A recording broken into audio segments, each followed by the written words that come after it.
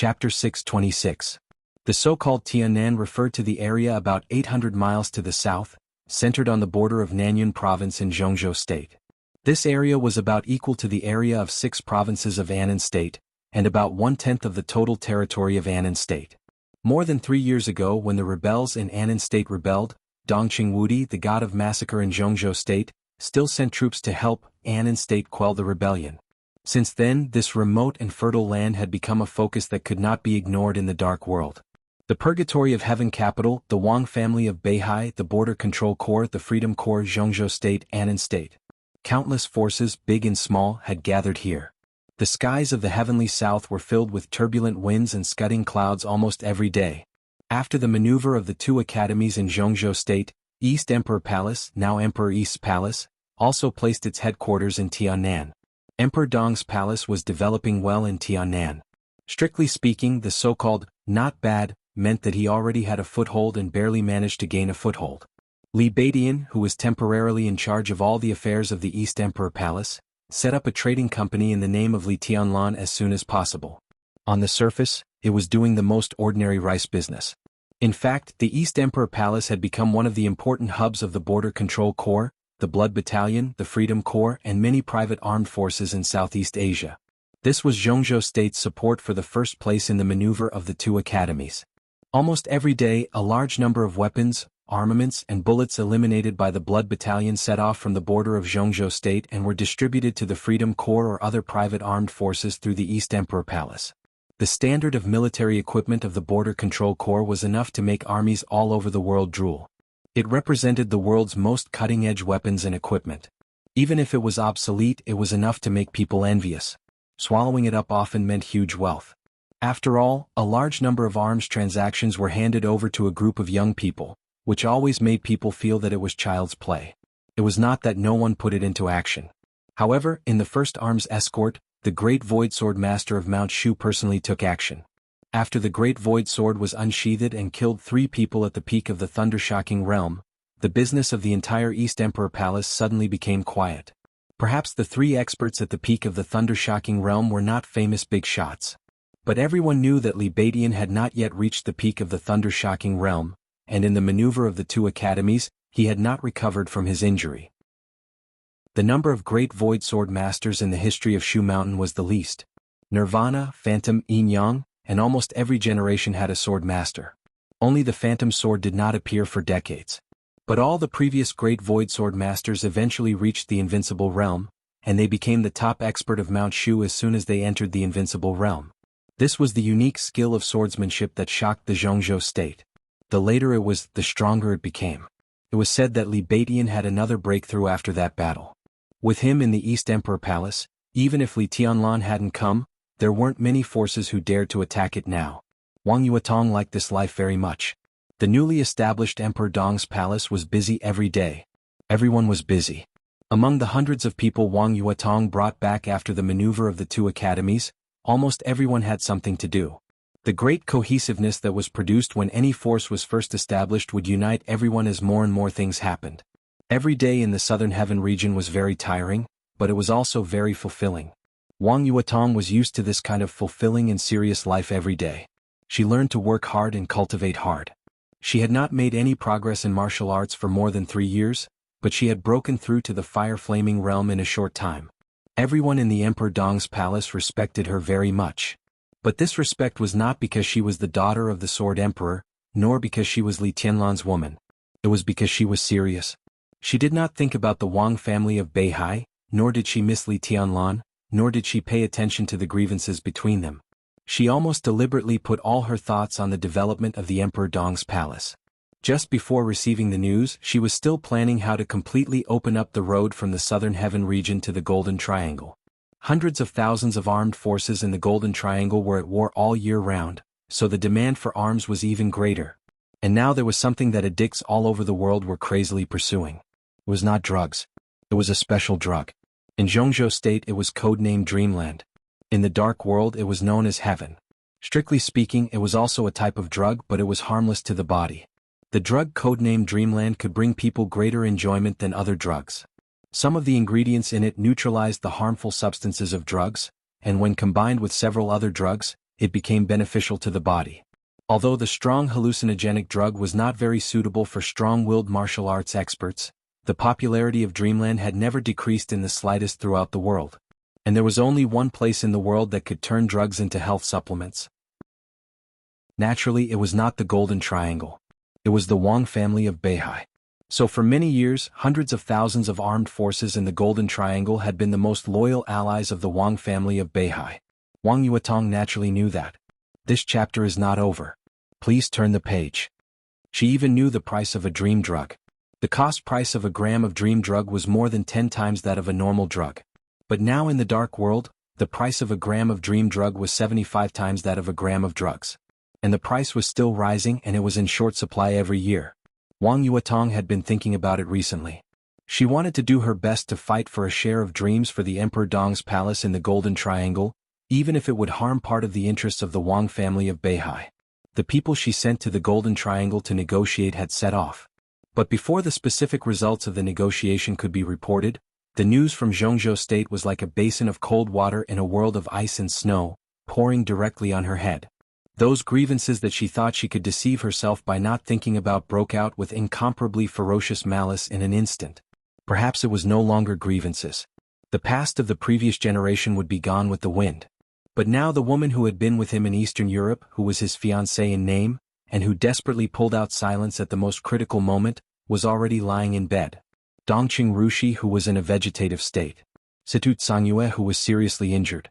Tribulation, whose foundation was completely destroyed. The master of Samsara Palace, who had fallen, all of them. This was a new grievance. The most uncompromising thing was hatred.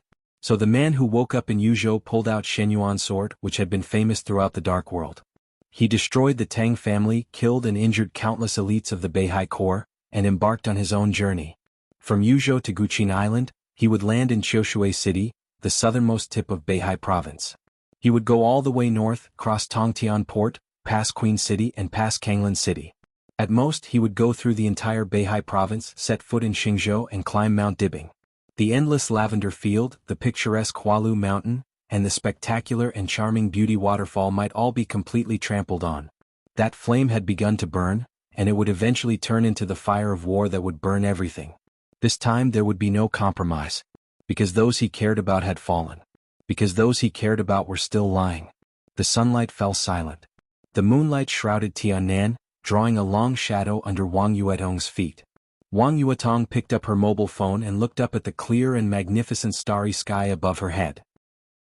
After a long silence, she slowly turned around and walked to Emperor Dong's palace. The temporary headquarters of Emperor Dong's palace was a manor, or it used to be a farm. There were some houses scattered on the farm. They were not gorgeous, but they were strong enough. The central villa was reserved for Li Tianlan by Emperor Dong's palace, as well as the place for daily meetings and high-level dining. When Wang Yuetong walked into the hall of the villa, everyone who was qualified to sit in the hall stood up. The head seat of the dining hall had been empty since the establishment of Emperor Dong's palace. On the left side of the head seat, Li Beidian tried his best to keep calm and greeted Wang Yuetong, but the atmosphere of laughter in the dining hall was no longer there. Everyone was the same as usual. But there was always something strange that was spreading unconsciously. Wang Yuetong sat down next to the head seat, separated from Li Beidian by an empty chair. She quietly looked at the empty seat for a long time, and then picked up her bowl and chopsticks to eat. In the past, there would be a topic at any time, but now there was a rare silence at the table. Yu Qingyan, who had the best relationship with Wang Yuetong, bit her lip, gently kicked Ning Qianqing beside her, and then slightly stepped on his foot. Ning Qianqing smiled bitterly, squeezed his girlfriend's little hand and said nothing. As for the blood battalion, let Yuan Sheng come down. Beidian, find someone to replace him. Wang Yuetong suddenly spoke, breaking the subtle silence. Li Beidian slowed down and did not speak. As for Taigu City, we have agreed to visit Mayor Ruan tomorrow. Emperor Dong's palace will have sufficient funds next. I'm optimistic about the 2 projects there, so I'd better not put them down. Qingyan, can you go there tomorrow? I hope Mayor Ruan will remember our promise. Within a month, the funds will be fully in place. Yu Qingyan raised her head and looked at Wang Yuetong in a daze without saying anything. There's also the Freedom Corps. Hanin, I'll have to trouble you to contact the Freedom Corps in the future. I still don't know much about the Night Tiger mercenary group, but judging from the current actions of Jianghu State, Night Tiger's attitude is very subtle. It is said that they have begun to contact Annan State and the Purgatory of Heaven capital, but there is no evidence.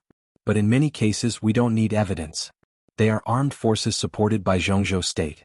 When they are disobedient, we should give them a warning. The aid given to them this month should be reduced. I like 2 pieces of land in the neighboring town. They are very cheap. Tiannan will develop very well in the future.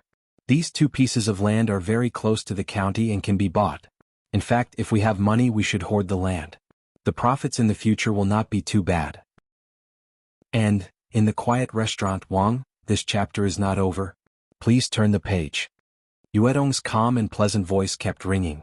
Perhaps until this moment everyone, including Wang Yuetong herself, knew that she had done so many things. Sister. Yu Qingyan finally couldn't help shouting. Wang Yuedong's voice paused. She wanted to continue but found that she had finished. These are all things that you are responsible for. Yu Qingyan looked at Wang Yuetong cautiously. Wang Yuetong was silent for a while. She lowered her head and drank the soup. She smiled softly and said, "I'll be away for a while tomorrow maybe?" She shook her head and didn't say much. Still no one spoke. Li Beidian lowered his head so no one could see the expression on his face. Tianlan's attitude towards you will not change. Ning Qianqing finally couldn't stand Yu Qingyan's scratching and said helplessly, "I know that." Wang Yuedong's eyes softened for a moment and she smiled. "I know what kind of person he is." "Then you?" Du Hanin hesitated slightly. "It's not the same." Wang Yuetong put down the bowl and chopsticks and stood up. Everyone stood up at the same time. Wang Yuetong looked at several high-level officials of Emperor Dong's palace around her. After a long silence, she chuckled. Her smile was extremely bright but bitter. "It's not the same. Mount Dibing? That's my home. The Wang family of Beihai is also my home. Anyway, it's my home." Perhaps from the moment Shen Yuanfeng slashed at the Beihai core, everything became different. Wang Yuetong tried hard to smile, but her beautiful big eyes were full of faint sadness. She intended to make East Emperor Palace stronger. She even intended to let the Wang family of Beihai lose some interest for East Emperor Palace. But she couldn't watch Li Tianlan trample on everything in Beihai. She was from Beihai. Mount Dibing was her pure land. The stage of formidable person was also a holy land in her heart. Li Tianlan ignited the war in Beihai. She had to go back. She had no choice. Maybe there was a choice. But she couldn't do it. No matter what she could do, she had to go back. Those new and old grudges that she deliberately didn't see, think, or pay attention to were constantly spreading. It turned out that the peace at the moment had been shattered when the almost eternal sword fell in Eastern Europe. Wang Yuetong looked back, thinking of Li Tianlan and Tiannan. Everything in the past was illusory like a dream. Now she woke up from the dream. She couldn't tell whether the dream was beautiful or cruel or something else. But like countless people in the dream, the moment she woke up, she only had reluctance in her heart. The great reluctance pulled at her heart. The pain was not obvious, but it always lasted and became a force that she couldn't resist. It pushed her to the north. Wang Yuetong stopped talking. She slowly left her seat and slowly walked out. Li Beidian and Ning Qianqing also stopped talking. The two walked in front of everyone and watched Wang Yuetong's figure getting farther and farther away. There was no farewell. Leaving was so natural, so easy, and so difficult. Li Beidian watched her figure getting farther and farther away and was silent for a long time. "She's gone." Ning Qianqing whispered. "Yes, she's gone." Li Beidian murmured to himself. "In the future?" Ning Qianqing's tone was complicated. "Will we meet again?" Li Beidian was silent. He thought of the Wang family of Beihai and the Li family. He thought of the era of Sword Emperor and the era that would soon belong to Donghuang. Something seemed to have been preordained in the dark. Some people struggled to get close, got close and got close. But they could only struggle, and in the end they could only say goodbye. "It's best not to see each other again," Li Beidian whispered. His voice was filled with countless emotions. Because at this moment, he thought of a few short sentences that eldest senior brother had sent to him. He had forgotten most of those short sentences. But 2 sentences were always deeply remembered. The silver moon moved Beihai. Donghuang broke his heart and broke his beauty. Donghuang. Broken heart. Broken beauty. Li Beidian took a step forward subconsciously, but finally stood where he was. The misty night shrouded. There was mist in the bright blue light and it was a vast expanse. Everyone was looking at the back that was getting farther and farther away. Someone had ignited the war in Beihai. She walked there. Her back was so delicate like a moth. End of this chapter. Bookmark for easier reading. Chapter 627. Her white and tender fingers gently stroked the flower branch. The white petals with a little bit of red in them shook gently, looking extremely weak. The voice behind her kept ringing. It was not impatient, angry, or complacent. It was a calm and rational voice. The tender white palm moved on the flower branch again. Beautiful hands, beautiful people, and beautiful eyes. But she was always in a trance. Her crystal eyes were a little dazed, lacking a lot of calmness and peace in the past. The delicate flower petals slid down one by one as she rubbed them against her palms, landing on her long light golden skirt. The bell in the hall rang. It was almost noon. The voice behind him, who had been talking for the whole morning, finally paused. It was a little hoarse and a little helpless. Sister-in-law? Yes.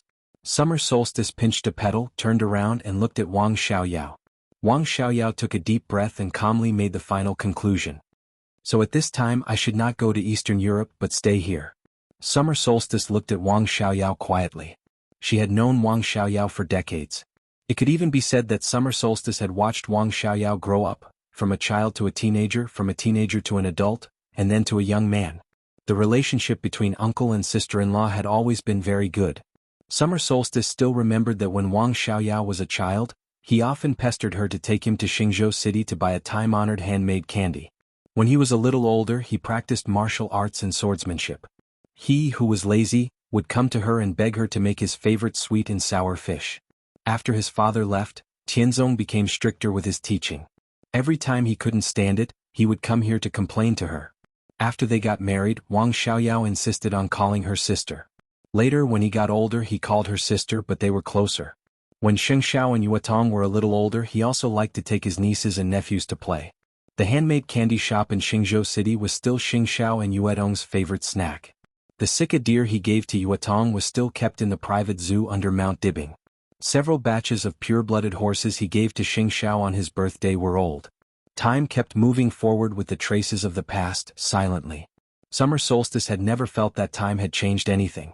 But when she looked at the young man standing beside her, she recalled how he used to pester her to bring him to buy candy when he was young. It was not until this moment that Xia Ji clearly felt that everything had already changed. In the time that she did not pay attention to, in the place that she had not carefully observed. The young man in front of her was still handsome, but there was an indiscernible gloominess in his eyes. He stood there with a familiar smile, but the feeling he gave Xia Ji was so unfamiliar. Summer Solstice sighed softly and shook her head. No. Why? Wang Xiaoyao looked at Summer Solstice and raised his eyebrows. Sister-in-law, Sheng Xiao can stabilize the situation in Eastern Europe. It's meaningless for me to go there. The news from the outside should have already spread here. Li Tianlan wants to go to the stage of formidable person. If I stay, at least I'll have more protection. Your brother wants you to go to Eastern Europe? Summer Solstice looked at the unfamiliar Wang Xiaoyao with a smile. Wang Xiaoyao looked at Summer Solstice and also felt a little strange. The barrier was becoming blurry and clearer, as if it was becoming more and more real. Mount Dibbing, Beihai Province, the Wang family of Beihai? Wang Xiaoyao lowered his head. Will they all be handed over to Jianghu? He still has the border control corps. Can they handle it? The pressure might be greater, but our position is not easy to begin with. Summer Solstice whispered, and the situation in Eastern Europe is also very complicated. Xing Xiao is too young and difficult to deal with. It's also good for you to let Xing Xiao come back and practice with Jianghu. Xing Xiao, Wang Xiaoyao hesitated. He's still too young. Summer Solstice's smile remained unchanged. She looked at Wang Xiaoyao and asked, what are you worried about? Since the establishment of the Wang family of Beihai, all the commanders of the Beihai Corps have been the core members of the Wang family of Beihai. Wang Xiaoyao whispered. It was indeed true. Please turn the page if this chapter is not over. The Wang family of Beihai had been established for 500 years. All the commanders of the Beihai Corps had no other surname. Basically, they were the most trusted younger brothers or brothers of the patriarch. And Wang Tianzong himself served as the commander of the Beihai Corps of this generation. Now Wang Tianzong was silent. Before that, he sent Wang Xiaoyao to Eastern Europe and handed over the power to Jianghu. Jianghu now controlled the entire Beihai Corps and was also the commander of the Border Control Corps, acting as the patriarch's authority. Whether in strength or power, he could be said to be unique in the Wang family of Beihai. No one could check and balance Jiang's identity suddenly became extremely sensitive. It's okay. Summer Solstice's smile was like a mask, beautiful and a little pale. Although Jiang's surname is not Wang, he is your brother's student. Tianzong has always treated him as his own son. Don't worry about him. How's my brother's injury? Intentionally or unintentionally, Wang Xiaoyao asked in a low voice. Not bad. Summer Solstice glanced at him and continued to smile. Although that sword strike in Eastern Europe was terrible, Tianzong has broken through and become a real chosen one. He is supreme. What kind of sword strike can hurt him? The so-called eternal sword only caused him an ordinary injury. Although the injury is serious, it does not affect his combat capability. If he wants to recuperate now, it is only because if he forces to fight again, his injury will become more serious. You know, the situation is very chaotic now. He must recuperate in the fastest time.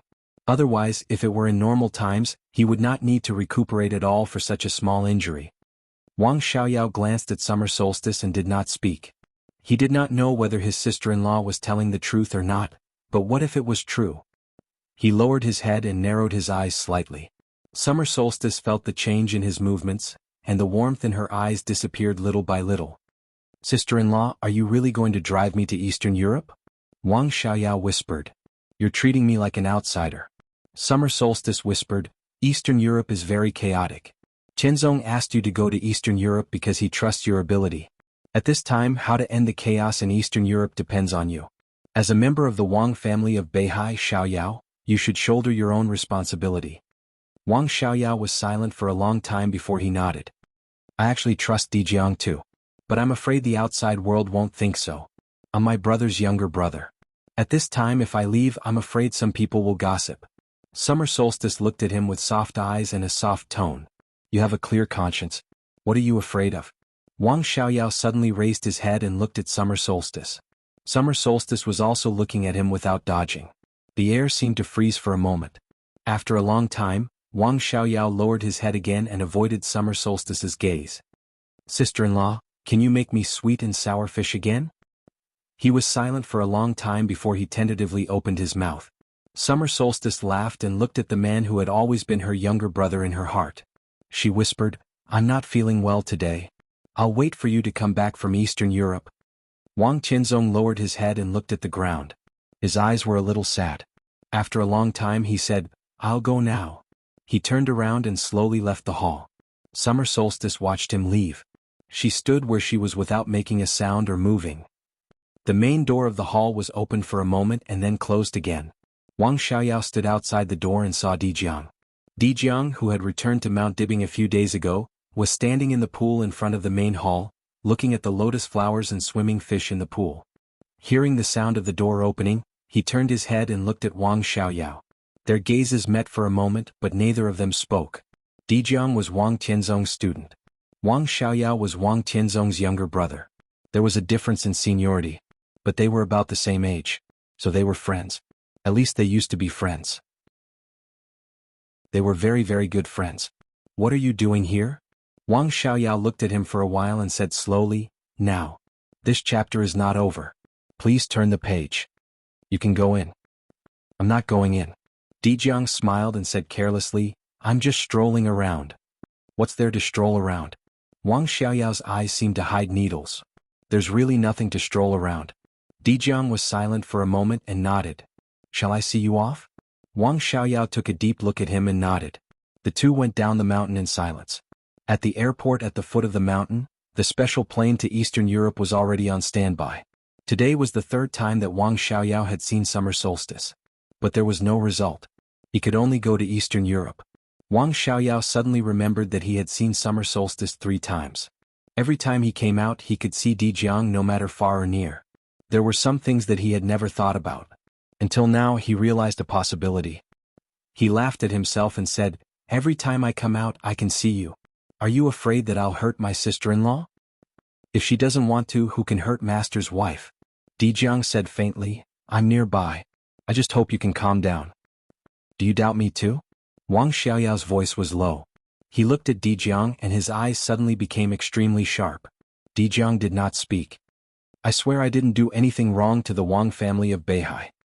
He took a deep breath and said word by word, gritting his teeth, I have a clear conscience. Jiang still did not speak. He believed Wang Xiaoyao's words. He had a clear conscience to the Wang family of Beihai and did not do anything wrong to the Wang family of Beihai. He also believed that Wang Qinglei also had a clear conscience to the Wang family of Beihai and did not do anything wrong to the Wang family of Beihai. But the problem was that the Wang family of Beihai was too big. You don't believe me? Wang Xiaoyao looked at Jiang and asked. I believe you. Jiang's voice was calm. My sister-in-law doesn't believe me. My brother doesn't believe me. Do you believe me? What? Wang Xiaoyao laughed. Because we used to be friends. Jiang said. It was not a word. This was a blade that could easily slice through everything. Wang Xiaoyao fell silent. Li Tianlan is coming. After a long time he said slowly. I'll stop him. Jiang answered without hesitation. Can you stop him? Wang Xiaoyao asked. Just like you are the acting patriarch of the Wang family of Beihai, can you afford to carry Beihai province on your back? Jiang glanced at him. Can you? Wang Xiaoyao did not speak. His figure was moving forward. A faintly discernible aura seemed to involve the whole world. The pure sword intent of the Wang family of Beihai spread out in an instant with a large area of the void, shaking the entire Mount Dibing. Jiang's figure stopped in place and looked at Wang Xiaoyao. At this moment Wang Xiaoyao's body was straight, and his whole body was full of sword light. This was the sword light of the invincible realm. Maybe now. Maybe before. No one knew when Wang Xiaoyao had broken through and officially entered the invincible realm. Jianghu State had a new invincible realm expert. Beihai also had a new invincible realm expert. Jiang looked back at the top of the mountain. Wang Xiaoyao did not move forward. Time passed for a long time. The top of the mountain was still quiet. It was impossible for Summer Solstice not to feel Wang Xiaoyao's sword intent. But she did not speak. She did not let him stay. Wang Xiaoyao laughed. There was some mockery in his eyes and he finally calmed down. Protect Beihai and Mount Dibing for me. Wang Xiaoyao patted Jiang on the shoulder and whispered, I always think that I am no worse than anyone, so there are some things. His voice was very low. No matter who has it, I will take it back. But it is not something that belongs to you. Jiang said quietly. Wang Xiaoyao waved his hand and walked to the airport. Now it is. End of this chapter. Bookmark for easy reading. Chapter 628. Jiang looked at Wang Xiaoyao's back in silence. He didn't want to say anything else to the other party, so naturally, there was no need for them to travel together. Mount Dibing in the north gradually became cold. When the wind blew, it was bleak. Jiang wrapped his clothes and stood on the path on the mountainside, looking at the airport in the distance. The flashing lights of the airport became blurry because it was too far away, and the sound of the plane taking off was faint. In the end, it was submerged in the surrounding waves. The huge fuselage rushed into the sky from the lights and flew towards the north. Jiang pressed his lips together tightly. In the gloomy sky, his expression carried a suffocating firmness. The negotiations with the Snow Empire had already come to an end under the speculation of countless people. Jianghu State and the rest of the world were still working hard. But in the future map of the dark world of Snow Country, the Wang family of Beihai had become the only dominator. Wang Xiaoyao flew over. In the future, that place could be said to be his sphere of influence. But Jiang would never forget who helped the Wang family of Beihai take down Snow Country. Therefore, Snow Country was still not Wang Xiaoyao's understanding. It only belonged to Mount Dibing. The gloomy sky covered the sun, and a touch of darkness appeared between heaven and earth. After a short while, the rain fell with the wind, biting cold and wet. Jiang stood quietly for a long time, then slowly turned around and walked up Mount Dibing again. Mount Dibing was heavily guarded. The internal security forces of the Wang family of Beihai were scattered from the foot of the mountain to the top of the mountain. An opportunity with murderous intent was brewing in every corner of the mountain. The entire Mount Dibing was in a state of battle. Jiang walked to the top of the mountain in silence. Elite warriors came and went, and they would salute him the moment they saw him. Summer Solstice did not disclose Wang Tianzong's injury. She just said that he needed enough time to adapt to the new realm. Since the end of the chaos in Eastern Europe, Sword Emperor had traveled all over the world. Such a lie could keep the morale of the Wang family of Beihai high.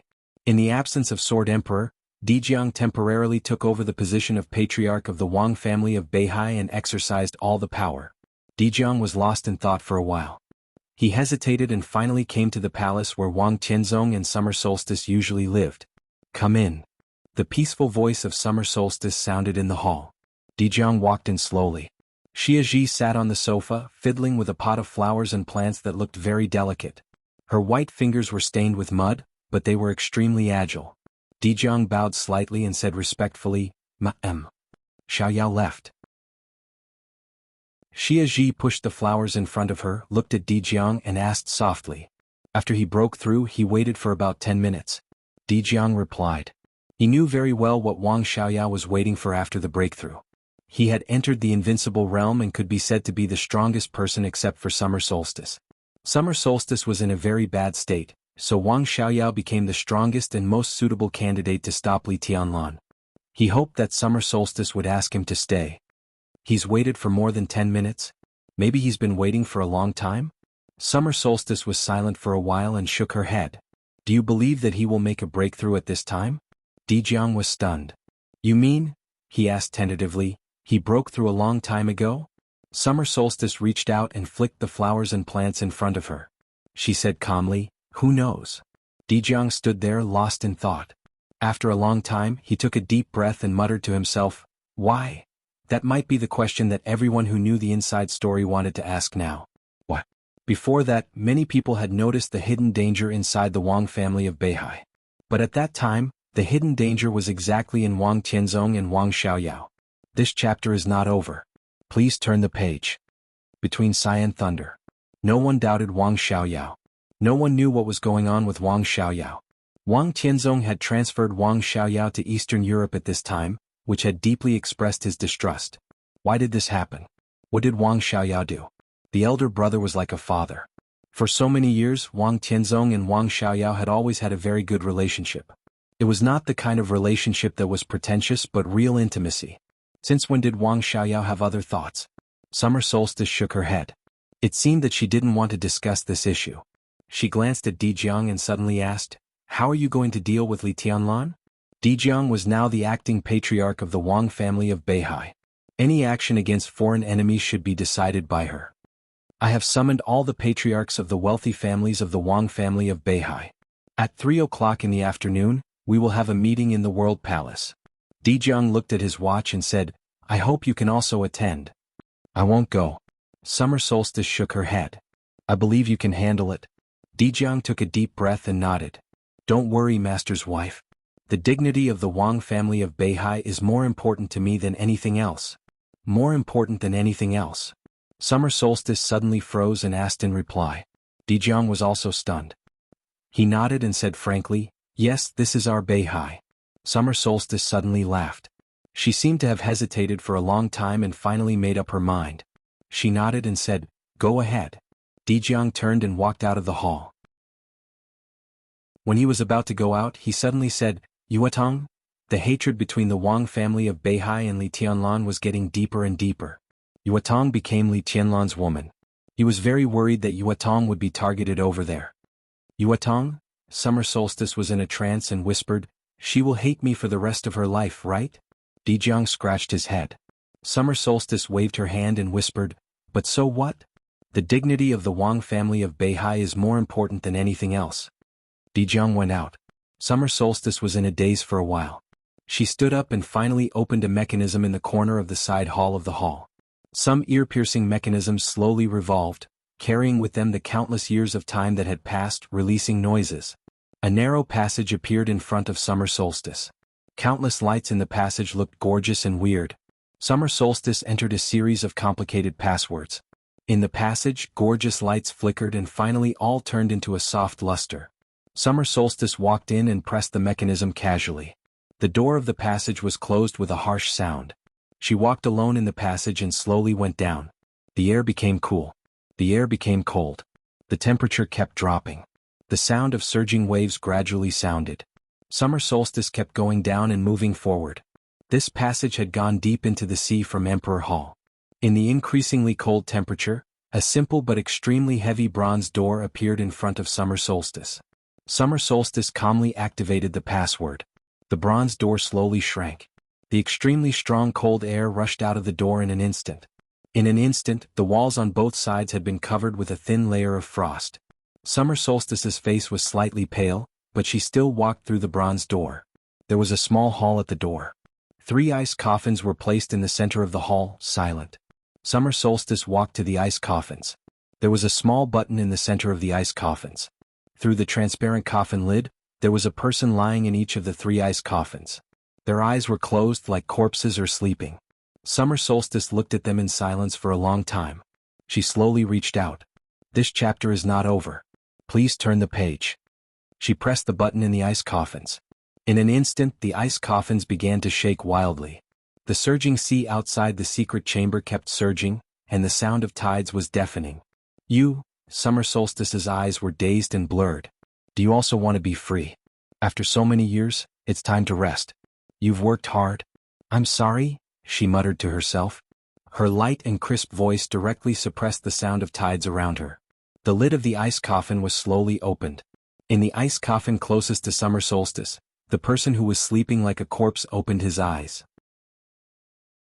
His eyes seemed to have lost all warmth after being frozen for so many years. He just looked at Summer Solstice coldly. What's the matter? Murder. Summer Solstice looked at him, and her eyes became more and more complicated. She took out a few printed photos and handed them to him. This person is going to die. It was a young and calm face in the photos. Li Tianlan's face. Password. The person in the ice coffin slowly sat up. Tianya, Summer Solstice's mouth trembled slightly and tears fell down. She looked at the figure in the ice coffin deeply. Summer Solstice. Tianya is Summer Solstice. This was all the password, simple and complicated. The person in the ice coffin moved his head stiffly and said coldly, "The password is correct." He looked down at the photo of Li Tianlan in his hand. This person must die. Summer Solstice covered her mouth but did not dare to cry out. The other 2 ice coffins were opened. The sleeping person sat up and walked out of the ice coffin. A powerful and chaotic aura rose around them. The eyes of the 3 people lit up with red light. This was the Devil Troop. This was the Devil Troop that belonged to Summer Solstice. 20 years ago there were 6 people in the Devil Troop under Summer Solstice.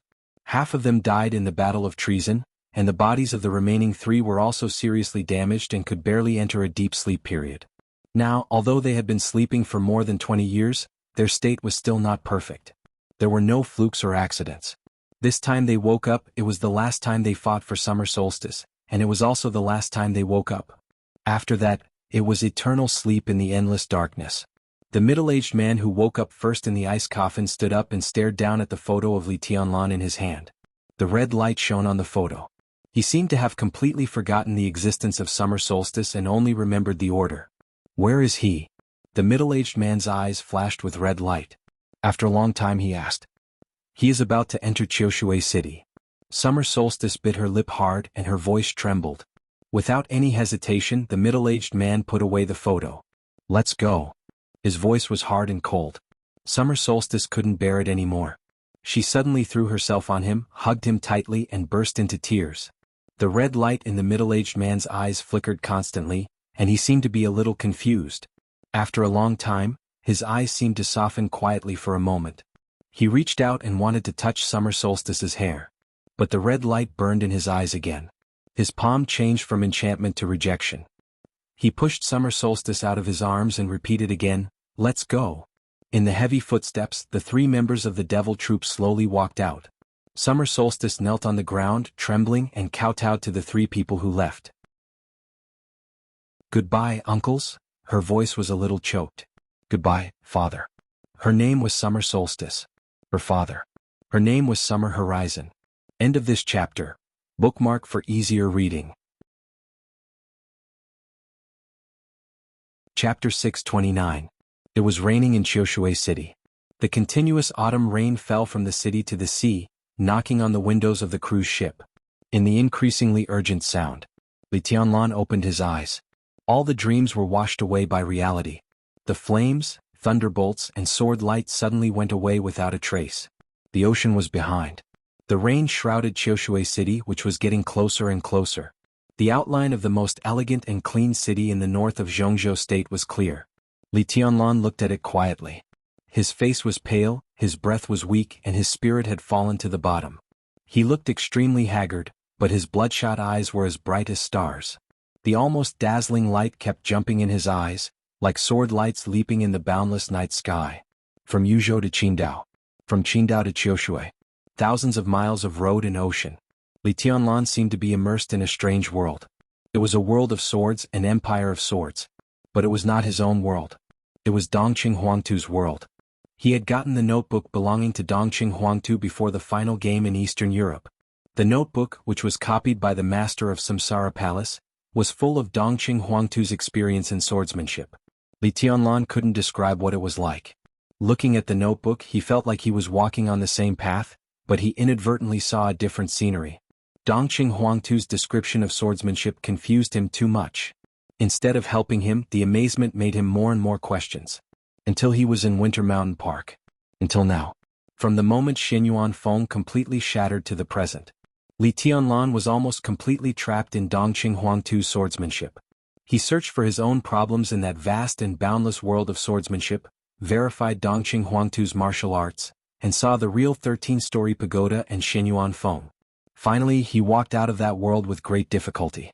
All the questions seemed to have answers. The road ahead began to become clear. It was no longer the direction of his own speculations and experiments. Instead, in the world that belonged to the way of the sword, the streaks of sword light clearly told him what was right. Perhaps it was not until this moment that he really understood what the 13 floors was. This was not a sword array created by a paragon. From a certain point of view, the 13 floors were everything to that genius. After rocking in the ocean for a long time, the huge cruise ship slowly approached the shore. In the rain, Qiushui City was hazy and cold, like a goddess standing by the sea watching the sea. The cruise ship was full of tourists from Jianghu State going to Qiushui City. Beihai of Jianghu State and Nanhai of Jianghu State had always been tourist attractions of Jianghu State. The rich tourism resources could bring endless wealth to the Wang family of Beihai every year. Li Tianlan walked silently at the back, looking at the excited crowd in front of him. Everyone was looking forward to the grand scene. Only he longed for revenge. If this chapter is not finished, please turn the page. This is revenge. The best result of lying in bed was Dongqing Rushi, who was in a vegetative state. His foundation was completely destroyed and there was almost no hope of recovery. Situ Cangyue was seriously injured in the self-explosion of the Devil Troop. Lin Fengting was seriously injured. Countless elites of the Snowdance Corps had died with grievances. The power of the Wang family of Beihai was active in the chaos in Eastern Europe. They erased the superficial evidence, and their subsequent actions were completely unscrupulous. Why? Because they had the Sword Emperor. In his heyday, the Sword Emperor of Jianghu State was the overall situation of Jianghu State. Li Tianlan walked out of the cruise ship with the crowd. The rain in the sky fell gently on his face, cool and without any trace of human life. I will protect you, the more optimistic result. Vegetative state. Li Tianlan's heart suddenly twitched and he clenched his fists. Little by little, his somewhat lifeless eyes lost all the warmth in them, becoming cold and finally crazed. The young couple in front of him was chattering. I'm finally home. I'm free. Dongshan is also very good and the people are also very enthusiastic. Although not as good as our Beihai, it's also good. Humph, you think it's not Dongshan that's good, right? Is it your ex-girlfriend in Dongshan? No, I think so. I saw her at your class reunion and you talked for a long time. Why did you take me with you? Did I disturb your reunion? Ahem. Don't think too much. I only have you in my heart, really. Humph, I don't want to talk to you. Where are you going? I'm going home. Don't follow me. Since you think Dongshan is good, you can go to Dongshan to find her. Don't pull me, go away. I didn't mean that. I don't believe you. You talked for so long. I'm so angry. Go away. The young and arrogant girl shook off the boy's hand and walked forward. Behind her, the boy raised his hand in a high voice helplessly. His tone was very gentle, but with an indescribable solemnity. I promise His Majesty Sword Emperor that I only have you in my heart. Don't be angry. His voice was very loud. Some tourists from Jianghu State looked at him in bewilderment. On the other hand, some of the North Sea locals smiled kindly. The girl named looked back at her boyfriend, a little hesitant. Stop it. There's nothing between me and her. The boy chuckled softly. Then promise His Majesty that you can only be good to me in the future. Okay. The boy raised his hand and chuckled. I promise His Majesty Sword Emperor that I'll be good to you for the rest of my life. The girl's face turned slightly red. She rolled her eyes at the boy and took his palm. Li Tianlan watched this scene quietly. This chapter is not over. Please turn the page. The scene. The last few words of the young couple might have given him a greater impact than when Wang Qianzong swept the entire dark world that day. Promise His Majesty Sword Emperor. Among the ordinary people in Beihai, this seemed to be the most solemn oath. It was the Real Supreme, inviolable and inviolable. This was Beihai Province. This was the most powerful place in the dark world. It was also the province with the highest happiness index and the strongest sense of belonging for the civilians in Jianghu state. Li Tianlan couldn't imagine to what extent a person had to be deeply rooted in people's hearts to make the civilians here regard swearing to him as the most solemn thing. Li Tianlan couldn't understand how much sincerity and effort it took to achieve this step. Promise His Majesty Sword Emperor. In a short sentence, the boy's solemnity, the girl's ease, and the smiles of the civilians in Beihai around. At that moment, Li Tianlan felt nothing but happiness and stability. Perhaps Zhongzhou state should have known this long ago. Beihai belonged to the Beihai people. The Sword Emperor belonged to the Beihai people. He stood in the highest sky of this province. For countless years he had shouldered all the wind and rain alone.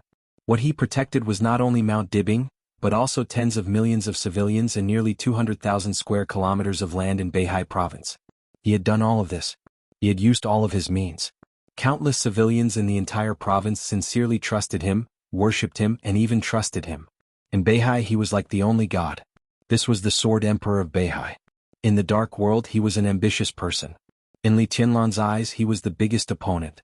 In Zhongzhou state he was one of the most supreme people in power. In Beihai he was the most benevolent person. He let his people live and work in peace and contentment, and let his land be happy and stable. Was the benevolent invincible or the invincible invincible? Li Tianlan took a deep breath. He didn't think he was qualified to evaluate Wang Qianzong now. But what the other party had done made him envious and even awestruck.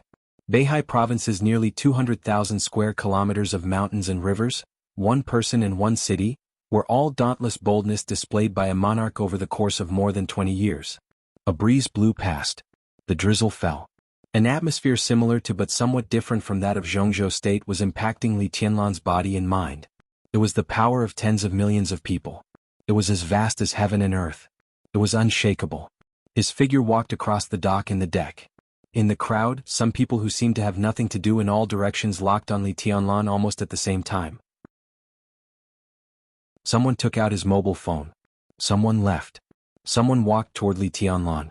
At 8 o'clock in the morning on September 2nd, Zhongzhou state. Under the gaze of countless people in the dark world. Li Tianlan, the palace lord of Emperor Dong's palace, officially set foot in Beihai province. He landed in Qiushui city. End of this chapter. Bookmark for easy reading. Chapter 630. While the ship was sailing on the sea in the famous world palace of Mount Dibing, the meeting convened by Jianghu had come to an end. Almost all the patriarchs of the wealthy families in Beihai province were present. Even those who couldn't come temporarily sent their core figures who could represent their families. The wealthy families, the important figures inside the Beihai Corps, the important figures of the Beihai Intelligence Department, and Wen Xiyuan, the member of Zhongzhou State and the top leader of Beihai Province, were all present. There was only one topic discussed at the meeting: how to deal with Li Tianlan, who was about to set foot in Beihai Province. I still insist on my opinion. In the quiet conference room without any panic or worry, Wen Xiyuan's voice sounded unhurriedly. At this stage, even before Li Tianlan arrives at Mount Dibing, it's not appropriate for us to take action. This is Beihai Province, our own land. Everyone, we need to come up with the most luxurious lineup to deal with an expert like Li Tianlan when the Sword Emperor is not here. Once such a battlefield appears in other parts of the province, the impact will be too bad.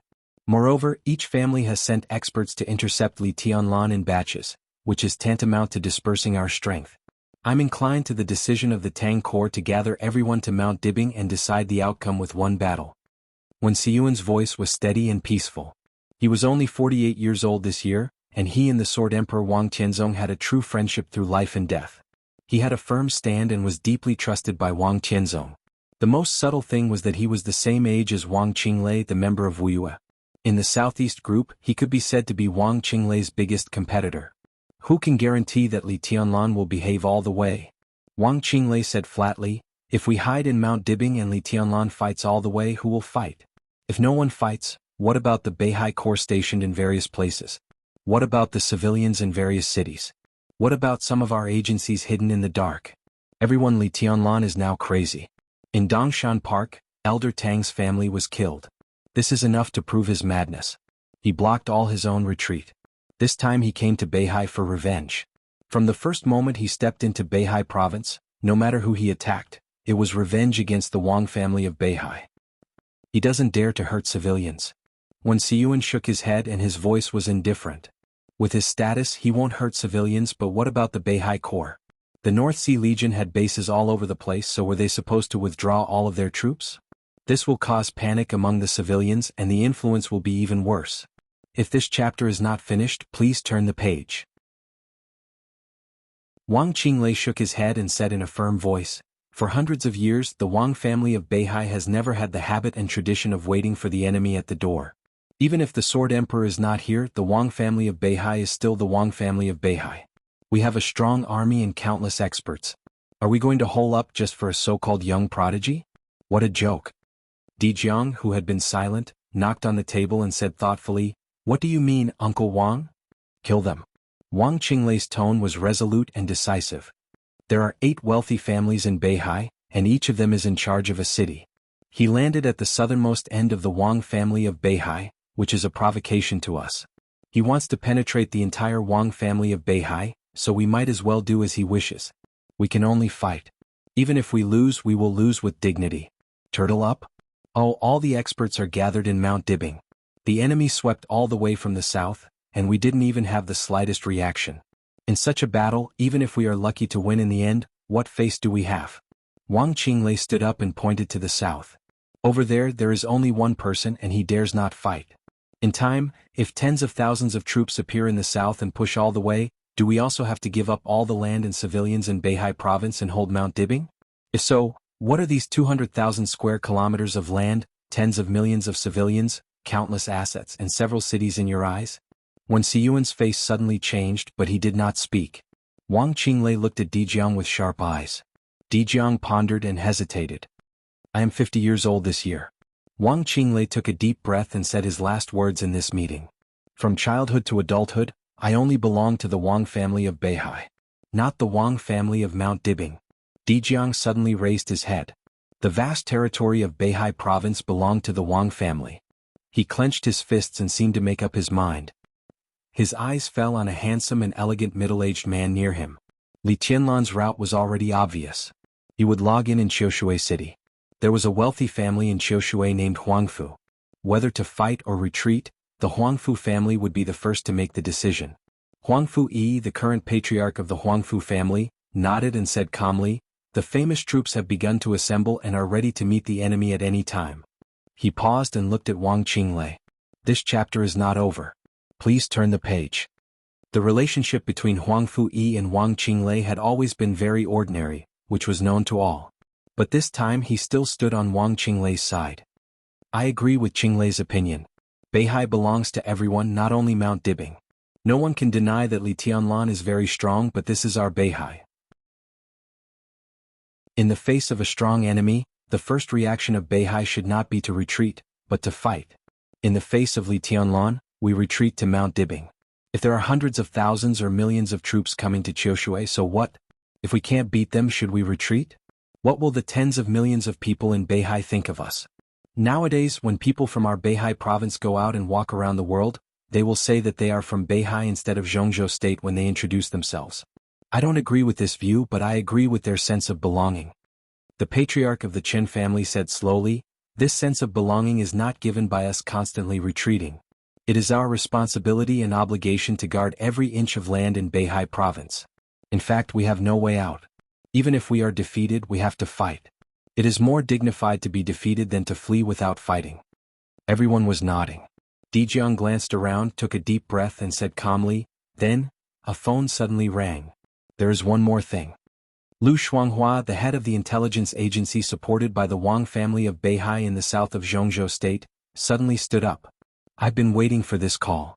He put down his phone and said slowly, "Jiangnan Society got a piece of information a few days ago. Just now we have confirmed its authenticity. As for how to deal with it, please think about it now." "What information?" Di Jiang's voice was very polite. Jiangnan Society was the largest intelligence organization in the south of Zhongzhou State and also the core component of the intelligence agency of the Wang family of Beihai. Lu Shuanghua formed his own faction in the intelligence system of the Wang family of Beihai. Most of the time he didn't even give face to Xian Ming, the head of the intelligence agency of Beihai. Every piece of important information of such a person was worthy of attention. It's about the purgatory of heaven capital. Lu Shuanghua said calmly, the facts will be sent in about 10 minutes. It's a list of the purgatory of heaven capital. The list of the purgatory of heaven capital? Dijiang frowned. Lu Shuanghua said calmly, the list of all the elites of the purgatory of heaven capital lurking in Beihai province. Boom. The entire world palace was in an uproar in an instant. End of this chapter. Bookmark for easy reading. Chapter 631. The dark world was not a prosperous world of song and dance, but war was also not the norm in the dark world. In the dark world where disputes and frictions were light and slowly turbulent, the mutual penetration between the superpowers could be said to be the most important thing. Accurate intelligence could often achieve the greatest victory at a small price. For countless years, it seemed that except for the madmen of Samsara Palace, no superpower liked to put all their chips on the line and rush to fight with their opponents. This was not a lack of passion but the result driven by reason. Samsara Palace, which had expanded the fastest in recent years, was finally destroyed in the chaos of Eastern Europe. This was enough to show that even in the dark world, the madmen who liked to start large-scale wars would not end well. Mutual penetration, intrigue were always the main theme of the dark world. Because of this, all superpowers attached great importance to intelligence, especially the intelligence of the enemy's infiltration into their own side, which was the top priority of every superpower. The Wang family of Beihai was no exception. Especially the intelligence of the purgatory of heaven capital's infiltration into the Wang family of Beihai. Li Guangtu's identity was no longer a secret, so the entire purgatory of heaven capital and the higher-ups of Beihai province had become extremely sensitive. As soon as Lu Shuanghua's voice fell, two patriarchs of the wealthy families stood up and said in unison, "The entire list?" Lu Shuanghua said blandly. The two patriarchs of the wealthy families were thoughtful. Everyone fell into deep thought. Lu Shuanghua glanced at the two patriarchs of the wealthy families who stood up first, intentionally or unintentionally, and the coldness in his eyes flashed away.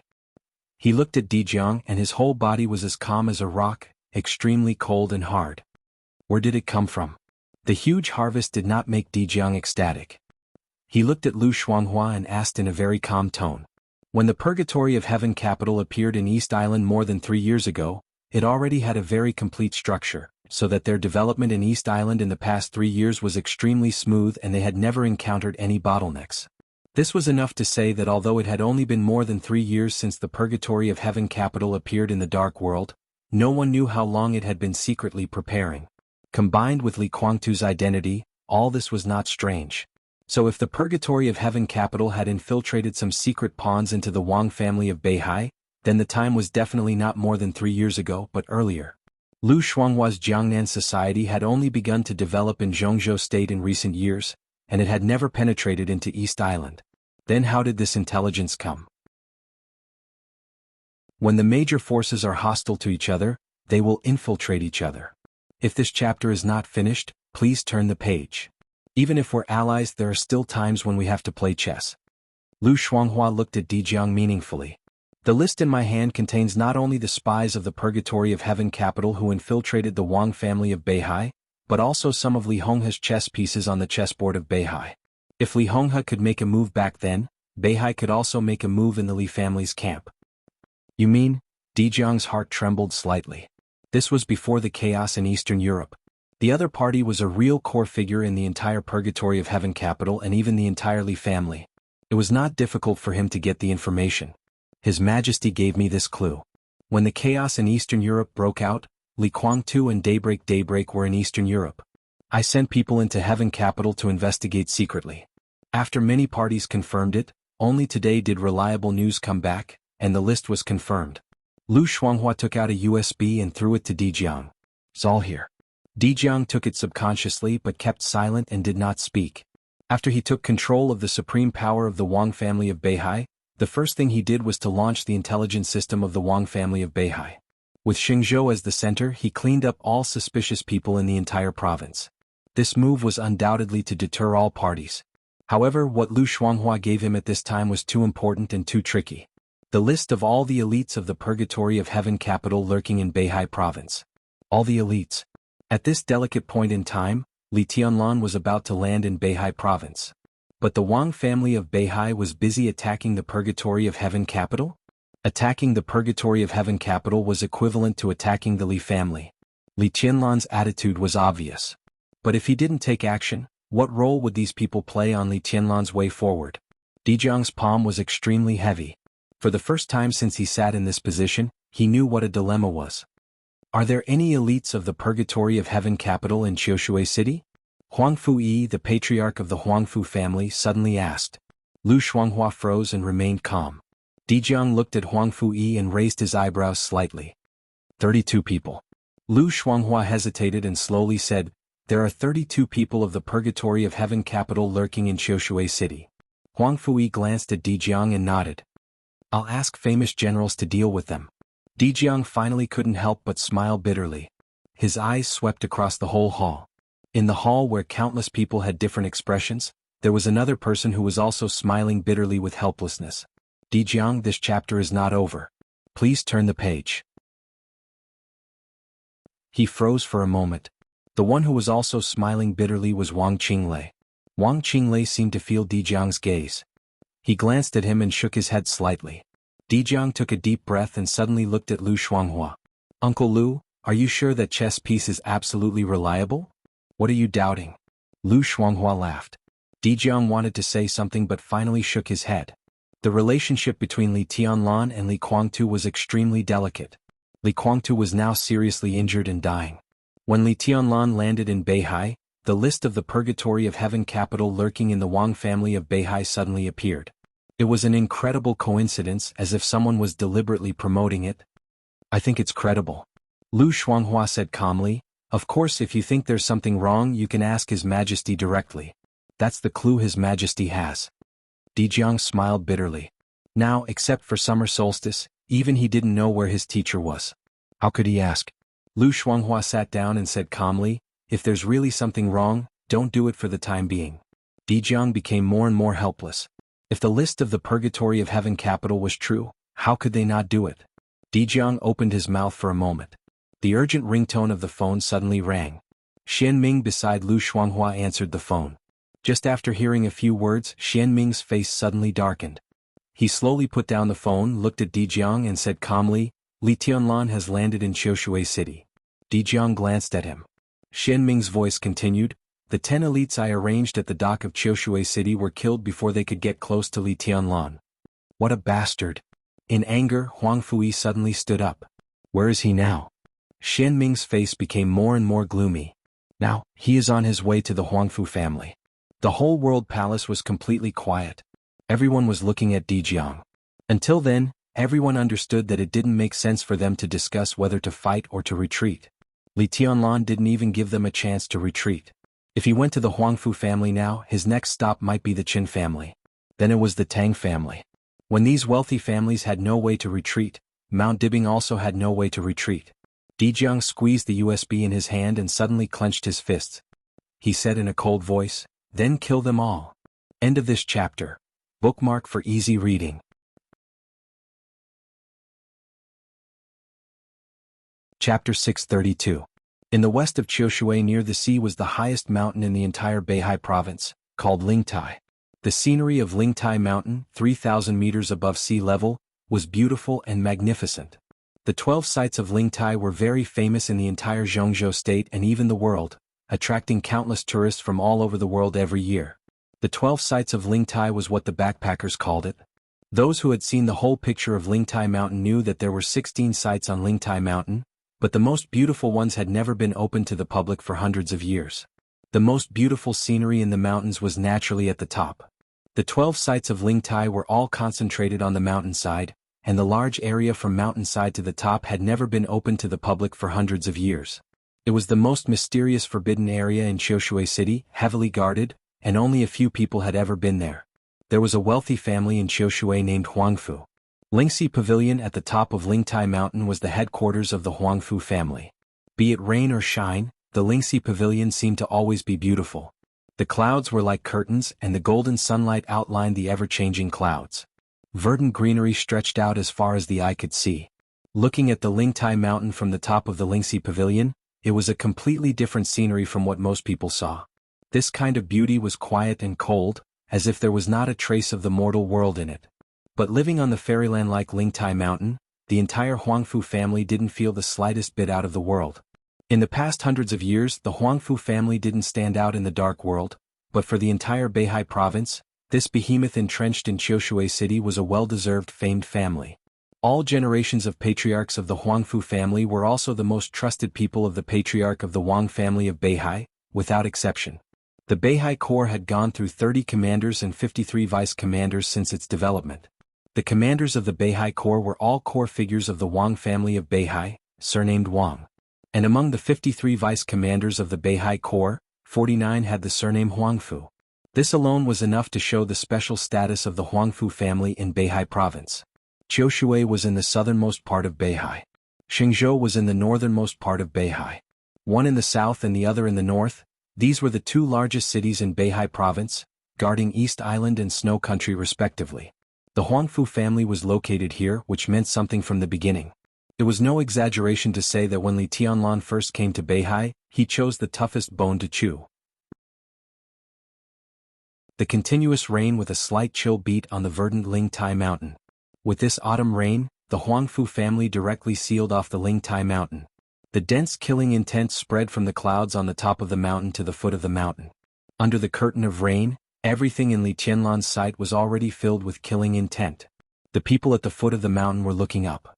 The people on the mountain were looking down. In the ancient hall of the Consonance Pavilion, almost all of the important figures of the Huangfu clan, with the exception of the patriarch, had already arrived. On the huge screen, Li Tianlan appeared in front of everyone. Everyone is watching this attempt to tear through the north. If this chapter is not finished, please turn the page. The madmen of Haixing province all had different expressions. He really dares to come here. Huangfu Feiyang, the mayor of Qiushui City, looked at Li Tianlan and said in a cold voice, "Do you really think my Huangfu family is a pushover? Don't be careless." The wife of the Huangfu family's patriarch shook her head gently. Her appearance was not outstanding, but when the enemy came, her expression was extremely calm. This madman wants to trample on the dignity of the entire Beihai province. Maybe in his eyes, we are just the first stumbling block on his way forward. Feiyu has already arranged everything. As long as he dares to come up the mountain, he will definitely pay the price. Everyone's expression slightly calmed down. General Huangfu Feiyu of Jianghu State. To some extent, he could be said to be the #1 famous general in Beihai province and the current second commander of the Beihai Corps. Although Wang Qianzong was the commander of the Beihai Corps, most of the matters were handled by Huangfu Feiyu. The Huangfu family had absolute confidence in him, whether in martial arts or personal strength. The most elite famous general troops of the Huangfu family were now deployed on the Lingtai Mountain. Under the command of Huangfu Feiyu, the Huangfu family had the confidence to face even a young heavenly son. "I heard that the Tang family has been destroyed," Huangfu Feiyang's wife said hesitantly. No one said anything. Huangfu Feiyang snorted coldly, glared at his wife and said nothing. Although he was only the mayor of Qiushui, several levels lower than Tang Wansen, a member of parliament in terms of overall strength, the Tang family of Yuzhou, which was also a rich family, could not be compared with the Huangfu family at all. The one who could really compare with the Huangfu family was the Tang family in Beihai province. The Tang family? It was just a branch of the Tang family, not even the most powerful branch. There were 7 cities in Beihai province. Even if Mount Dibing was not included, there were 7 wealthy families. Any one of them was at the top level in the dark world. Even if they were not superpowers, they would not be much worse than the 4 major families in Eastern Europe. Several families united around the Wang family of Beihai, and that was why the Wang family of Beihai was vaguely the most powerful force in the dark world. This was the foundation of the entire Beihai province. If not, it would not be so shocking that Li Tianlan wanted to break through the entire Beihai province. Third uncle is no match for Li Tianlan. A cold voice suddenly sounded, not even with the troops of famous generals. This voice was extremely crisp and clean, even with a little childishness and arrogance. When it fell into everyone's ears, it suddenly had a kind of indescribable grating. Saying this now, isn't it? The corner of Huangfu Feiyang's mouth moved. I'm telling the truth. In the corner of the hall stood a beautiful girl dressed in white. The girl had a slim figure, but she was not delicate. Instead, she had an indescribable sharpness. That sharpness that could not be concealed seemed to radiate from her body at all times, so much so that no one was willing to approach her. Undoubtedly, this chapter is not over.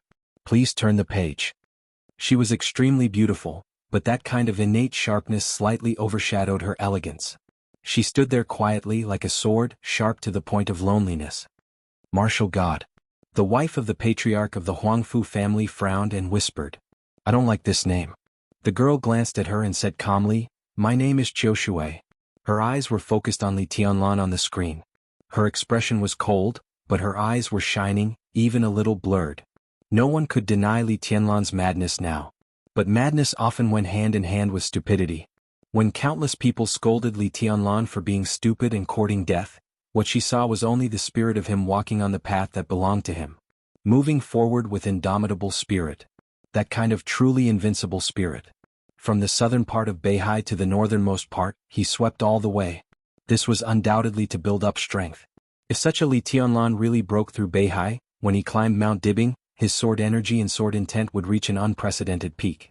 As long as the girl thought about it, she could feel the almost suffocating power. She took a deep breath and seemed to have made up her mind. Then she turned and left the hall. Where is Qiu Shui going? A voice sounded behind her. The girl did not look back and said calmly, I'm going to fight with him. Ridiculous. Come back. You don't know the immensity of heaven and earth. Countless voices sounded almost at the same time. Someone rushed out of the hall. The girl named Huangfu Qiu Shui did not stop or look back. Dressed in white, she floated down the mountain like the sharpest cloud on the Lingtai mountain. An extremely clear sword chime resounded through the mountains, like a signal that had been sealed for many years. At the same time, on the other side of the Lingtai mountain, three figures, as still as statues and almost lifeless, took a step forward at the moment when the sword chime sounded. A faint red light shot out from their eyes and swept down the mountain. At the foot of the mountain, Li Tianlan stepped on the grass and walked to the top of the mountain. On the mountainside, Huangfu Feiyu, the famous general of Beihai, came to greet him. The wind and rain were getting stronger. At this moment, on the Lingtai mountain, the devil came, the famous general drew his sword, and the martial god entered the arena. The only heavenly son of this era also officially embarked on his own path on this day. The most correct path. Until many years later, when people looked back and studied Dong Huang's track with a pious attitude that was almost worshipping, they found that after the end of the chaos in Eastern Europe and the countless signs about the new era, the moment when the gate of the new era was really opened was not when the eternal sword light in Eastern Europe was extinguished, but at this moment when the young Dong Huang had just stepped onto the Lingtai mountain. That was the clearest, the footsteps of the new era. End of this chapter. Bookmark for easy reading.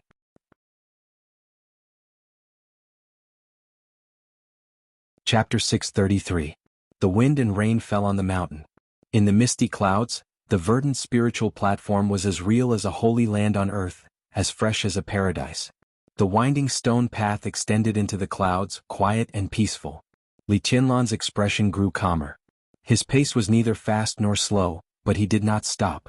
It was a pace that impacted the entire Beihai province, slowly shrouding with great pressure. Heaven and earth, mountains and sea seemed to be slowly shaking. Bang bang bang bang. A loud heartbeat was beating slowly and powerfully. Because at this moment, everyone could feel the almost endless power in Li Tianlan's body. The messy wind and rain fell down. The space around Li Tianlan was slightly distorted. The sword light rose and fell around him, and eventually everything became extremely illusory. In everyone's eyes, Li Tianlan seemed to have become a shadow with no sense of existence between heaven and earth. But the slightly distorted space around him was still constantly fluctuating. All the way forward. Your Highness, please wait. A clear voice slowly floated down from above, and an abundant and powerful aura spread with the voice. In an instant, it had merged with the entire Lingtai mountain. In the wind and rain, the Lingtai mountain seemed to come alive all of a sudden. Auras fluctuated in every corner, and finally formed an almost unshakable whole in the shortest time. Li Tianlan's figure paused. A middle-aged man in white stood on the mountain road ahead. In the eyes of a woman, he could be regarded as the most standard middle-aged handsome man. He was tall and slender, his face clean and firm, his aura calm and his eyes calm. In terms of appearance alone, the man in front of him could be said to be one of the most handsome men Li Tianlan had ever seen. His every move carried an indescribable charm. At this time the mountain wind was blowing and the autumn rain was falling.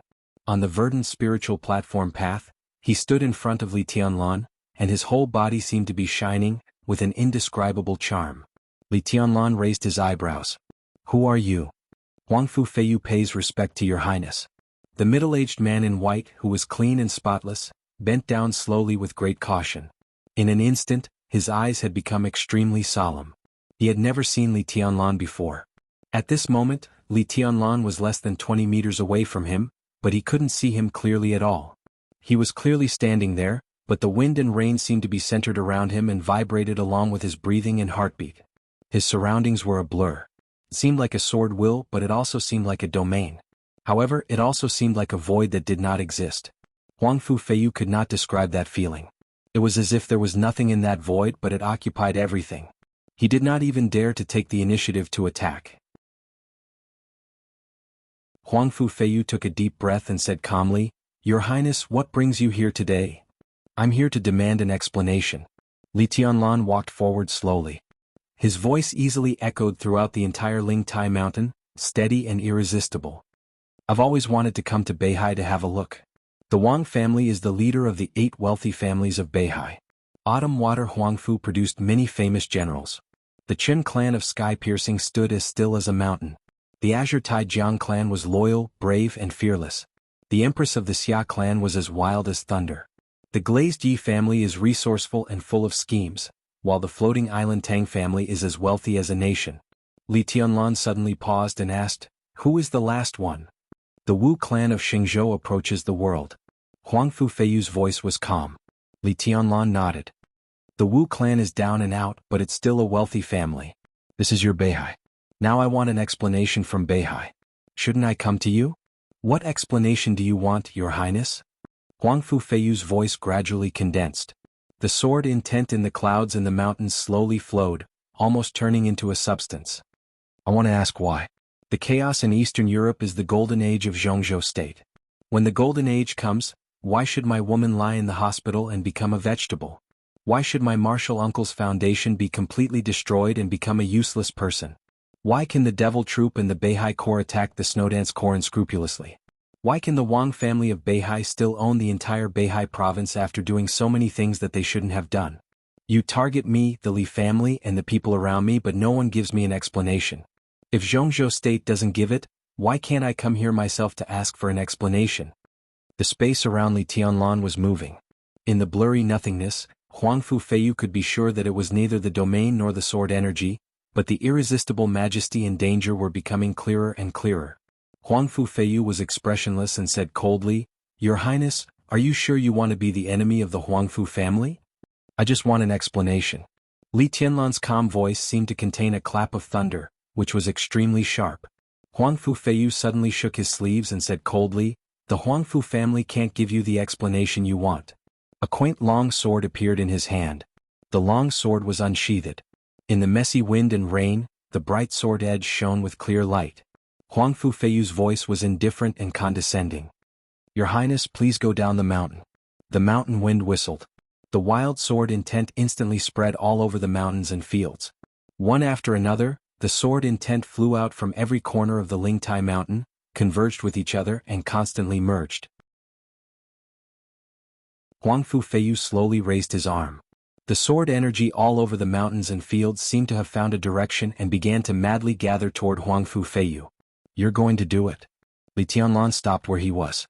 At this moment he was less than 100 meters away from Huangfu Feiyu. Countless strands of sword energy gathered on Huangfu Feiyu and spread out from his blade, almost enveloping Li Tianlan completely. Li Tianlan raised his eyebrows. "You dare to do it?" His calm eyes became more and more profound. The bloodthirsty fierceness gradually surged out of his pupils, bringing with it madness that almost tore everything apart. "Your Highness, please go down the mountain." Huangfu Feiyu said calmly, "Don't make a mistake." The green mountains and the bleak autumn rain. A thunderclap that shook the sky suddenly sounded on the dreamy Lingtai mountain. Li Tianlan's eyes instantly became distorted. "Get lost." The loud sound beat like a heart and swept through the mountains and fields with crazy power. Huang Fu Feiyu was shocked. On the Lingtai Mountain the sword energy flew in an instant. Countless sword energy surged wildly from every corner of the Lingtai Mountain. Huang Fu Feiyu's long sword suddenly fell from his hand. A bolt of lightning appeared in the gloomy sky and swept across the wilderness. The extremely bright sword light appeared in front of Li Tianlan in the blink of an eye, bringing with it countless sword energy. This was the strike of a famous general. It was not only Huang Fu Feiyu. It was the entire famous general troop of the Huang Fu family. This was the most elite troop of the Huang Fu family. The lowest threshold was the fire-flaming realm, and there were no more than 100 of them. At this time, hundreds of people gathered on the Lingtai Mountain.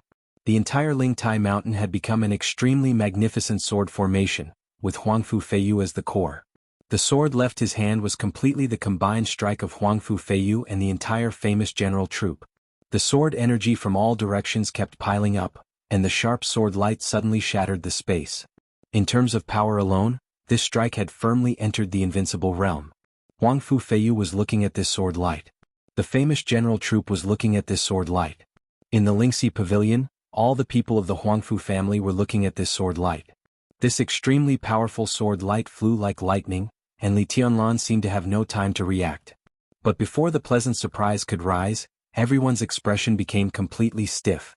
The sword light with the power of the invincible realm appeared in front of Li Tianlan, and then suddenly stopped in front of him. The space around him, which was close to nothingness, was twisting and turning slightly. Countless sword energy was completely shattered in that space. Huang Fu Feiyu's ancient sword stopped in front of Li Tianlan, but the sword energy of the sword was dissipating rapidly, and its power was plummeting. At this moment, Huang Fu Feiyu still could not sense what was going on in the space around Li Tianlan. It was definitely not a space formed by sword energy, nor was it a domain. Vaguely, Li Tianlan seemed to be surrounded by, it was a sword formation. A single-person formation. Li Tianlan raised his palm and laughed. A famous general? His voice was flat, but it was filled with unbearable contempt. Ding!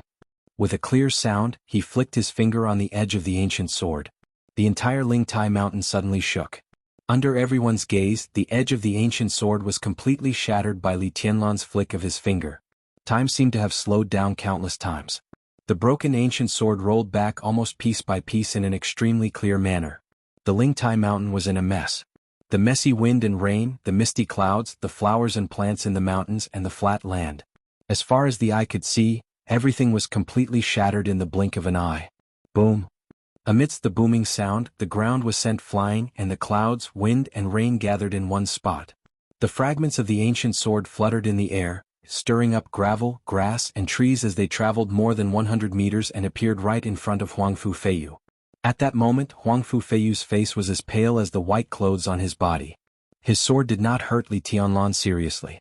Li Tianlan fought back with a sword. His eyes were filled with disbelief as the mighty sword pressed down on him. He had thought that he would not be surprised no matter how powerful Li Tianlan was. Even if he entered the invincible realm or even the peak of the invincible realm, he would not be surprised. But now, this sword, the fragments of the ancient sword flew among the gravel and grass. This sword was incomparably vast and incomparably small. Huang Fu Feiyu could not understand this sword at all. Because this sword, it had no realm. It was not the invincible realm, not the thunder-shocking realm and not the fire-flaming realm. This was pure sword energy. It was upright and unstoppable. Huang Fu Feiyu closed his eyes in despair. A figure appeared in front of him. The reddish light shone over and completely enveloped Huang Fu Feiyu. The next moment, the pure sword energy madly hit the figure in front of him. The sword energy hit, but it made a violent metal roar. Blood and flesh splashed in front of Huang Fu Feiyu, but the figure standing in front of him was still stable and did not even tremble. The sword energy hit his body and rushed over, wreaking havoc on everything. The mountain road of the Lingtai Mountain, which was nearly a kilometer long, was broken under this sword. Huang Fu Feiyu opened his eyes. All he could see was scarlet light. A bloody skeleton stood in front of him, blocking all the attacks for him. Li Tianlan tilted his head and laughed. Countless red lights spread and shrank. Li Tianlan's smile was no longer calm. It became extremely ferocious and cruel. The devil troop? He asked softly. The figure standing in front of Huang Fu Feiyu, who was almost a skeleton, did not speak. The sword light raged on his body. The flesh and blood on his face disappeared completely, and his face could no longer be seen clearly. But the red light in his eyes became more intense, exuding the smell of death and blood. You are also the explanation I want. Li Tianlan looked at him and his voice was calm and indifferent. The devil standing next to Huangfu Feiyu did not speak. There was no hesitation, no hesitation. His body, which was riddled with holes, began to charge directly toward Li Tianlan. Li Tianlan's figure disappeared. He seemed to take a step, but his body disappeared directly on the spot. Huangfu Feiyu just blinked, and Li Tianlan's figure had directly appeared behind the devil. Bang! A sharp and heavy punch hit the devil's shoulder hard. In the loud roar, the demon's body shone with red light. His shoulder was directly deformed under the punch, but it did not affect his movement. When Li Tianlan punched, he turned around at the same time and kicked him with his foot. Li Tianlan did not dodge at all. He strode forward. The devil's foot directly kicked into the almost empty space beside him, and the majestic power shook slightly. The space was twisted for a moment, but the devil's body seemed to be hit by something and lost balance for a moment. In the next second, Li Tianlan kicked his heavy body away. The devil's body hit the ground hard and he stood up shaking. The red light in his eyes became more intense, but he did not move for a while. Li Tianlan raised his eyebrows. He could not judge whether the monster in front of him had real intelligence or not. But in the face of this kind of monster that was neither dead nor alive, his endless anger seemed to have no direction to vent. He thought of Dongqing Rushi, Tribulation, the Snowdance Core, and the Master of Samsara Palace. Countless images flashed through his mind. Li Tianlan's eyes became colder and colder. He slowly stretched out his hand and plucked something from the space in front of him. That space was clearly a void, but as his finger touched it, the entire Lingtai mountain emitted a clear sword chime. Huangfu Feiyu's body tensed up, because he suddenly thought of the sword that was rumored to have killed the Sword Emperor in Eastern Europe. Was Xinyuan Feng in Li Tianlan's hands? A gorgeous and warm light bloomed in Li Tianlan's hands. Countless rays of light formed the light and shadow of a sword in his hand. It was like the color of the setting sun, gentle and gorgeous. Li Tianlan held it in his hand like a ray of light. This was not the rumored Xinyuan Feng. It was a sword that Huangfu Feiyu had never heard of. The slender sword was surrounded by light. Li Tianlan held the sword tightly, looked at the motionless devil in front of him and said lightly, "Go on." The devil did not hesitate. He roared and rushed over directly. His figure leaped into the air with an unparalleled sense of oppression. The ray of light in Li Tianlan's hand flew out. The slender sword, with a warm color, cut through the wind and rain, and cut open the devil's body almost without any hindrance. The devil's body was directly cut into two halves. His lower body fell to the ground, but his upper body had already appeared in front of Li Tianlan. Smack! With a dull sound, he grasped Li Tianlan's arm tightly with both hands. The wisp of heavenly light flew out and circled around Li Tianlan, finally hiding in the space around him. The scarlet light in the devil's eyes suddenly became violent. Li Tianlan looked at all this and there was only calmness in his eyes. "Self-destruction, let me see again," he said slowly. There was no need for him to remind him. The devil whose body was cut in half began to burn. A red flame burst out from his hands, instantly burning his arms and then his face. This process was extremely fast, but in the eyes of Li Tianlan, who was seriously appreciating it, it was so clear. The strange red flame completely swallowed the devil's body in an instant. The devil's eyes were completely lit up under the flame. The destructive energy fluctuated violently. In an instant, an extremely quiet energy gushed out of his eyes, turning into a loud noise that shook the world. Boom! The roar echoed between heaven and earth. The red light with the aura of death completely burst out in an instant. This was almost comparable to the lethality of a murderous weapon. Not to mention an ordinary invincible realm expert, even an invincible realm expert on the divine list would be seriously injured in the center of the explosion. Huangfu Feiyu stared at Li Tianlan. Li Tianlan's figure was submerged in the red light and shadow. But at this moment Huangfu Feiyu could not see Li Tianlan, but he finally saw the constantly fluctuating space around him. His pupils suddenly shrank to the extreme with undisguised shock. In the sky that was filled with red light, the space around Li Tianlan was completely dark. The darkness was small, but it completely surrounded Li Tianlan. One sword after another was distributed in the dark space, forming an exquisite but unimaginably majestic sword formation. At this moment, following the self-destruction of the evil demon, every sword in the sword formation was shining brightly, like stars in the dark void, dazzling with light.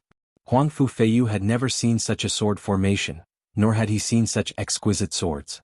The swords that were as bright as stars were only the size of walnuts, but each of them was extremely clear and had an almost perfect shape. The red light rushed through the sword formation. Li Tianlan's figure gradually appeared. In Huang Fu Feiyu's sight, Li Tianlan, who was getting more and more blurry, raised his palm. In an instant, all the exquisite small swords around him shook at the same time. All the small swords kept gathering in his hand. The sword formation disappeared. Li Tianlan's hand burst into an incomparably dazzling colorful light. All the small swords arranged and gathered in the light, and one by one, they disappeared in Li Tianlan's hand.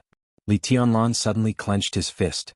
Countless small swords and the sword formation disappeared completely, and so did the colorful light. A pitch-black giant sword appeared in Li Tianlan's hand. The sun, moon, stars, mountains, lakes, and seas carved on the blade of the giant sword were shining slightly, as if they had regained some of their luster. The corner of Huang Fu Feiyu's mouth moved, and his handsome face was full of bitterness. He saw it clearly. The demon's self-destruction did play a role, but all the energy released by their self-destruction seemed to be completely absorbed by the Xinyuan blade in Li Tianlan's hand in an instant, so Li Tianlan was not hurt at all. He understood this truth, because he was still alive. And some fighting machines that were neither dead nor alive after all, didn't understand. Thus, two more demons appeared beside him. Under the wind and rain, Li Tianlan held the Xinyuan blade, looked at the two demons beside Huang Fu Feiyu, and nodded with satisfaction. The Xinyuan blade disintegrated in his hand again, turning into many exquisite small swords. This time all the small swords were not hidden, but slowly rotated around Li Tianlan, and finally became a strict and perfect sword formation again. Huang Fu Feiyu finally counted the number of these small swords. Different small swords with different colors shone with different brilliance. There were 13 of them. What is this? His voice was hoarse. Li Tianlan glanced at him and said calmly, "The 13th floor."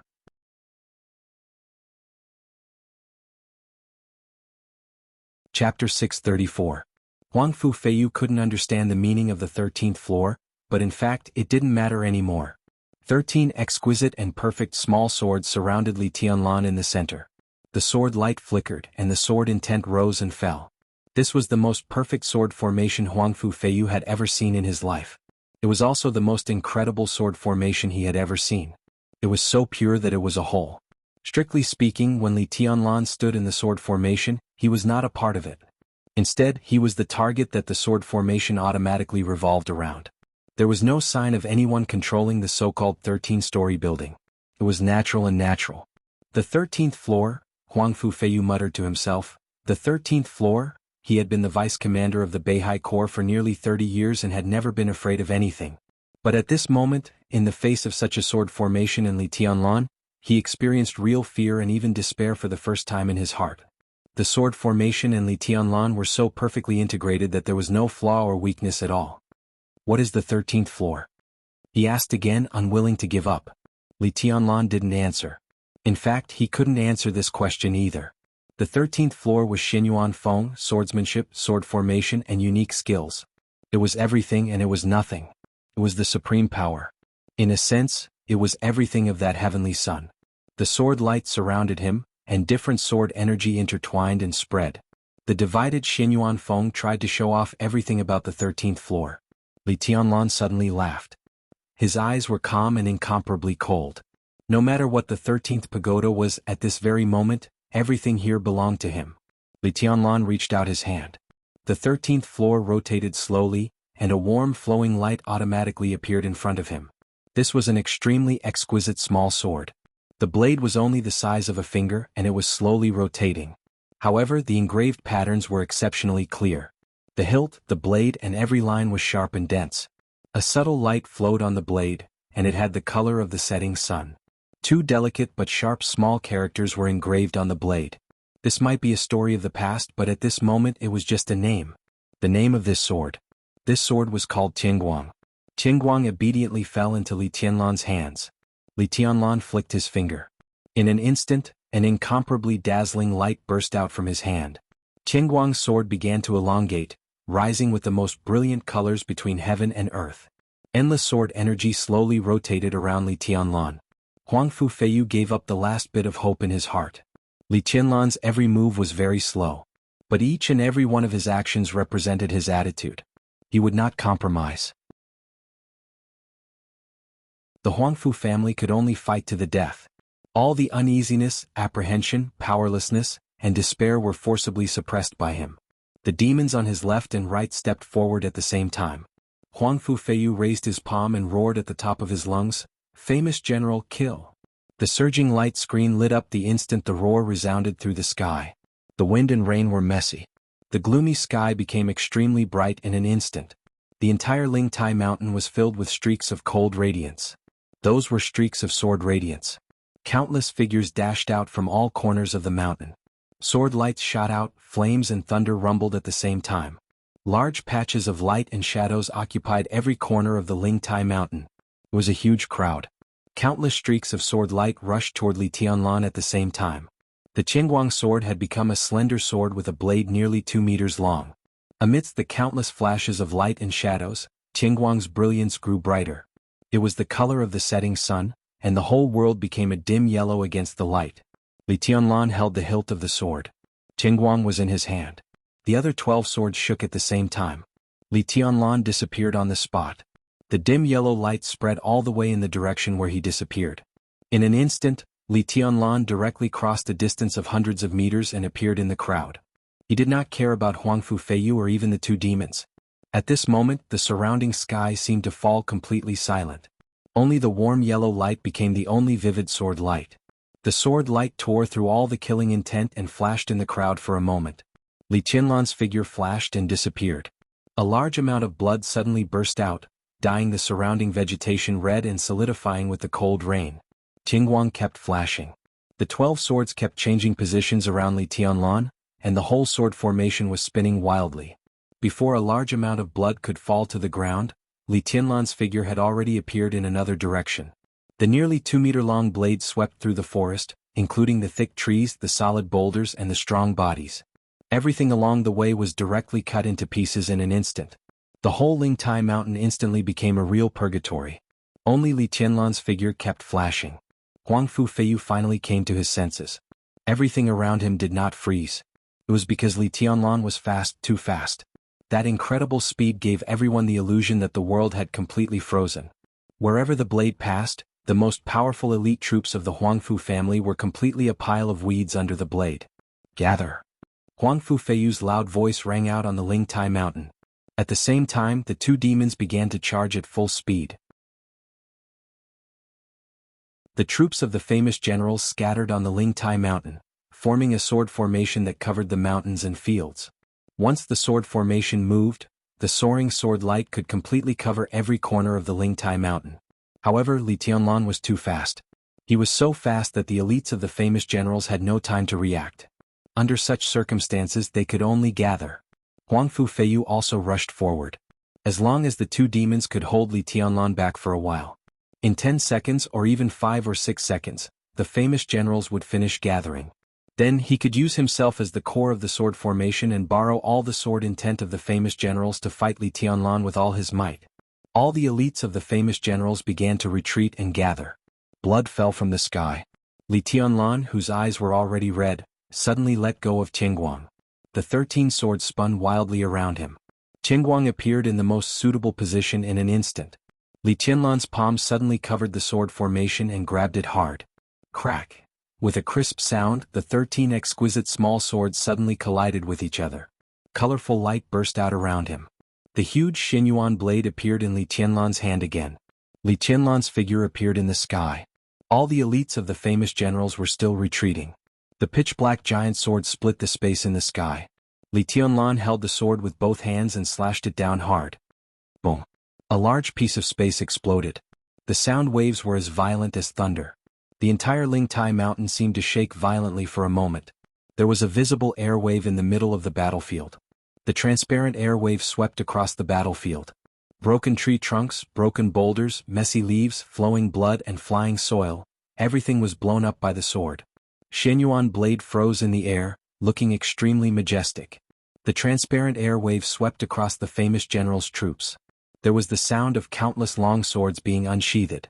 In the sudden scream, The bright long sword suddenly broke free from the control of the famous general's elite and rushed into the sky. At the same time they cut off his arm. Sword lights kept flying up, specific to each person and each sword. All the long swords of the famous general's troops rushed into the sky. There were so many of them that they covered the sky. The surging airwave spread to a range of 100 meters and rushed forward for a while. The airwave kept shaking and finally turned into a field of nearly 100 meters. Countless swords danced wildly in the air. With broken tree trunks and boulders, all the famous general's troops were trapped inside. Li Tianlan stood high in the sky and watched all this. His eyes were calm and emotionless. At this moment, 100 meters below him was all Xianyuan Blade's field. The famous general's troops in this field didn't even have swords. What else could they do? No. Huang Fu Feiyu's angry and anxious voice came over, loud and powerful. Li Tianlan laughed ferociously. No. When the devil troops slaughtered the Snowdance Corps in Eastern Europe, no one said no. When the devil troops stood with Rothschild and wanted to kill him, no one said no. When the Beihai Corps and the devil troop tried to exchange, no one said no. When Dongqing Rushi pulled out her sword, no one said no. Vegetative man. Could he say no? Li Tianlan took a step in the air and grasped Xianyuan Blade. The pitch-black Xianyuan Blade was completely deformed. The huge sword body began to become slender and long. The colorful light completely converged, and the darkness with the smell of death continued to spread. A nearly 5-meter-long spear appeared in Li Tianlan's hand. The tip of the spear was deformed. The crescent blades on both sides stretched out, and the nearly 5-meter-long spear turned into an extremely ferocious sky halberd. Have mercy. Huang Fu Feiyu's furious voice contained a trace of pleading that he didn't even notice. Li Tianlan's face was expressionless. He held the sky halberd in one hand and took a step forward. The next second he appeared directly in the crowd. The 5-meter-long heavenly halberd swept through the crowd with an incomparably ferocious killing intent, forming a perfect circle. At this moment, it seemed that the whole world was red. It was the color of blood, so strong and so bleak. A large number of corpses and blood kept sputtering on Lingtai Mountain. The pitch-black sky halberd whistled with a shrill sound. It was violent and domineering without a trace of reason. No one could withstand Li Tianlan's attack. The pitch-black sky halberd whistled and slashed. All the experts in the fire-flaming realm, the thunder-shocking realm, the peak of the thunder-shocking realm, and the famous generals were directly smashed into pieces by the black light. Li Tianlan was completely crazy. Blood splashed and the mutilated corpses fell at his feet. The corpses were piling up. He didn't vent his anger at all. Instead, it turned into a kind of hostility that made him want to kill everyone. Kill. Everyone deserved to die. Xianyuan Feng's domain was whistling and turbulent. The pitch-black sky halberd kept sweeping. The whole battlefield quieted down. Only the sound of the sky halberd breaking through the air could be heard. After a long time, Li Tianlan slowly calmed down. Xianyuan Feng's domain had completely disappeared. Everyone in the famous general's troop was gone. Around him were large pieces of flesh, limbs, internal organs and heads. There was no complete body as far as the eye could see. He was the only one standing there, facing the void, waving the weapon in his hand. Huang Fu Feiyu and the two devils had already rushed over from afar. At this moment, the handsome face of the top general of Beihai was full of undisguised despair. Li Tianlan tilted his head expressionlessly. His eyes fell on the two devils. The sky halberd was dragged on the ground. He took a step forward. All the scenes were retreating crazily. With a shrill whistle, the sky halberd had directly appeared on the head of one of the devils. With irresistible force and domineering power, the pitch-black sky halberd directly smashed down. Bang! The pitch-black sky halberd directly chopped off one of the devil's arms. The black light flashed again and the other arm flew up. Ah! In the roar that sounded like crying and laughing, Li Tianlan completely released all the negative emotions that he had suppressed in his heart. The huge sky halberd danced wildly. Every time it hit the devil there was a lot of sparks. All the body parts flew out in the violent attack. Blood, broken bones, and the alloy metal implanted in the devil's body flew out piece by piece and were then smashed. Xianyuan Feng lit up one strong light after another, and the strong light directly enveloped the devil. Flames burned on the devil's body. The scarlet light was condensed to the limit, but under the strong light of Xianyuan Feng, it could not explode. Countless red light was absorbed by Xianyuan Feng bit by bit. The devil fell. Then the last devil. Xinyuan Feng had changed from the sky halberd to an incomparably majestic giant sword. The huge sword was slashing wildly, and the surrounding space was constantly exploding. The red light kept flowing in the demon's eyes and was absorbed by the Xinyuan sword. On the pitch-black blade, the sun, moon, stars, mountains, rivers, and seas were all shining. The dim light shone on the blade, bringing with it an indescribable demonic nature. The most deterrent of the devil troop, the self-explosion, became no threat to Xinyuan Feng. One devil after another was smashed by the blade, and the explosive power was absorbed by the blade. The whole Xinyuan Feng seemed to show signs of coming back to life. Bang! With a crisp sound, the blade smashed the skull of the last devil and fell on the ground. It was still raining on Lingtai Mountain. The cold rain fell on Li Tianlan. The killing intent that was like wildfire cooled down little by little under the pouring of the rain. Li Tianlan turned his head slightly. In his sight was Huangfu Feiyu, whose face was pale. In the wild explosion just now, he and Li Tianlan exchanged blows. The abundant sword intent almost destroyed the defense of Huangfu Feiyu, a superior a half-step to invincible realm, and seriously injured him. But he was still alive. Li Tianlan looked at everything around him. The army of the Qiushui royal family, which produced many famous generals, was completely annihilated. All 3 devils died. Huangfu Feiyu was seriously injured. In this city, in this mountain, there were no more enemies for him. Li Tianlan glanced at Huangfu Feiyu, and the wild killing intent had not dissipated. His voice was a little trembling, which was the trembling of full excitement and venting. What else do you want to say? Do you know what you're doing? Huangfu Feiyu stared at Li Tianlan. From now on, the Huangfu family will fight to the death with you. The Beihai province will fight to the death with you. He struggled to stand up, and it seemed that he was going to draw his sword. Li Tianlan's figure flashed, and he appeared directly beside him. This time he didn't use his sword. Instead, his palm fell directly on Huangfu Feiyu's head. Boom! In the dull roar. The land nearly 20 meters around Huangfu Feiyu shook with a loud bang. The sound of bones shattering rang out densely. Huangfu Feiyu's eyes, ears, mouth, nostrils, and all over his body burst into a bloody mist. His body was directly pressed into the ground by Li Tianlan's palm, and he was twitching all over. Does it feel good? Li Tianlan lowered his head and looked at Huangfu Feiyu. Why don't you also try the feeling of being a vegetable? Huangfu Feiyu did not speak. His mouth was full of blood, and he stared at Li Tianlan with a pair of dim eyes. Li Tianlan raised his head and looked at the chaotic woods around him. In the Lingxi Pavilion. On the huge screen, Li Tianlan looked over as if he was looking at every member of the Huangfu family. Everyone in the Huangfu family had an extremely ugly look on their faces. The hall was almost dead silent. Li Tianlan's voice came from the screen. Qiushui Huangfu. Who else wants to stop me? Naturally, no one in the hall could respond to Li Tianlan. But in the woods there was a cold voice. Me too.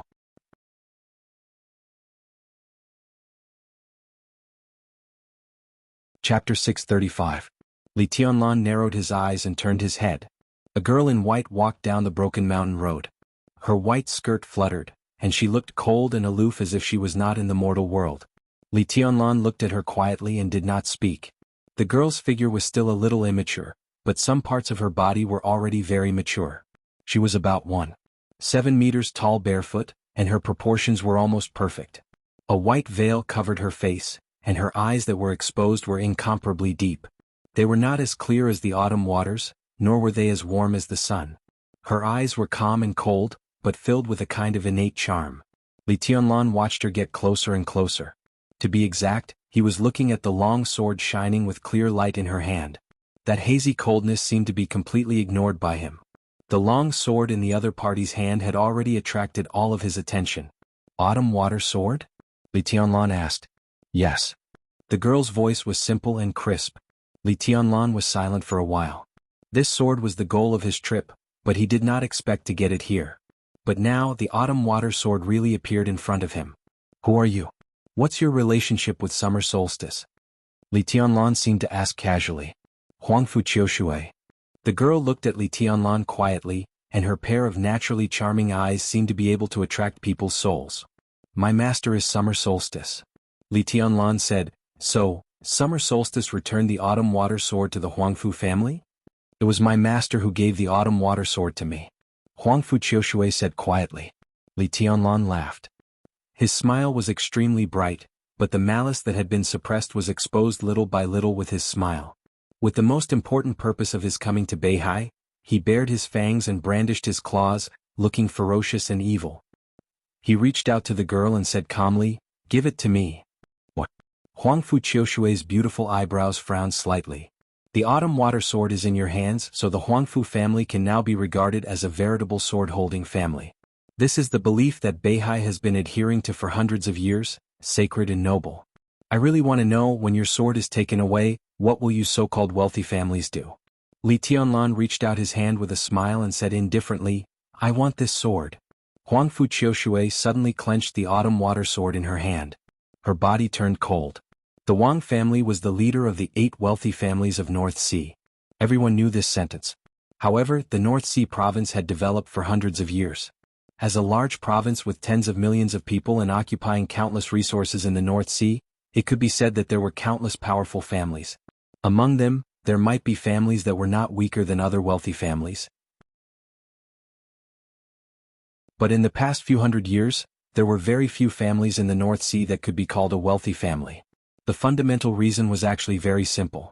In the North Sea, strength didn't mean one could be called a wealthy family. Only a sword-wielding clan could be called a powerful clan. Qiushui Huangfu, who held Qiushui, was loyal and unswerving, and produced many famous generals. The Qin clan of sky-piercing existed for 10,000 generations. They were as steady as a boulder and as immovable as a mountain. The Azure Wave Jiang clan possessed the power to split open the heavens, and they were loyal, brave, and fearless. The empress of the Xia clan, wielding the wrath of the heavens, was invincible and wild like thunder. The Glaze Yi family, supporting Glaze, never abandoning it, and resourceful. The floating island Tang family controlled the heavens and killed people. They were rich enough to rival a country. The Wu family of Xingzhou held the hero, accompanying the emperor and approaching the country. The Wang family of Beihai held the wild tide, the royal power was supreme, and they were invincible in the world. Wild tide, autumn water, glaze, amber, glaze, glaze, and glaze. These were the 8 famous swords that had been handed down since the establishment of the Wang family of Beihai. Each sword had a story when it was established in the North Sea, which was related to each family in the entire North Sea. The 8 famous swords, to some extent, were the sacred objects of the North Sea province. They were a kind of faith, something that all the wealthy families had been holding on to. Now the wild tide had been recast into Listen to the Sea. But the other 7 swords were still held by the other 7 wealthy families. Only the sword-wielding clan could be called the wealthy families of North Sea. This was glory, faith, heritage, and faith. Each famous sword could be said to be the foundation of each family's foothold. In a sense, it was more important than anything else. More than 20 years ago, summer solstice, the young lady of the Wang family of Beihai forcibly broke through to the invincible realm with the help of the autumn water sword of the Huangfu family. For many years, summer solstice and the Huangfu family had been close. Today, more than 20 years later, the girl named Huangfu martial god was ordered by her master to bring Qiushui back to the Lingtai mountain. The old cause and effect ended. A new cause and effect appeared. Li Tianlan stood in front of her and reached out his hand. He wanted the faith that the entire Huangfu family had held on to for hundreds of years. Huangfu Qiushui clenched the famous sword in her hand. Summer solstice gave this sword to her so that she could use the devil troop at the right time. In the absence of summer solstice, this sword was a signal for the 3 devils. No one thought that the 13 floors could absolutely restrain the devil troop. Now that the devil had fallen, she became the last barrier for Li Tianlan to get the autumn water sword. Do you know what the autumn water sword means to the Huangfu family? Huangfu Qiushui bit her lip tightly and looked at Li Tianlan. I'm going to take away the glory and faith of the Huangfu family, as well as the glory and faith of all the families in North Sea. Li Tianlan reached out his hand. Under the wind and rain, his face was as gloomy as the sky on the Lingtai mountain, cold and cruel. The clear sound of friction rang out slowly. Autumn water, which was deliberately elegant and delicate, was unsheathed inch by inch. The clear light shone slightly in Huangfu Qiushui's dress. In the wind and rain, the fluttering white dress became more ethereal. You want to fight with me? Li Tianlan raised his eyebrows. Huangfu Qiushui's strength was not weak. Her master was summer solstice, and her martial arts realm in the fire-flaming realm was enough to show that she was a real genius. But in this realm, she could only rely on courage to draw the sword in front of Li Tianlan. Yes. Huangfu Qiushui's eyes were full of ice and crystal clear. Li Tianlan looked at her and did not speak. I'm 17 years old this year. Huangfu Qiushui said softly, her voice extremely serious. When I was born, my father named it for me. This chapter is not over. Please turn the page. This martial god hopes that I can inherit the Huangfu family's famous general inheritance and even surpass my ancestors. My teacher likes me very much. She never held anything back from me when it came to martial arts. I also worked very hard. Her voice paused. That was the voice of a 17-year-old with a little childish. So I think that in the fire-flaming realm I will not be worse than anyone. Even if the one standing in front of me is a heavenly son because of myself. Her voice and eyes were completely soaring in an instant. It was not pride, but a kind of restrained confidence to the extreme. I am a heavenly son. Li Tianlan was silent. Huangfu Qiushui looked at Li Tianlan and said in a calm voice, I am not a match for your highness now, but your highness's martial arts are perfect and everyone knows it. Today here, Qiushui is bold enough to ask your highness to fight with me in the same realm. Do you dare? Li Tianlan laughed. At this moment he really appreciated this confident and calm girl. But, why should I fight with you in the same realm? Li Tianlan asked. For me, your highness is a senior. Do you want to bully a little girl like me? If your highness wins today, Qiushui will immediately go down the mountain. The Huangfu family has lost face and shed blood. I will naturally get it back someday. But if Qiushui wins by luck, Qiushui has no other request. I only ask that your highness go down the mountain. Senior, Li Tianlan's eyes were in a trance for a moment, and no one knew what he was thinking. Huangfu Qiushui was motionless, staring at Li Tianlan. Li Tianlan's eyes fell on the long sword Qiushui. He narrowed his eyes and slowly let go. The huge body of the coldness of 9 states was broken down one by one, turning into exquisite and perfect small swords. Huangfu Qiushui stared fixedly at the natural sword formation in front of her, her eyes intoxicated. Every small sword that floated gently in her sight was so beautiful and so majestic. The sword intent flickered, the sword chi fluctuated, and every move she made was the highest realm she was pursuing. Li Tianlan walked out of the sword formation. One move. He said lightly, you and I will fight in the same realm. If you can take one move from me, I will lose. His voice was flat, but it carried an extremely restrained, domineering aura. It was an indescribable momentum, a truly invincible spirit. Qiushui completely left the sheath with the clear light. Huangfu Qiushui's eyes were completely focused. She held the sword with both hands and raised it to her eyebrows. Your Highness, please. Make your move. Li Tianlan waved his hand casually. The clear light suddenly shone under the rainy sky for a moment. Huangfu Qiushui's figure rose higher. The strong flame with a high temperature rose wildly in an instant. The orange flame lit up the sky, and in the blink of an eye, all the fire disappeared. Huangfu Qiushui's figure appeared above Li Tianlan and stabbed straight with her sword. The high temperature, which was so strong that it almost broke through the limit of the fire-flaming realm, burst out in the most violent way in an instant. The sky and the earth were all filled with fiery clear light. Huangfu Qiushui's white dress fluttered and her black hair flew. She held the sword edge tightly, pierced through the wind and rain, pierced the space and became one with the sword. She appeared above Li Tianlan's head in an instant with a high temperature. Li Tianlan raised his palm. Everything was completely still. The high temperature was directly annihilated in the faint, almost illusory sword intent. Huangfu Qiushui's figure stopped in the air. Everything was still in an instant. Li Tianlan raised his palm. To be precise, he stretched out 2 fingers and easily pinched the long sword that Huangfu Qiushui stabbed over. In that instant all the momentum had turned into a joke. Huangfu Qiushui opened her eyes wide. At this moment she could feel that the other party's strength did not exceed the fire-flaming realm. But at the moment of contact between the two, she did not feel the slightest sword intent. The other party's small strength was used to the extreme in an extremely delicate manner. He grasped all her weaknesses in an instant and directly broke this sword in an almost inadvertent manner. Bang! Li Tianlan pulled down his palm and flicked his fingers. In the clear sound, countless clear light completely disappeared. The long sword Qiushui flew out of his hand, and Huangfu Qiushui's body was pulled to the ground by Li Tianlan. She raised her head blankly and looked at Qiushui flying high into the sky, as if she was dreaming. The bright long sword Qiushui rose and then fell back into Li Tianlan's hand. Li Tianlan took the sword and flicked it casually. The sword formation of the 13-story buildings slowly surrounded his body. The long sword Qiushui was also hidden in the sword formation and returned to nothingness. Li Tianlan squatted down and reached out to lift Huangfu Qiushui's veil. Huangfu Qiushui opened her small mouth and did not respond at all. Li Tianlan quietly glanced at her and raised his eyebrows.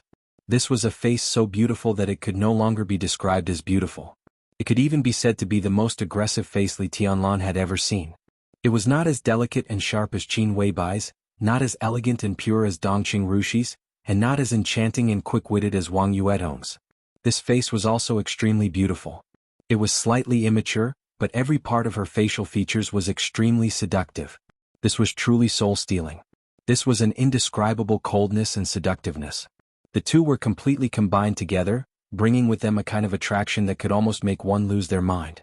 Cold, charming and holy. A real seductress. This was the first time that Dong Huang and the Zhongzhou goddess of martial arts met. After a short silence, Li Tianlan stood up and gave an evaluation that would make the martial god take to heart for a lifetime. The appearance is stunning, but the talent is just ordinary. Huangfu Qiushui's face was a little pale. She sat on the ground, raised her absolutely enchanting face, and subconsciously reached out her small hand. Give it back to me.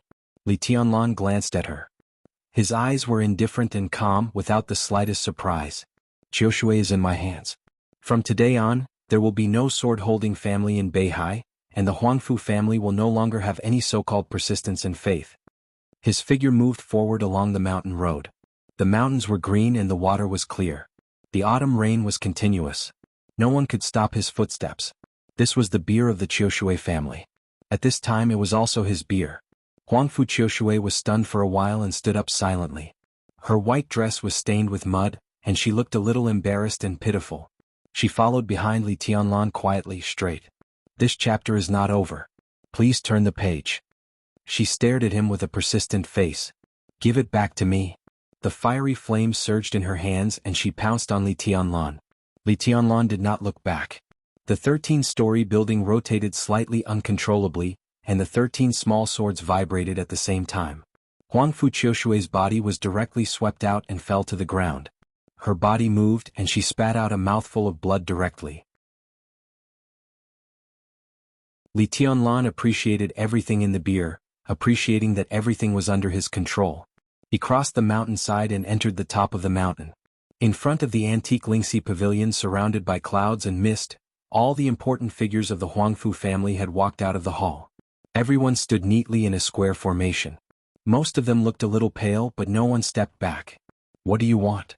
The wife of the patriarch of the Huangfu family looked at Li Tianlan quietly and asked. Li Tianlan was silent for a while and said, Where is Huangfu Yi? The patriarch is in Mount Dibing. Li Tianlan, let's see how long you can be arrogant. Huangfu Feiyang, the mayor of Qiushui City, said sternly. Li Tianlan directly interrupted him. If you talk too much, you will die. Huangfu Feiyang's face suddenly turned red, but he really did not dare to say another word. He destroyed the Tang family, disabled Huangfu Feiyu, and killed all the famous generals. He was a real madman. Was there anything he did not dare to do? Can you make the decision? Li Tianlan glanced at the woman standing in front of the crowd. I'm Xiao. The woman's voice was still calm. Huangfu Yi is my husband. Many years ago, it was because of her that summer solstice took autumn water from the Huangfu family and broke through to the invincible realm. Li Tianlan narrowed his eyes and took a deep look at her. Autumn water appeared in his hand again. He held the scabbard of autumn water as if he was holding the will and glory of the Huangfu family that had persisted for hundreds of years. The famous sword of the Huangfu family? He narrowed his eyes and looked at Xiao. Where is it usually in the Huangfu family? Take me there. Xiao's eyes were slightly angry. What do you want? Take me there. Li Tianlan said lightly. Xiao stared at Li Tianlan fiercely. After a long time she took a deep breath, nodded slowly and turned to walk into Lingxi Pavilion. All the people of the Huangfu family followed her. Li Tianlan walked behind the crowd. Huangfu Qiushui, who was a little staggering, followed Li Tianlan. A group of people slowly walked into the ancestral hall of the Huangfu family where their ancestors were enshrined. There was a dim light in the ancestral hall. All the people of the Huangfu family in the ancestral hall looked solemn. They stood in a row and saluted at the same time. Li Tianlan looked at the large number of memorial tablets in the ancestral hall and was silent. There was no doubt that this was the most sacred place in the entire royal family. In the middle of the ancestral hall was a jade statue made of the best Hitian jade. That was a truly peerless beauty. She stood in the center of the ancestral hall, cold and ethereal, vivid and lifelike, like a fairy who didn't eat the food of the mortal world. Li Tianlan looked at the statue quietly. In one or several eras hundreds of years ago, this was the woman who stood beside the Chosen One. The Consonance Hall was also named after her. No matter how Beihai was today, Beihai in that era was always respected and awe-inspiring. Li Tianlan calmly bowed to the jade statue and saluted. This was respect for the past. Xia Rou's face eased for a moment, but her tone was still stiff. Qiushui was the sword of our ancestor. Most of the time it was placed in front of her. In front of the jade statue there was a sword rack. Li Tianlan looked at it for a while and suddenly said, "Unfortunately, from today on, Qiushui is mine." The faces of everyone in the Huangfu family changed at the same time with anger. "Qiushui is the famous sword of our Huangfu family. Your Highness, are you really not going to show any mercy?" Xia Rou suppressed her voice and asked word by word. "The Huangfu family and I," Li Tianlan looked at the statue with no expression. "No mercy. But I can give you a choice." His voice was quiet. "From today on, there is no sword in Beihai, but the 8 sword-holding families in Beihai have the opportunity to have the sword of the Li family." He raised his palm. The exquisite and majestic sword formation emerged around him. Li Tianlan reached out and pinched the warm yellow in the sword formation. Tingguang sword. The ray of light kept expanding in his hand. Li Tianlan reached out and flicked it gently. The warm yellow light flew over the crowd and stuck straight in front of the jade statue. "What are you doing?" Countless voices abruptly rang out in the ancestral hall, and everyone's faces were filled with unconcealable humiliation. "From today on, the sword of the Li family will replace Beihai and become your new belief." "You bastard! Arrogant and ignorant! Do you want to humiliate us?" A grumpy senior member of the Huangfu family suddenly rushed up and reached out to pull out the sword. The sword intent of the Tingguang sword flowed. In an instant, blood splattered. A bloody arm flew into the air, staining the floor red with blood. Li Tianlan watched all of this quietly. On this day he took away the persistence and glory of the Huangfu family for hundreds of years, and stuck his sword in the Lingtai mountain. The sword-holding families lost Qiushui. Tingguang blocked the entire Lingtai mountain with unimaginable humiliation and power. Li Tianlan slowly looked back. "You can hold the sword for the Li family in the future." He looked at the pale Huangfu Qiushui. "If you think it through, tell it and then bring it to Tiannan to find me. In your dreams." Huangfu Qiushui gritted her teeth. "Take your sword away and give Qiushui back to me." Li Tianlan looked back at Tingguang. "It will stay here. We'll always stay here." Li Tianlan's voice was indifferent. "When Wang Qianzong recovers one day, I will come to get it in person." End of this chapter. Bookmark for easy reading.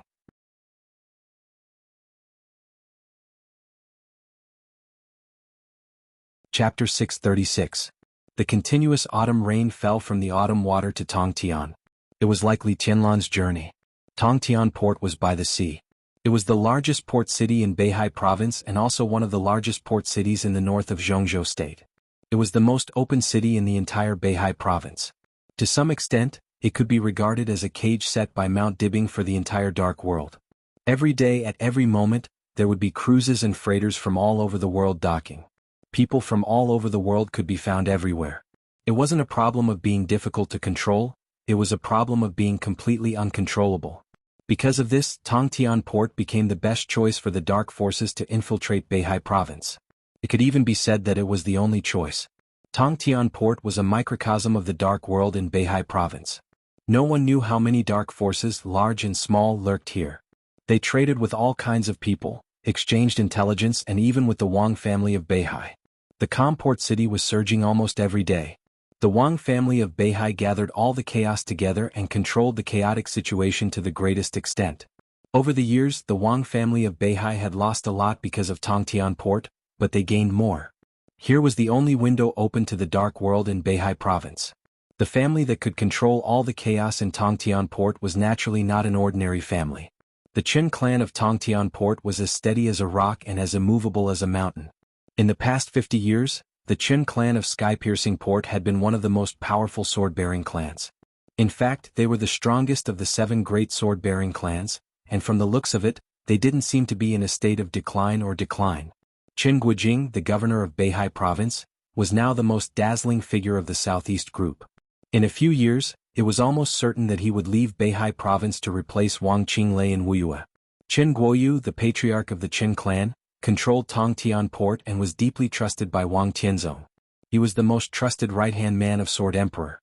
Qin Guofeng, the third son of the Qin clan, codenamed Xianming, was stationed in Mount Dibing and controlled all the intelligence systems of the entire Beihai province.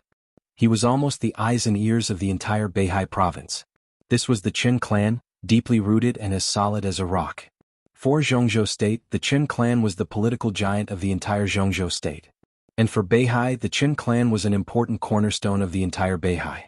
The first female prime minister since the founding of Zhongzhou state was from the Qin clan. For Li Tianlan, after the Qingguang Soul Lock platform, the Qin clan of the port of Tongtian was his second target to be conquered or destroyed. That was all. In the endless autumn rain, Li Tianlan walked into a restaurant with a map in his hand. The restaurant was located to the northwest of Port Skyspan, less than 20 li from Painted Rose Mountain. The Qin clan's headquarters was located there. Li Tianlan found a place to sit down, looked down at the map and put it aside casually. "Welcome." A middle-aged man stood in front of Li Tianlan, bowing slightly and smiling. His smile was neither warm nor respectful, but it was impeccable, with a hint of insistence. He didn't seem to be a waiter but the owner of the restaurant. Li Tianlan glanced at him and said calmly, "Give me something to eat." The owner handed over a menu with a smile and said softly, "This is the best restaurant in Port Sky Piercing. In recent years, His Majesty the Sword Emperor and Governor Qin have eaten here. What would you like? Everything is free today." "Free?" Li Tianlan raised his eyebrows and looked at him. His eyes were playful. "Free." The owner nodded calmly and kept his smile. "This is the hospitality of Port Skyspan. Before your highness dies, this table of wine and dishes is to send your highness on his way." Li Tianlan slowly put down the menu and looked at the owner without saying a word. The owner still had a smile on his face. His voice was extremely calm. "Wine for your highness, the best wine." "You know me," Li Tianlan said slowly. "Everything in Port Skyspan is under the watch of His Majesty the Sword Emperor and the Qin clan." The owner picked up the menu. "Your Highness, if you can't choose, how about I give you one of the signature dishes of this restaurant?" Li Tianlan laughed. "Do you think I will die? On Painted Rose Mountain, under the all-world sword, is your end." The waiter served the cold dishes. The owner nodded and put away the menu. "Excuse me." Li Tianlan looked at his back and said nothing. The cold dishes were put on the table. The waiter carefully brought over a bottle of 50-year-old Maotai with both hands, and then a bottle of red wine that Li Tianlan didn't know. Li Tianlan looked at it motionlessly. The autumn rain was still falling. The door of the restaurant was pushed open. A dirty white dress floated in. A little mud covered her face, covering her enchanting cold and charming face. She sat opposite Li Tianlan and looked straight at him. "This chapter is not over. Please turn the page." She looked like a dirty stray cat. She reached out to Li Tianlan and said in a hoarse voice, "Give autumn water back to me." Li Tianlan glanced at her and said nothing. From autumn water to Port Skyspan, he walked all the way and the seriously injured girl followed him. He was adjusting his state bit by bit while the girl was getting weaker and weaker. But she always insisted on taking back the faith and glory that her family had insisted on for many years. They all say that the Qin clan is now the strongest among the sword-holding families. Is this statement correct? Li Tianlan suddenly asked. "Give it back to me." Huangfu Qiushui looked at Li Tianlan seriously and reached out with her dirty little hand. "Answer my question." Li Tianlan knocked on the table. Huangfu Qiushui grabbed it with her little hand, clenched and loosened it. She took a deep breath and said coldly, "The 7 sword-holding families have been up and down for hundreds of years, but in terms of comprehensive strength, the 2 families have never fallen out of the ranks of the top families. Not only in Beihai but even in the whole world they can be regarded as the top wealthy families. One is the Qin clan of Port Skyspan, and the other is the Tang family of Floating Island. You can't succeed. Even if you take away autumn water, you can't take away the faith of the 7 sword-holding families." She looked at Li Tianlan. Her charming and cold eyes were full of ice and snow. "There is a dead end in front of you and you will die on the road. This is what everyone in Port Skyspan is looking forward to." The owner of the restaurant came over with a plate of lamb. He put the dish in front of Li Tianlan and looked into Li Tianlan's eyes. Your Highness is making an enemy of Beihai province and tens of millions of people. We respect your choice, but the outcome is already doomed. He opened the Maotai on the table and poured himself a glass. I propose a toast to Your Highness. If Your Highness has any requests, don't hesitate to ask me. I will try my best to meet them. I wish Your Highness a safe journey. He drank the wine in one gulp and said flatly, the wine and dishes are not poisonous. Your Highness can enjoy them without worry. You are qualified to be the enemy of Beihai province. In the face of a real enemy, Beihai still disdains to use such despicable means. He nodded, turned into the kitchen and continued to serve. Li Tianlan silently picked up the wine glass and took a sip. I appreciate such a Beihai. He held the glass and his voice was low. After a pause, he shook his head and said slowly, no, I respect such a Beihai. Even if we are enemies, it still can't make people feel bad. You can't win. Huangfu Qiushui looked at Li Tianlan with cold eyes. I respect everything he has done for Beihai. Li Tianlan poured himself another glass of wine. He held the wine glass and was lost in thought. In fact, what everyone didn't know was that when he came to Beihai, what impressed him most was not the sacrifice of the famous troops and the devil troop on Lingtai Mountain, nor the calmness of the Huangfu family in the face of the catastrophe, nor Huangfu Qiushui's persistence and confidence, nor the endless resources of the 7 families and the upcoming battle. What touched him the most was actually the couple standing in front of him when he ascended to Qiushui. It was that sentence. He promised His Majesty Sword Emperor. That sentence alone was Beihai in his heart. That sentence alone made Wang Tianzong the most outstanding patriarch of the Wang family of Beihai. He respected all this, but he had to destroy all this. But what made him a little helpless was that even if he would destroy Beihai, he still hoped that hundreds of years later, his Li family and his Emperor Dong Palace would become like the Wang family of Beihai today. That kind of deep-rooted loyalty and conviction was the most shocking power he had ever seen. Wang Tianzong was a well-deserved patriarch, the best patriarch. He was also his strongest enemy, even the only enemy. Li Tianlan drank the wine in the glass in silence, and his eyes became calmer. The 7 sword-holding families, Mount Dibing, everything he did was to push that man down from his pedestal. Qingguang's soul lock platform was just the first step. He held the wine glass and looked in the direction of Mount Hulu, so quiet that he seemed to become a shadow. In the restaurant, all kinds of specialty dishes were constantly served, and soon the whole table was covered. The boss came up again with a huge wooden box in his hand. He put the wooden box in the center of the table and said with a smile, Your Highness, you don't have an appetite? Li Tianlan glanced at him and said nothing. I have another dish to go with the wine. This is a gift from the Qin clan. I hope you like it, Your Highness. Li Tianlan raised his eyebrows. The boss gently opened the wooden box. He looked at Li Tianlan's expression, and there was no fear in his eyes. Huangfu Qiushui suddenly exclaimed, and her face was slightly pale. Li Tianlan watched all of this quietly. Unprepared and abrupt, the process of suddenly witnessing was so clear. The wooden box, this chapter is not over. Please turn the page. It seemed to be very far away and very vague, but it fell into his sight in an instant and became clear. Everything became a clear consciousness and appeared in his mind. In the wooden box there was a head. The head was very clean without blood, but it was grayish-blue. The pair of dead gray eyes opened quietly, looking at Li Tianlan with deep eyes. Li Tianlan's body stiffened for a moment. His pupils contracted. He looked at the head in front of him and was silent for a long time. The head stared at him quietly. At this moment, Li Tianlan's whole person seemed to have changed. It was not the surging killing intent and sword energy. Instead, he who had become more and more illusory, seemed to become real in an instant, so real that it was a little dazzling. He silently picked up the wine glass and poured himself a glass of wine. Then he took an empty glass, poured another glass of wine and put it in front of the head. When I was a child, he opened his mouth and said in a hoarse voice, not too young. When I was 8 years old, I was very naughty. At that time, our family lived on the border, in the barren mountains and forests. Oh, the conditions were very bad. The conditions were very difficult.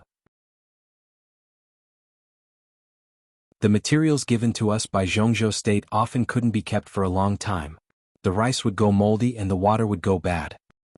He lowered his head and looked at the exquisite and fragrant dishes on the table. The food at that time was really terrible. The rice was moldy with spoiled water, and the porridge was black with a kind of stench. He shook his head hard and his voice was a little messy and incoherent. It was not delicious, too bad. At that time, in the deep mountains and forests, we could occasionally meet some prey, but we had many people. Even if there was prey, everyone could not get much. That year we killed a wild boar in the camp, which weighed more than 200 kilograms. Grandpa divided the meat and everyone got half a kilogram of wild boar. Grandpa ground the pork and put it in the porridge. The porridge was terrible, but the meat was really delicious. After I finished the porridge, I was playing outside. At that time there was a big sister called Yuner eating meat skewers. They were very small skewers. I wanted to eat them, so I went to snatch them. She even beat me up. In the end, her father found out. Yes, that's Uncle Hu. Uncle Hu slapped the big sister and gave me the remaining skewers of meat. That night, I snuck over to their house and heard Uncle Hu coaxing his daughter. He said that there's still meat in the Southern Sky Army's camp not far from our camp. He said that he'll bring some back another day so that we can eat our fill. In the sound of his fingers tapping on the edge of the cup, Li Tianlan's eyes were a little dazed. At that time, I didn't know the cruelty of the enemy and myself. I only knew that there was meat in the camp of the Southern Sky Army. So that night, I didn't practice my swordsmanship. I sneaked out of the camp alone and wanted to find some food in the camp of the Southern Sky Army. I found the camp, but of course I couldn't steal it. Before I got close to the camp, the patrol team of the Southern Sky Army pressed me to the ground. They slapped me in the face and scolded me in words I didn't understand. Someone wanted to cut open my stomach with a bayonet and hung me on a tree. At that time, I was scared to death and didn't want to eat meat. But that time, when I was really about to be killed by them, Uncle Hu appeared. He alone slaughtered 6 patrol teams, like a god descending to earth. The Southern Sky Army sent a regiment to chase us into Jianghu State. The South Sky Army sent a regiment to chase us into Jianghu State and chased us for nearly 30 miles. At that time, there were many experts in the South Sky Army. Uncle Hu was shot several times and was covered in blood, but he kept protecting me. At that time, he even smiled at me and said that if I wanted to eat meat, I couldn't come here by myself. It was too dangerous. He would come and get it for me. He would bring me whatever I liked. I was also silly at that time.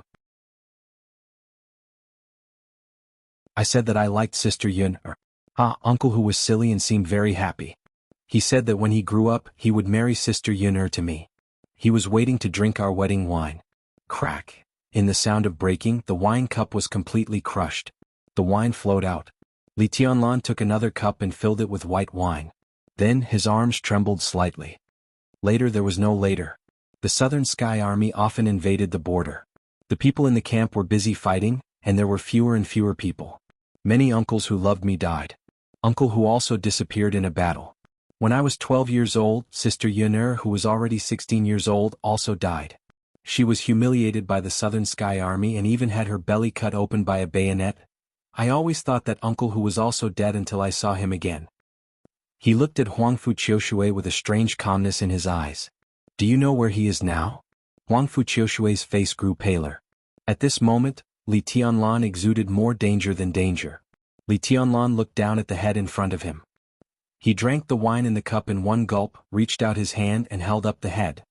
He bent down and gently kissed the cold forehead of the head, muttering to himself, Uncle Hu, you are here? In the almost suffocating atmosphere, Li Tianlan looked at the owner of the restaurant with the head in his hands and whispered, Thank the Qin clan for the gift for me? He paused and shook his head. No, I'll go and thank them in person. End of this chapter. Bookmark for easier reading.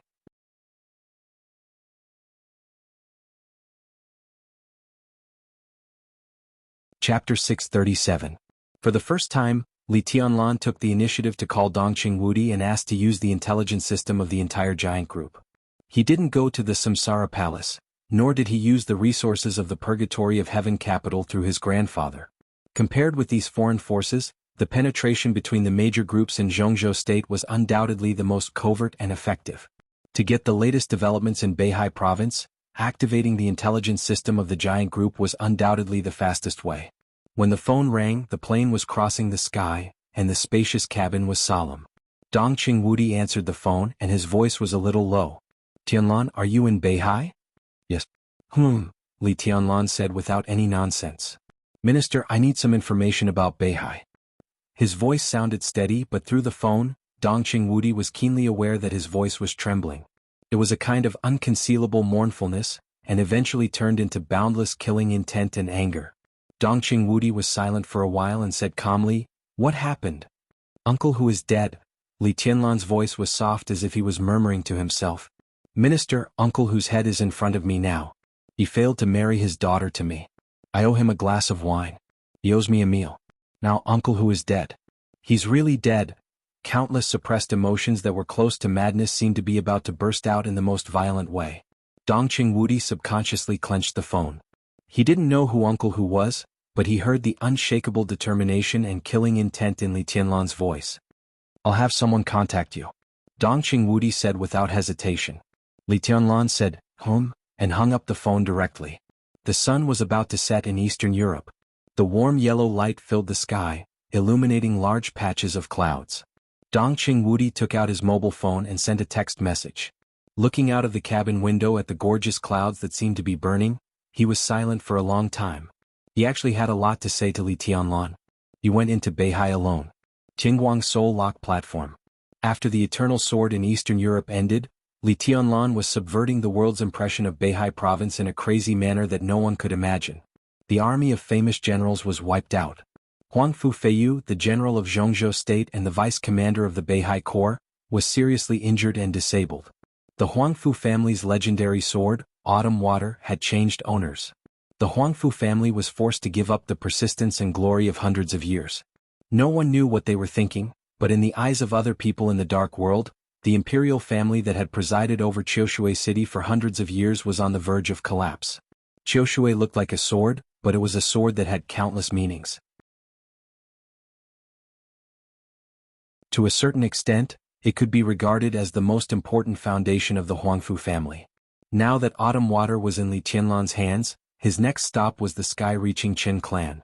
Jianghu state had been strangely silent about it from beginning to end, but Dongqing Wudi had some worries in his heart. He had wanted to tell Li Tianlan to pay more attention to propriety, but Li Tianlan's calm but trembling words had fully explained his unchangeable determination. Dongqing Wudi tapped on his mobile phone in silence and suddenly said, General, get ready to go back to Jianghu state tomorrow. Tomorrow? General Nan, the deputy commander of the Navy of Jianghu state, turned around in astonishment and hesitated. But there are negotiations tomorrow? Ignore him. Dongqing Wudi shook his head. Back to Jianghu state. General Nan nodded and suddenly his face changed. He lowered his voice and said, Marshal, is there any change in Yuzhou? Dongqing Wudi shook his head slowly. I'm going to Beihai. His voice was quiet and calm. To inspect the Beihai Corps. In the silent restaurant, Li Tianlan carefully put the head back in the wooden box. He looked up at the owner of the restaurant and asked, Painting Lushan? The owner of the restaurant didn't speak, but looked at Li Tianlan quietly. It seemed that something unexpected was happening little by little, and it was unstoppable. Li Tianlan shook the empty bottle and said calmly, Bring the wine. The owner of the restaurant waved his hand. The waiter brought up an unopened bottle of Maotai as fast as he could. Li Tianlan filled it up in silence, clinked the glass in front of the wooden box and drank it up. The phone rang. Li Tianlan answered the phone. Tianlan, something's wrong. The familiar voice sounded. It was the voice of Thunder God, the commander of the Blood Battalion of the Border Control Corps of Jianghu State. Li Tianlan froze for a moment and then understood who the person in charge of intelligence of the Dongqing clan was. He breathed a sigh of relief and said, What's wrong? After the chaos in Eastern Europe ended, the Wang family of Beihai has been cleaning up the intelligence personnel of other forces throughout Beihai, but the action was not big. Until a day ago when you landed in Qiushui, many hidden elites of many forces seemed to be completely exposed at once. Samsara Palace, the Heroes Club, the Jiang family of South America. Even our people were affected, but Thunder God's voice paused. But at present, the Purgatory of Heaven capital is the most affected. Almost all the elites of the Purgatory of Heaven capital hidden in Beihai have been exposed. Beihai province launched an action as soon as possible. From Qiushui to Xingzhou, it involved various cities. The elites of the Purgatory of Heaven capital lurking in Beihai suffered heavy losses. Only a few survivors succeeded in breaking out. Those elites who broke out all fled to the port of Tongtian? Li Tianlan asked. Thunder God gave a wry smile. This is the best choice. The entire Beihai province has been blocked. The floating population of the port of Tongtian can't be controlled. The chance to leave Beihai in the port of Tongtian is the greatest. Of course, the Qin clan is immovable in the port of Tongtian. It's not easy to avoid the Qin clan. Li Tianlan looked at the wooden box with the human head in front of him and fell silent. The information that deity was Li Guangtu was no longer a secret. When he knew the news, Li Tianlan naturally understood where the elites of the Li family who had been missing and even feigned death for so many years had gone. The Purgatory of Heaven capital was the Li family. An uncle who? He was a hidden pawn arranged by the Purgatory of Heaven capital in Beihai. He lurked in Beihai and successfully broke out of the encirclement as soon as he was discovered. He arrived at the port of Tongtian and finally fell into the hands of the Qin clan. The Qin clan's power was really fierce. Now that uncle who was here, where were the other elites of the Purgatory of Heaven capital? Li Tianlan said, "I got it," and hung up the phone. A table of sumptuous dishes was placed in front of him. Li Tianlan looked at it for a while, slowly picked up the bowl and chopsticks and began to eat. He moved very slowly, bit by bit, and ate seriously and carefully. Huangfu Qiushui looked at Li Tianlan quietly. She withdrew her dirty little hands, and her charming crystal eyes were full of fear. The fear was revealed little by little, with a pressure that almost suffocated her. She didn't know what she was afraid of. But now, Li Tianlan was too quiet, so quiet that it was almost desolate. It was a silence without any killing intent or vitality. Whether real or illusory, in this desolation they all lost their meaning. "Don't mess around." Huangfu Qiushui looked at Li Tianlan, and her voice trembled slightly. "An eye for an eye." Li Tianlan said softly, "It's a matter of course." The rice was disappearing little by little. The dishes were also disappearing little by little. Li Tianlan slowly finished the whole table of food and picked up the box with the human head. The sword intent flowed in his hands. The 13-story building rotated slightly around him, hiding the box in nothingness. Li Tianlan stood up and walked out of the restaurant. The restaurant owner, who had been watching Li Tianlan nervously, let out a long sigh. His face was pale and he was covered in cold sweat. The door of the restaurant was closed. Then it was opened again. Huangfu Qiushui followed him out. The restaurant owner picked up the phone, dialed a number and said in a trembling voice, "He has set off." The wind and rain were howling. Li Tianlan stood on the street, looking in the direction of Mount Hulu, and was silent for a long time. In the increasingly cold rain, he suddenly turned around and glanced at Huangfu Qiushui, who was looking at him nervously. "What do you think I should do with the Qin clan?" Huangfu Qiushui's delicate body trembled, and she looked at Li Tianlan with more and more fear in her eyes. Li Tianlan waited for a while and turned his head silently. In the wind and rain he slowly bent down and squatted down. In Huangfu Qiushui's sight, Li Tianlan untied his shoelaces. He took off his shoes and socks and stood barefoot on the street that was dripping with rain. It was cold, flat and heavy. Li Tianlan closed his eyes. The ground under his feet touched his skin, bringing him a steady stream of the most real power. Huangfu Qiushui couldn't help but take a step back. At this moment, Li Tianlan seemed to have undergone an earth-shaking change in an instant. He stepped barefoot in the rain, but his figure was indomitable, like a giant. Mount Hulu, 2,000 meters above sea level, was not as high as the beer, but it was majestic and endless. The body of Mount Hulu revealed a kind of black that couldn't be concealed by the verdant mountain. Under the gloomy sky, the undulating mountains looked indescribably majestic and cold. Leaving the port of Tongtian and entering the suburbs, he walked along the path unimpeded. His bare feet stepped on the mountain path, through the neat and dense jungle, and a large number of buildings on the top of the mountain had been lit up. The beer was like a fairyland. And Mount Hulu was more like a war fortress. Li Tianlan stared at the top of the mountain in silence. Compared with the Huangfu family, which had been quiet in recent years, the Qin clan had been active in Beihai, Jianghu state, and the entire Dark World. This was the top of Beihai province. A super wealthy family. In hundreds of years, the first female minister of Jianghu state, 2 presidents of Jianghu state, 4 first deputy ministers of the army headquarters, and nearly 20 members of parliament had emerged. For hundreds of years, the Qin clan had never had an invincible realm expert. But in the entire Beihai, they were the family with the most thundershocking realm experts, even no less than the Wang family of Beihai. Therefore, every blade of grass and every tree on Mount Hulu carried an indescribable glory. Li Tianlan moved forward slowly. Accompanied by the wind and rain, his voice covered the entire Mount Hulu in an instant, like the will of heaven and earth. "I'm coming." In the silence, only his voice kept echoing, "Mount Hulu Tongtian platform. Can Tongtian platform really reach the sky?" In the early autumn, a cold wind swept through the mountain forest, with killing intent and indifference. Endless killing intent slowly spread from the top of the mountain, biting cold like a tide. The sky slowly darkened. At night in Beihai, two figures appeared on the tall and neat canopies on both sides of the mountain road. Tiny lightning flashed on the two of them.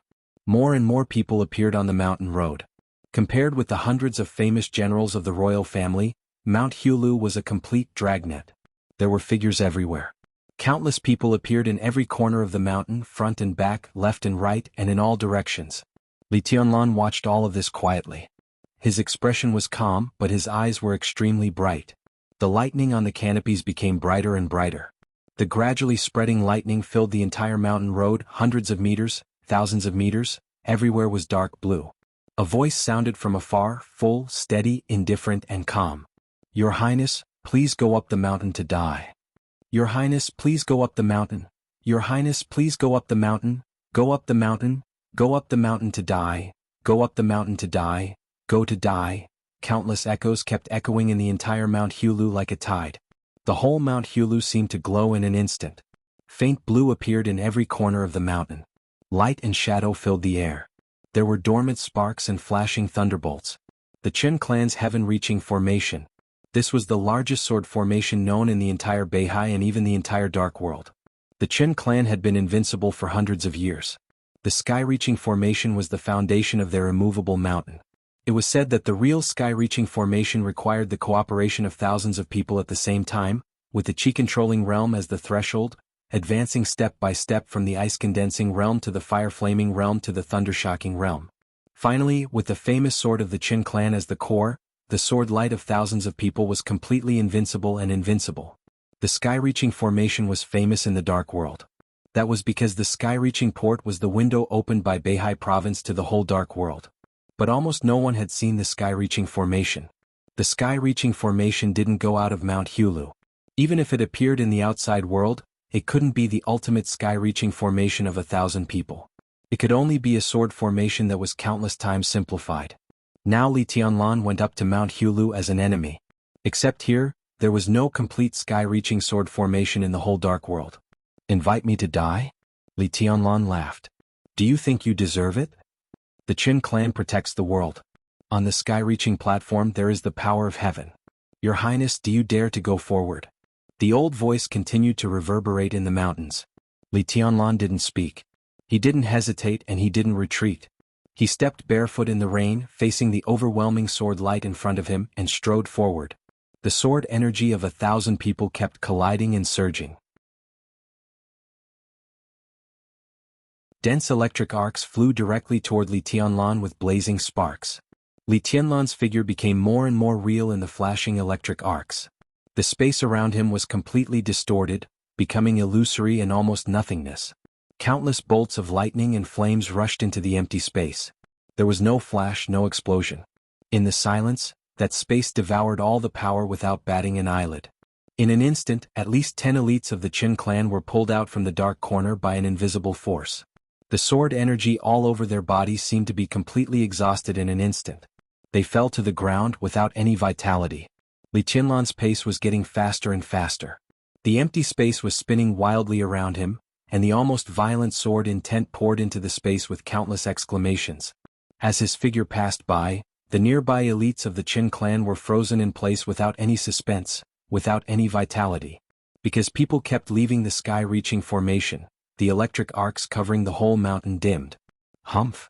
In the old snort, the old man's cold voice suddenly sounded, "Your Highness, do you really think that you can sweep the whole North Sea with a sword formation? At least here, this sword formation is invincible." Li Tianlan's voice grew calmer. Huang Fuqiu, whose face was pale, opened her mouth subconsciously. She seemed to want to say something but she didn't know what to say. She was the closest to Li Tianlan so she could feel the change in Li Tianlan. She wanted to tell the Qin clan that it was not the 13-story building beside Li Tianlan who was destroying the sky-reaching formation at this moment. At least it was not the 13-story building. It was Li Tianlan himself. In the shortest time possible, Li Tianlan had become the real core of the 13-story pagoda. His breathing and heartbeat had been perfectly integrated with the 13 swords. At this moment, the 13-story pagoda was completely absorbing all the sword light. Anyone's sword energy would be absorbed the moment it came into contact with the 13-story pagoda. It was not even absorbing but devouring. It was devouring everyone's sword energy and even everyone's vitality. The 13-story building. At this stage, the sword formation was not even a formation of the Chosen One, but a real formation of the demon god. The 13-story building is indeed invincible. The old voice in the mountain laughed. I wonder if your highness can still be so strong without the 13-story building? It will be wherever I am. Li Tianlan said blandly. Really? The old man laughed. I have a gift for your highness. Bang. The sound shook the whole painting mountain for a moment. A figure flew directly through the wind and rain and landed not far in front of Li Tianlan. It was a middle-aged man about 50 years old. His whole body was covered with lightning and his body was still trembling slightly. Under the gradually darkening sky, Li Tianlan saw the man's face. His body suddenly stiffened for a moment. Bang! Countless electric arcs exploded on the middle-aged man. Flesh and blood flew all over the sky, like a bloody rain. The middle-aged man disappeared.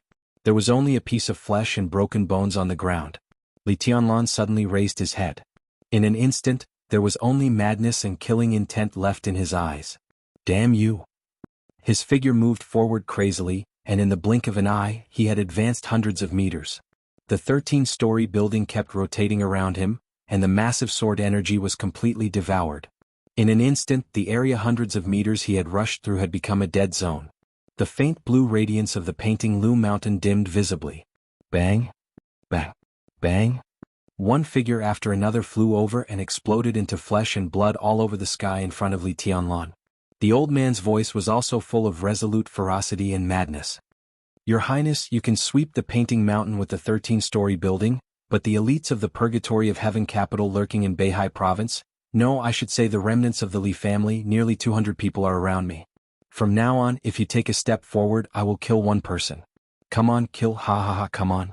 In the hysterical laughter, another figure fell in front of Li Tianlan. Then another person. Countless blood and broken bones exploded in front of Li Tianlan. That was the blood belonging to the Li family. Bang! Another figure flew over. The old man's voice became colder and more fierce. Come on or not? Come on or not? Li Tianlan's figure was completely frozen in place. In the blink of an eye, at least 10 elites of the Purgatory of Heaven capital died in front of him. He didn't know some of them, but he was very familiar with some of them. They were the old people of the Li family, even the old people who played with him when he was a child. They didn't even have time to say a word to him. Li Tianlan suddenly calmed down. The illusory space around him also seemed to become stable. What do you want? He asked slowly. I've said it. The old man said calmly, Your Highness, please go up the mountain to die. If you leave the 13-story building and come to my heaven-reaching formation, I can let these people go and even leave you a whole body. How about that?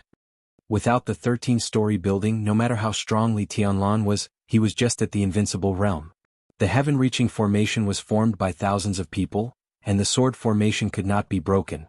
The old man had the all-world sword in his hand, and his real lethality was infinitely close to the peak of the invincible realm. How long could Li Tianlan last as the vanguard? Li Tianlan was silent for a while and said lightly, Where are you? The old man sneered. 20 steps forward and turn left. Your Highness can see me.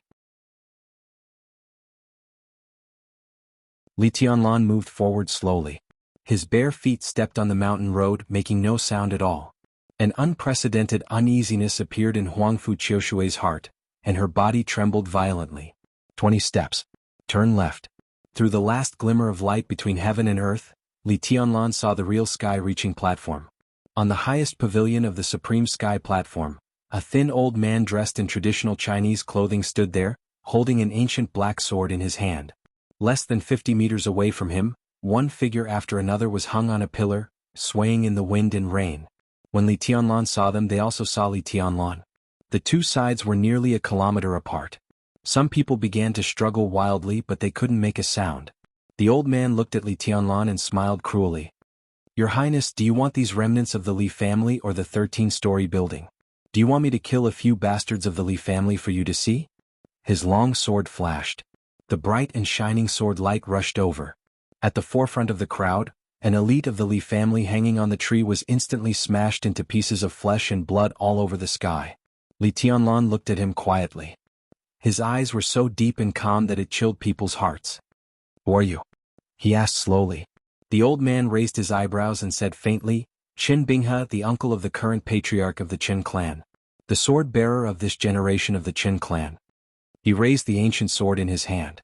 The black everlasting world looked incomparably cold in the dim sky. "Throw away the 13-story building and come up to die," the old man said calmly, "or I'll kill all of you with one sword." "Why should I believe that you will let them go?" Li Tianlan asked. The old man sneered and said gloomily, "You can only believe me. You have no choice." Li Tianlan suddenly laughed. His smile was bright, but with an extremely twisted cruelty and viciousness. A faint uneasiness kept brewing, and finally turned into black clouds, with the shadow of death, covering the whole painting mountain. "No." He shook his head. "I have other choices." Qin Binghe frowned and said coldly, "Don't play tricks." Li Tianlan ignored him. He reached into the space of the 13-story building and carefully took out a wooden box. The wooden box was opened. The person's head peeked out from inside. His eyes were filled with indignation and indignation. Li Tianlan handed the wooden box to Huangfu Qiushui behind him and ordered, "Take it." Huangfu Qiushui subconsciously took it. Her body was trembling and so were her arms. Li Tianlan looked at the human head in the box and the blood around it. He chuckled and whispered, "Uncle Hu, I'll open this mountain for you." Li Tianlan. Qin Binghe's roar turned into a rolling sound wave. Li Tianlan turned back and stepped forward. He stepped on the ground with his bare feet. In an instant, Li Tianlan, who had been calm all the way, was glowing. He was incomparably glorious, so glorious that it was almost illusory. Meanwhile, the 13 floors appeared before everyone's eyes in an incomparably real manner. This time, the 13-story building was missing a sword. But the 12 exquisite and beautiful little swords were still shining with soaring killing intent. Li Tianlan's body tightened, and endless sword energy poured into the 13-story building. He stretched out his hand and flicked it. His voice was calm. "Aquamarine." In the 13-story building sword formation, the dark green little sword suddenly flew out of the sword formation and rushed into the sky. Li Tianlan flicked his fingers for the second time. "Graceful." The dazzling light rushed out of the sword formation like a meteor. The third flicked his fingers. "Shadow." The sword light, which was as dark as a shadow, shot out. "Tianya." Twilight. "Silver moon." "What?" "Adjudication." "Divine weapon." "Donghuang." "Heartbreak." One by one, the exquisite little swords flew out and hid in the void.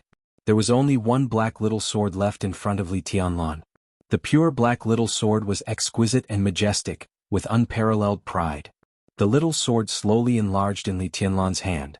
Li Tianlan looked at the sword and said its name. "Xianyuan." "Silver moon skylight." "Graceful aquamarine." "Tinya's gaze." "Void adjudication."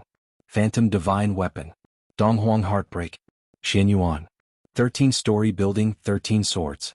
Every piece of Xianyuan sword was a real famous sword that could be handed down from generation to generation. Tingguang Soul Lock Platform. At this moment, 12 swords appeared on Mount Painting at the same time. Li Tianlan held the black Xianyuan, took a step forward and said calmly, "Open." Night fell. The next second, the whole Mount Painting, the whole world was shining. Boundless radiance blossomed in every corner of the world in the most splendid manner, enveloping the entire painted building mountain in a myriad of colors. The soaring killing intent danced wildly between the heavens and the earth unscrupulously. Light. The most dazzling light was everywhere. One after another, the famous swords with perfect shapes appeared in all directions in the air. But this time they were not exquisite but extremely huge. The 11 swords spun slowly in the air, each with a different color. In an instant they covered the entire sky in his vision. Qin Binghe opened his mouth wide. Everyone's face changed dramatically. In the extremely brilliant light, Li Tianlan held Xianyuan and stabbed it straight. The 11 swords shrank dramatically in an instant. The sky reappeared. The darkness was completely illuminated by the colorful light, and the continuous heavy rain turned into an unprecedented frenzied rain of swords. The rain of swords hit Mount Painting, falling in every corner. There were hundreds of people in the heaven-reaching formation. The rain of swords was thousands of drops. The rain of swords kept raging, and a large amount of blood instantly dyed the whole mount painting red. The blade of Xin Yuan's sword stabbed out. Countless lights and shadows were constantly changing. One after another, Li Tianlan appeared in the sky. Some held the silver moon, some held the shadow, some held the horizon, and some held the twilight. 12 swords. 12 people. Forward. Forward at the same time. The blade of Xin Yuan's sword moved forward. The other 11 swords, 11 Li Tianlan, and 11 sword qis were completely synchronized. Forward. Straight stab. Countless sword lights flew out of his hands. All the sounds disappeared completely in an instant. Only the light was spreading crazily. It was a splendid but silent world, real and illusory at the same time. Day and night alternated between real and illusory for a moment. Li Tianlan's figure disappeared. All the figures transformed by sword qis also disappeared. Only the sword lights crossed and converged in the air like lightning. An incomparably huge black sword appeared in the sky that was filled with dazzling light. The sun, moon, stars, mountains, lakes, and seas on the blade were shining at the same time. The huge black sword had an obvious gap, but it was full of domineeringness that could sweep the world. That was Xin Yuan Feng. It was like a shadow but also like a real body. The huge black sword that occupied the whole sky fell on the top of the Mount Painting building in an instant, like a divine tribulation that could destroy the world. There was a loud roar. The whole Tongtian port was shaking. The earth was shaking and the sea in the distance was surging. The sky was falling and the earth was cracking. The huge sword fell down. Mount Painting building shook wildly. The huge sword blade pierced into the towering and heavy mountain. The most thorough destruction broke out in an instant. The mountain was constantly collapsing and cracking, and boulders tens of hundreds of meters high burst into the sky. A large area of luxurious buildings on the terrace of heaven was instantly turned into powder. Everything was destroyed.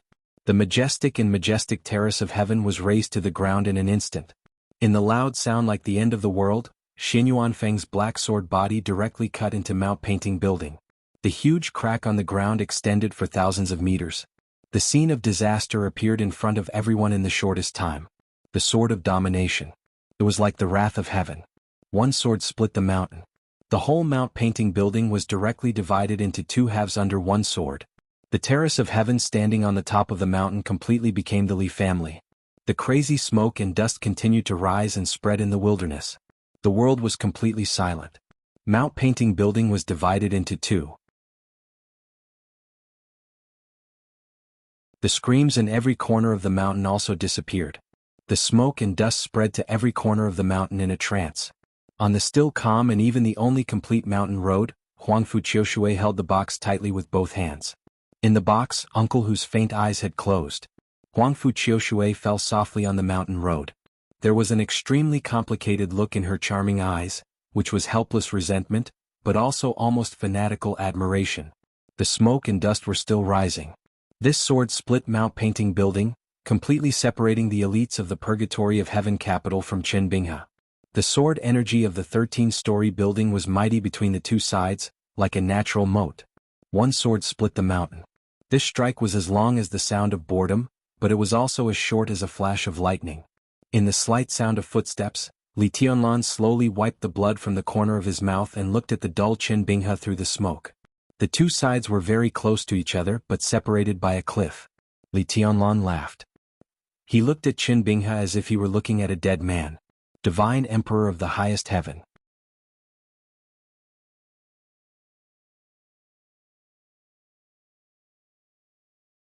Chapter 638. The pungent smell of blood was all over the mountain. The billowing smoke and the sword light that illuminated the whole city slowly fell. The sky-reaching platform was filled with ruins and broken walls. The buildings that once covered the entire top of the mountain had completely collapsed. The Painting mountain was divided into two. The mighty heaven-reaching platform almost instantly became a ruin. That unparalleled sword strike had almost completely split open the entire painted building mountain. A cliff that was nearly 1,000 meters deep was cleaved out of the heavy mountain. The cuts on both sides of the cliff were as smooth as a mirror. Even though the sword light had disappeared, the mirror-like sides of the cliff were still suffused with an incomparably cold chill and sword qi. Li Tianlan looked away from Qinbinghe and looked at the ruins of the heaven-reaching platform. Collapsed buildings, broken gardens, muddy water, and twisted trees. One sword split the mountain. That could almost be said to be the sword of God. The sword light that illuminated the night swept everything with pure destruction. Nothing could remain intact under this sword. The heaven-reaching platform was completely destroyed. But not many people died on the heaven-reaching platform. As he left Autumn Water, the Qin clan was fully prepared for everything today. All the elites of the Purgatory of Heaven capital gathered at the heaven-reaching port were captured and sent to the Painting Mountain. Almost all the experts of the Qin clan gathered and formed the heaven-reaching formation. Qin Binghe faced the enemy with the World Sword. Some women and children of the Qin clan had been transferred in advance. So there was little blood and few dead people in the ruins of the heaven-reaching platform. But the Qin clan was finished. With the hundreds of elites of the Purgatory of Heaven capital as the bargaining chip in the heaven-reaching formation, the Qin clan had a great chance of winning this battle.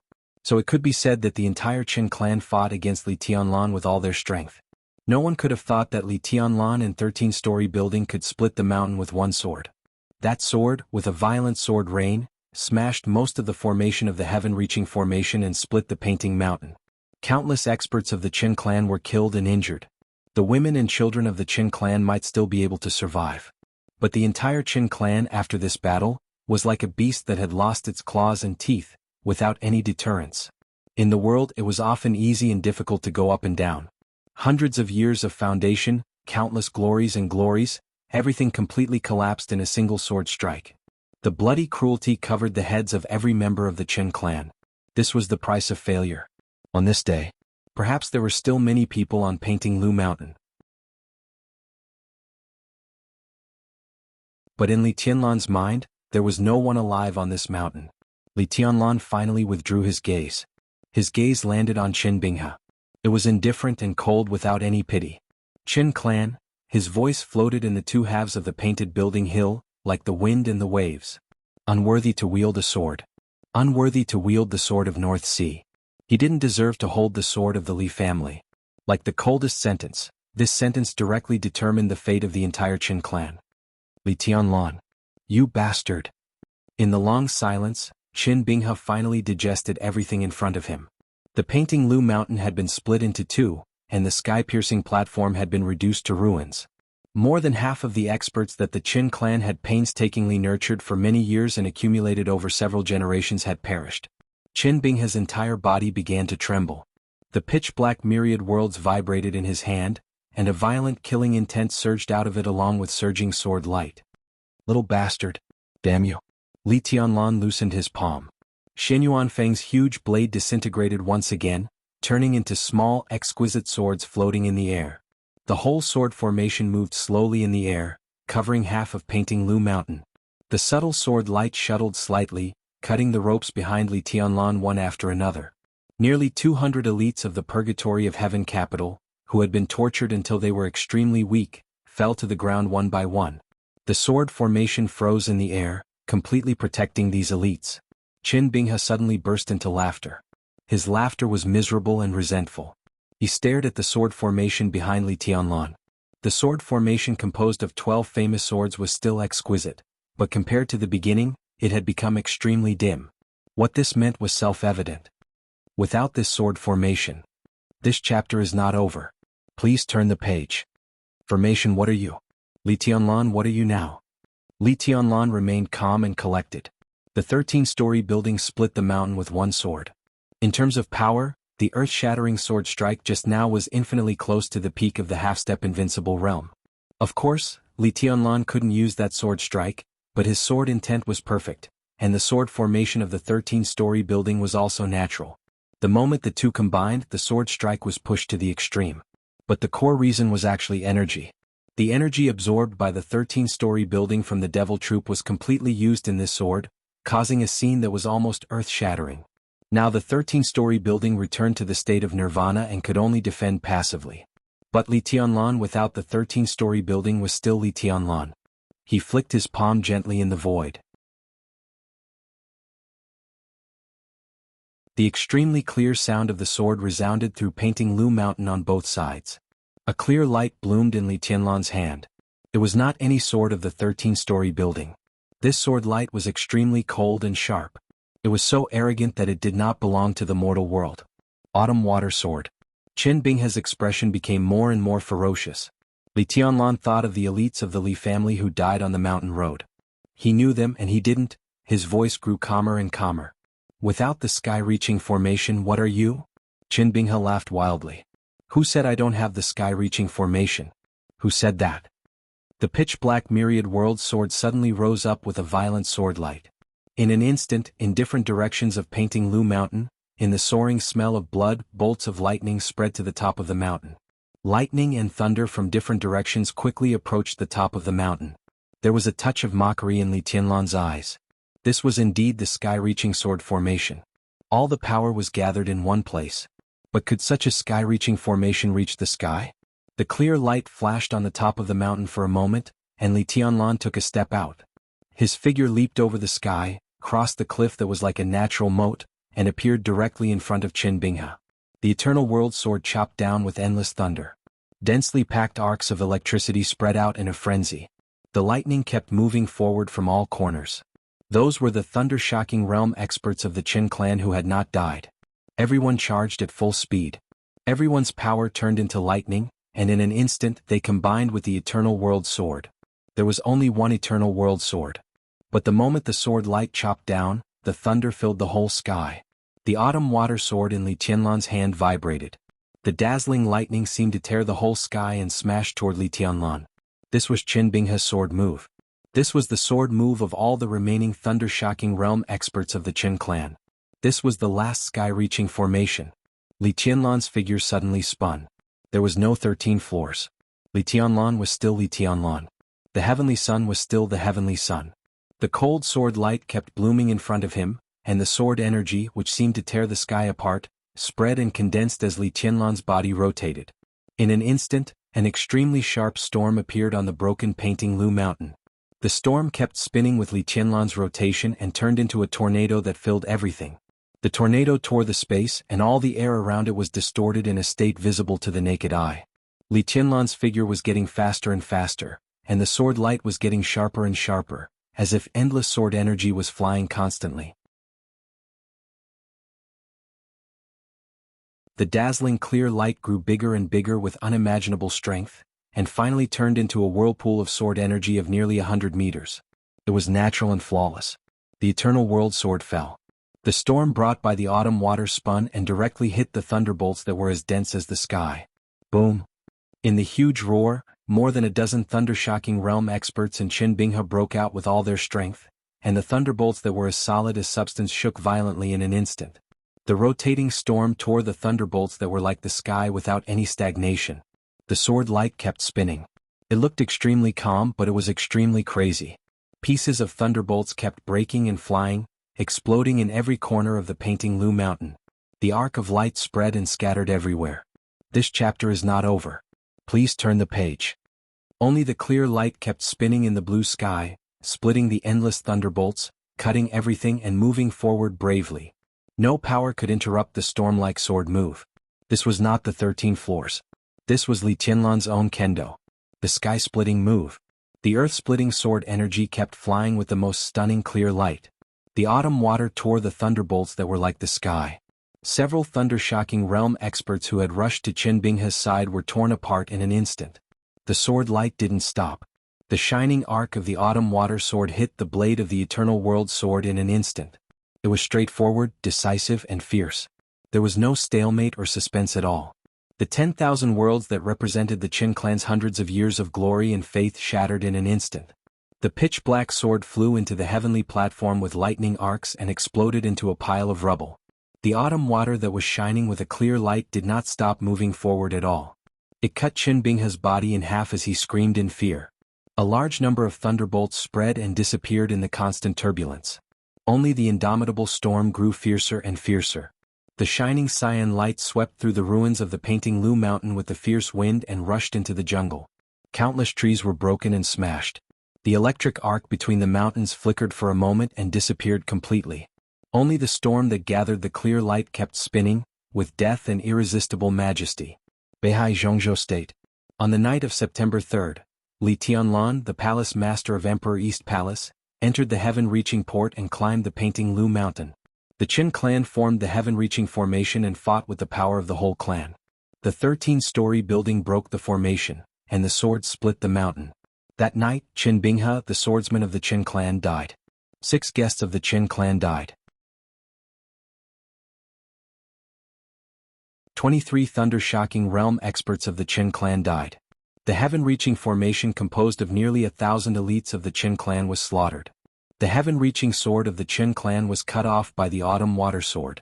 There was no one alive in the entire Painting Lu Mountain. In the deep night, the bodies of all the thunder-shocking realm experts of the Qin clan, including Qin Binghe, were hung up. The strong smell of blood attracted countless vultures to fly over. Li Tianlan watched the vultures gnawing on their bodies in silence for a long time.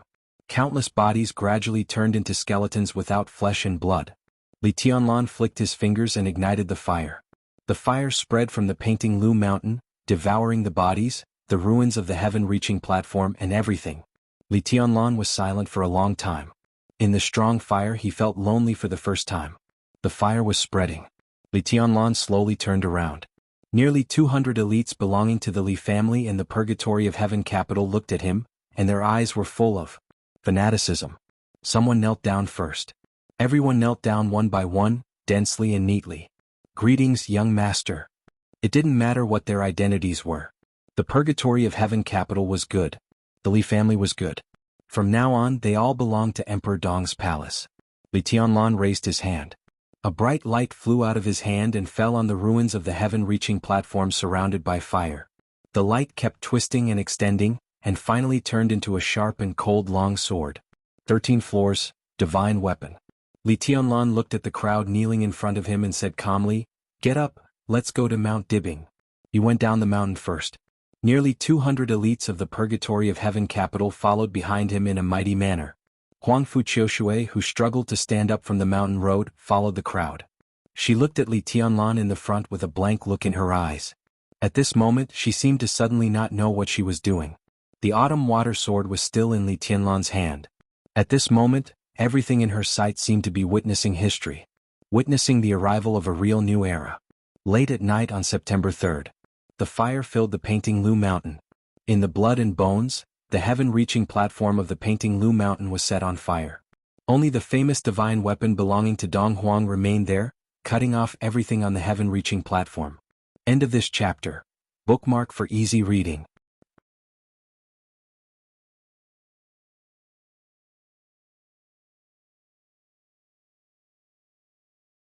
Chapter 639. Time passed from late at night to early morning. The autumn rain turned into a rainstorm, sweeping the entire Beihai with a cool atmosphere. Beihai province was in the north. Strictly speaking, it was also a province without spring and autumn. After the cool summer passed and the rainstorm passed, the cold winter would come quietly. Just like Li Tianlan's journey from Qiushui to Xingzhou, through the wilderness and the sea, the cold temperature went all the way north. The snow would fall in the cold temperature. The entire Beihai province was covered with snowflakes, beautiful and holy. The rainstorm was accompanied by thunder and the world was in chaos. The sky above Tongtian port was gloomy and black. The world seemed to be unchanged. Rain was everywhere day and night and there was almost no light. Li Tianlan never left Tongtian port. Nearly 200 elites from the Purgatory of Heaven capital followed him out of Mount Hulu. As soon as they returned to the downtown area of Tongtian port, Li Tianlan directly booked the best hotel in Tongtian port. 187 people occupied 2 floors. In Beihai it was midnight. Li Tianlan spent a lot of effort to find a doctor, and he accompanied the doctor to walk from room to room, checking the physical condition of each elite. Qin clan took advantage of the absolute control of Tongtian port to capture nearly 200 elites from the Purgatory of Heaven capital in the shortest time. This move was indeed ruthless, but the main purpose of doing so was to deal with Li Tianlan. All-World Sword, Qin Binghe and Tongtian Formation. Qin Zhu used a head to directly infuriate Li Tianlan, and these nearly 200 heads that could be chopped off at any time were important chips to suppress Li Tianlan. Because of this, although these elites were inevitably tortured when they fell into Qin Zhu's hands, not many of them were really tortured. Most of them only had some seemingly serious external injuries, as well as a sense of weakness and powerlessness brought about by hunger and cold. After a few days of rest, they would basically be able to move freely. Several seriously injured elites were sent on a plane to leave Beihai that night. Li Tianlan walked from room to room. It was already the morning of September 4th when he sent the doctor away. The rain was still pouring. Li Tianlan sat in a rattan chair in the hotel, looking at the wind and rain outside through the huge French window. He was as quiet as a shadow. In the slight sound of footsteps, Huangfu Qiushui, who had changed into a white dress, walked over gently. She stood beside Li Tianlan and poured him a cup of tea. She had just taken a bath, and her dirty little face had become as clean as before. Her entire body was tender and delicate, and from head to toe, she seemed to be emitting a kind of lustrous and gentle radiance. There was no light in the room. She stood in the gloomy morning light like a white lotus, stunning the wind and rain outside the window. The tea in the small teapot rippled gently. Huangfu Qiushui put the teapot on the crystal table and did not speak. How did you get in?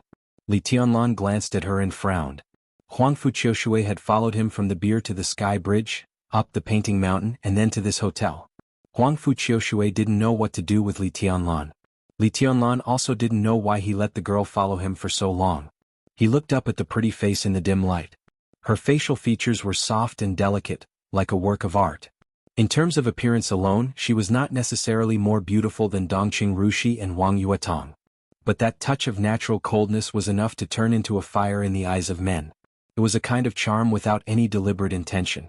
It was cold and clear, charming and clean, plain and light, but with a kind of unforgettable elegance. Martial God Huangfu. Huangfu Qiushui. Li Tianlan thought of these two names in silence. Huangfu Qiushui was slightly stunned and whispered, "I've been here all the time." She naturally followed Li Tianlan into this suite, took a bath here and slept in the bedroom. Li Tianlan was busy taking care of the wounded of the Purgatory of Heaven capital, so he didn't notice.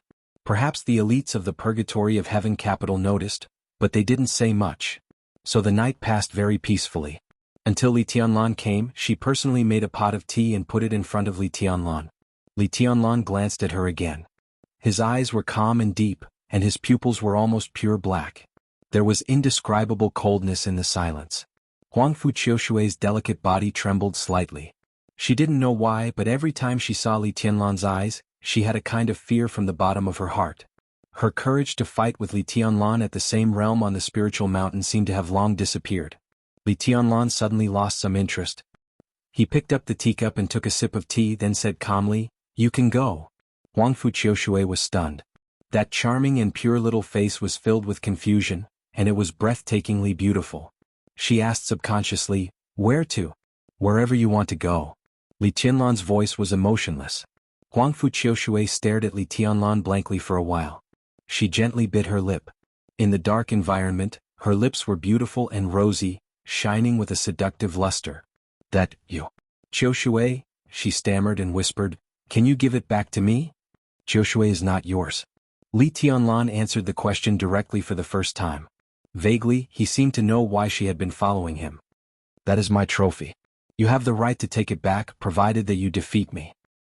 He looked at the pair of soft and charming eyes shining with countless emotions, and his tone was low like the temptation of a demon.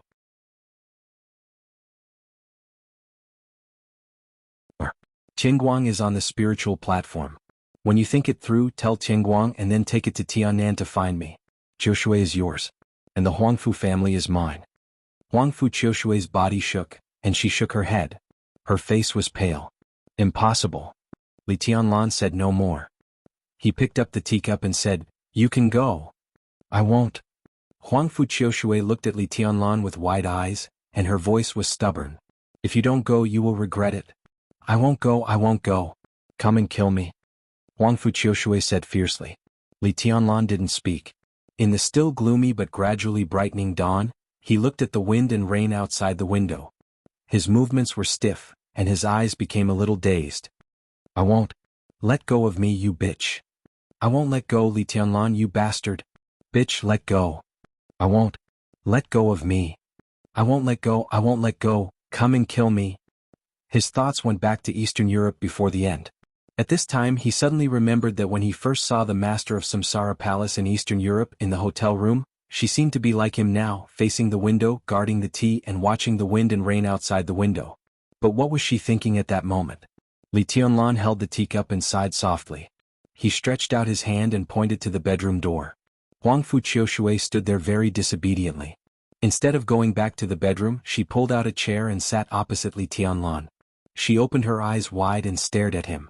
She was like a kitten who had suffered all kinds of grievances but still refused to give up and still insisted. Grievances couldn't be said in the world. It didn't make sense. Li Tianlan's eyes did not waver at all. She was a beauty, a stunning beauty in the world and also an enemy. There was a slight knock on the door. Li Tianlan answered with a Huang Fuqiushui was about to get up and open the door, but the door had been pushed open. A middle-aged man with gray temples and an ordinary appearance walked into the room with a pot of wine. The middle-aged man was completely the kind of person who could be forgotten at a glance. He was so ordinary that there was nothing special or outstanding about him. He looked a little old and his breath was extremely weak, but he was unusually hearty and enthusiastic when he smiled. "Young master," he called softly.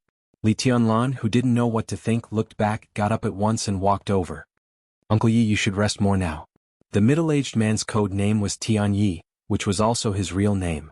Among the nearly 200 elites of the Purgatory of Heaven capital, he was one of the people Li Tianlan was most familiar with. In Li Tianlan's memory, Tian Yi disappeared from the Li family's camp less than 6 years ago. At present, his tombstone was still in the Li family's cemetery in Lonely Mountain, so Li Tianlan recognized him at first sight. "It's okay." Tian Yi smiled, put the wine pot on the table and sat down. He glanced at Huang Fuqiushui in surprise but didn't say much. He just said softly, "I'm here to discuss something with you, young master." "Go ahead." Li Tianlan smiled and looked at the wine pot. "Uncle Yi, I haven't recovered from my injury. Let's drink tea today." Huang Fuqiushui stood up, took an empty cup and was about to pour tea. Tian Yi waved his hand and said with a smile, "No, I'm happy today, so I want to drink." He took the cup from Huang Fuqiushui's drawer and poured himself a full cup. Li Tianlan's mouth moved, but he didn't say anything. "How is His Highness's injury?" Tian Yi took a sip of wine, was silent for a moment and suddenly asked. Li Tianlan was stunned for a moment before he understood who Tian Yi was talking about. He frowned slightly and shook his head. "He is still in a coma. His injury is very serious, and his foundation is completely destroyed. But the Immortality Seal is a unique skill that can reshape the foundation. But at present, even if he can recover, it will take a long time to recuperate and," he paused and said calmly, "how can there be a unique skill that can really reshape the foundation? The Immortality Seal is also flawed. Even if it can be recovered, it will be difficult for him to return to the peak state when he was in Eastern Europe." Tian Yi held the wine cup, and his eyes were a little complicated. During the trip to Eastern Europe, the Purgatory of Heaven capital had suffered heavy losses. Li Guangtu was seriously injured and in a coma. The Purgatory of Heaven capital had been in chaos to varying degrees. This was just an internal problem. In East Island, Jifeng Sword Training School and Wuji Palace were also eyeing covetously. Li Guangtu's state and the future of the Purgatory of Heaven capital were almost inseparable. Actually, inside the Purgatory of Heaven capital. "Young master, you should..." Tian Yi took a deep breath and hesitated as if it was difficult to speak. "I know." Li Tianlan said calmly, "He doesn't like me. He even wanted to kill me, right?" Tian Yi's face changed slightly. "The Purgatory of Heaven capital is the Li family, but it belongs to him." "But Uncle Yi, does the Purgatory of Heaven capital really belong to him?" Li Tianlan asked. Tian Yi smiled bitterly. "How is that possible? There are many old guys in the Purgatory of Heaven capital like me who watched the young master grow up. How can they give up the young master?" Li Tianlan nodded and poured himself a glass of wine.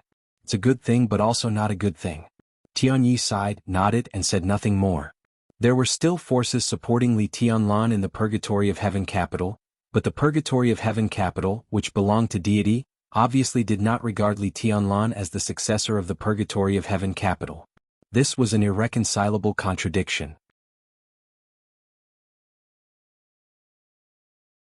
It was good because in the process of Li Tianlan controlling the Purgatory of Heaven capital in the future, there would be forces supporting him to help him. It was not good because the Li family, which had been down for a long time and had not really risen, could not afford the so-called civil strife. This was undoubtedly a thorny problem. It was impossible for him to give up the Purgatory of Heaven capital. And with Li Guangtu's stubbornness, he was destined not to compromise. "Who wants to kill me?" Li Tianlan asked suddenly. Tian Yi was stunned. This sentence was extremely harsh, but it was also the truth. Most of the members of the Endless Forest Palace, Longevity Palace and Undying Palace are loyal to His Highness. Tian Yi said slowly. Dawn, daybreak and phoenix. Li Tianlan narrowed his eyes and nodded. But most people in the Hall of Heavenly Death will support young master, Tianyi said calmly. Li Tianlan raised his eyebrows and was about to speak when Huangfu Qiushui beside him suddenly stood up and said incredulously, Heavenly Death belongs to the Purgatory of Heaven capital? Tianyi glanced at her and said quietly, strictly speaking, Heavenly Death belongs to young master. You are a Heavenly Death? Huangfu Qiushui subconsciously made a sword-drawing gesture, but when she moved her palm, she remembered that the autumn water sword had been taken away by Li Tianlan. She stood there with a blank face. Tianyi keenly noticed Huangfu Qiushui's subconscious movement underwater and frowned slightly. What is Heavenly Death? Li Tianlan remained calm. Tianyi glanced at Li Tianlan helplessly and hesitantly. Only now did he realize that there was something wrong with Huangfu Qiushui. Huangfu Qiushui was extremely beautiful, while the young master was truly young and promising. He had thought that this beautiful girl was a little pet that the young master kept in his bed, but looking at her now, it was obvious that this was not the case. 15 years ago, the day before the Qin clan celebration, the Tongtian port was under martial law. The Qin clan captured nearly 300 spies from various superpowers in one day. That night, the sword light was like the sun. Qin Bingshan, the leader of the Qin clan and an expert of the half-step invincible realm, was beheaded. 6 experts of the thunder-shocking realm of the Qin clan were killed, and Mao Painting House was in chaos. 12 years ago, the Polar Ground Alliance found the ice marrow, which is an extremely important material for making the Immortality potion. The Polar Ground Alliance was close to the water, so they collected all the ice marrow and made an agreement with the Wang family to exchange for the Immortality potion. On the 3rd day after the news was leaked, the headquarters of the Polar Ground Alliance was ambushed. The ambush lasted for nearly 15 minutes. Someone fought to the death under the full attack of Tyrant. The ice marrow was completely plundered, and the Polar Ground Alliance suffered heavy casualties. 10 years ago the Emperor of Heng State passed away. 2 assassins sneaked into the imperial palace of Heng State where experts gathered. 6 heirs to the throne were killed in one day. That's why the 6th prince, who still has no legitimate right to the throne, is born. 7 years ago the cloud silk was found in South America. The Jianghu family of South America and the Heroes Club fought. The men in black in the fantasy world entered South America together. At the most critical moment all the cloud silk was stolen. Olsen, the vice president of the Heroes Club who was responsible for guarding the cloud silk, was assassinated in the secret chamber. 7 years ago the organization that had committed countless crimes in the past 10 years and never failed was exposed. The master of Samsara Palace took action in person. Both the military counselor of Saint were seriously injured. After a premeditated raid, the Samsara Palace seized the cloud silk, but they failed to stop the assassins. Huangfu Qiushui glanced at Li Tianlan. Later the cloud silk became clothes, and the master of Samsara Palace gave the clothes to you. Li Tianlan listened quietly. Huangfu Qiushui's voice was clear and cold. It was very pleasant to hear. From then on, the Dark World knew the name of this mysterious organization, Heavenly Meteor. The fight with the Samsara Palace was the first and only failure of Heavenly Meteor. No one knew where the headquarters of Heavenly Meteor was or how many people they had. They didn't have a code. To the public they only had one identity, Heavenly Meteor Warriors. They may not be the most famous killer group, but they are definitely the best hidden killer group. Killers were different from anyone in the Dark World. Even in the Dark World an assassin needed to hide. The assassin who hid the best was the strongest assassin. Who are you? Tianyi narrowed his eyes tightly. He looked at Huangfu Qiushui like a tiger choosing its prey. She knew Heavenly Meteor and even knew what Heavenly Meteor had done. This kind of knowledge was definitely not as simple as a pet who only knew how to please a man in bed. Huangfu Qiushui. The girl looked at him with cold eyes. Are you a Heavenly Meteor warrior? The young martial god of the Huangfu family? Tianyi's face gradually changed subtly. He subconsciously glanced at Li Tianlan. Li Tianlan shook his head. I'm fine. He pointed to the door of the bedroom and glanced at Huangfu Qiushui. Huangfu Qiushui was silent for a while, then turned around and walked into the bedroom obediently. Li Tianlan waved his hand, and an invisible sword intent enveloped them, completely isolating everything from the outside world. He stared at Tianyi. Heavenly Meteor? Tianyi was silent and finally smiled. It's the Heavenly Meteor she mentioned.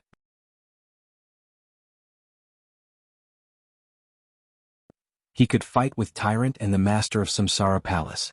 He could retreat unscathed. What did this mean? Li Tianlan was silent for a long time before he slowly said, "So, Heavenly Meteor is a part of the Purgatory of Heaven Capital, so he is not the only invincible realm expert in the entire Purgatory of Heaven Capital?" He suddenly frowned. Then why didn't Heavenly Meteor appear in the chaos of Eastern Europe? Huh? Tianyi frowned and slowly said, "The master of Heavenly Meteor Palace has always been in Eastern Europe." Li Tianlan looked at him. In the chaos of Eastern Europe, in the camp of the Purgatory of Heaven Capital, he only saw two real experts, Dawn and Daybreak. "Young master, did you remember wrongly? I just said that Heavenly Meteor Palace has always been standing by your side."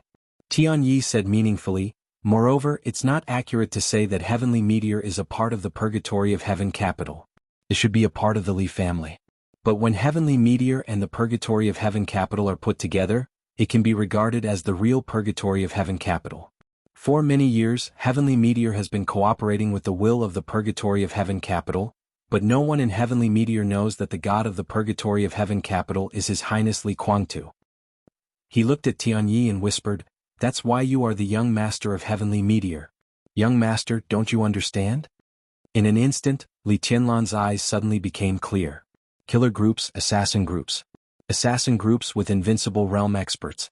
Top assassin groups with invincible realm experts, who had a close relationship with the Li family and had always been standing by his side. He was their young master. Also, he was also their young governor. "Sai City?" Li Tianlan sighed softly. "Sai City is Heavenly Meteor?" Tianyi laughed. "So although your highness controls the Purgatory of Heaven Capital, the overall situation has been influenced by Senior Li for so many years." Li Tianlan was speechless for a moment. After going around and around, the Purgatory of Heaven Capital and Sai City were all one. But in the final analysis, it was the Purgatory of Heaven Capital that didn't recognize him, and it was Sai City that supported him. In fact, there was no change. "What about you?"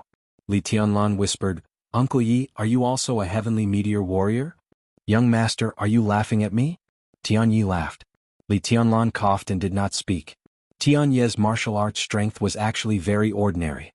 He was in the Fire Flaming Realm, and he was not even at the peak of the Fire Flaming Realm. With such strength, it was impossible for him to enter the Heavenly Meteor Palace. "In the sequence of the Purgatory of Heaven Capital, I am a Tianluo," Tianyi said. "Heavenly Meteor. Tianluo." Heavenly Meteor was responsible for assassination. It was the sharpest sword. Tianluo is responsible for intelligence. Tianyi said slowly, "This time the people who were captured by the Qin clan in Tongtian port are the backbone elites of Tianluo. Young master, our strength is actually very ordinary, but in the field of intelligence collection and analysis, we can be said to be real experts. Among the people you saved today there are the top disguise masters, the top hackers, the most professional private detectives, the best disguise masters. If it wasn't for a mistake that caused our list to be exposed, the Qin clan wouldn't have been able to catch us." Tianyi paused and laughed. "But for now, although some colleagues were sacrificed, it is also a good thing. Including me, there are nearly 200 people here, which can be regarded as gifts from the Lord of Tianluo Temple to your highness." "Gifts?" Li Tianlan raised his eyebrows. "Yes." Tianyi nodded. "We are not going back. I heard that young master wants to take root in Tianan, so we will go there. Young master, in an intelligence organization we can be regarded as the most important skeleton, the most important framework, and the development of intelligence will be very fast. If young master trusts us, we are willing to be your eyes and ears in Tianan from now on." Li Tianlan was silent for a long time. The core skeleton of an intelligence organization, the top team of talents, he took a deep breath and laughed. "I couldn't ask for more." Tianyi laughed and raised his glass. "The Lord said that you will definitely like it." "Who is your Lord?" Li Tianlan suddenly asked. Tianyi paused and shook his head. "It's not convenient to reveal it now. When the right time comes, the Lord will appear in front of you." He hesitated and said softly, "Actually, you have seen him. Well, you should have seen him." Li Tianlan glanced at him, and his eyes were full of persistence. In the past, he always felt that the so-called secrets often represented the past, and he only had a road ahead of him, so there was no need to deliberately pursue anything. But now, facts after facts told him that even the past was also extremely important. The affairs of the world were like a chess game. No one knew when and where a chess piece was placed, and there might be unexpected changes many years later in the future. I don't think there is anything I shouldn't know, Li Tianlan said seriously. Tianyi hesitated, quickly took his hand and wrote a word in his palm. That was a surname. But Li Tianlan instantly understood when he had seen the so-called Lord of Tianluo Temple. His expression became extremely interesting and he was a little stunned. It's him? This is a dead move. Tianyi smiled bitterly and said, Young master, you'd better not use it unless it's a last resort. Li Tianlan pondered for a long time, then nodded and raised his glass. There's one more thing. Tianyi said slowly, Young master, if we talk about combat effectiveness, we really can't make it to the public.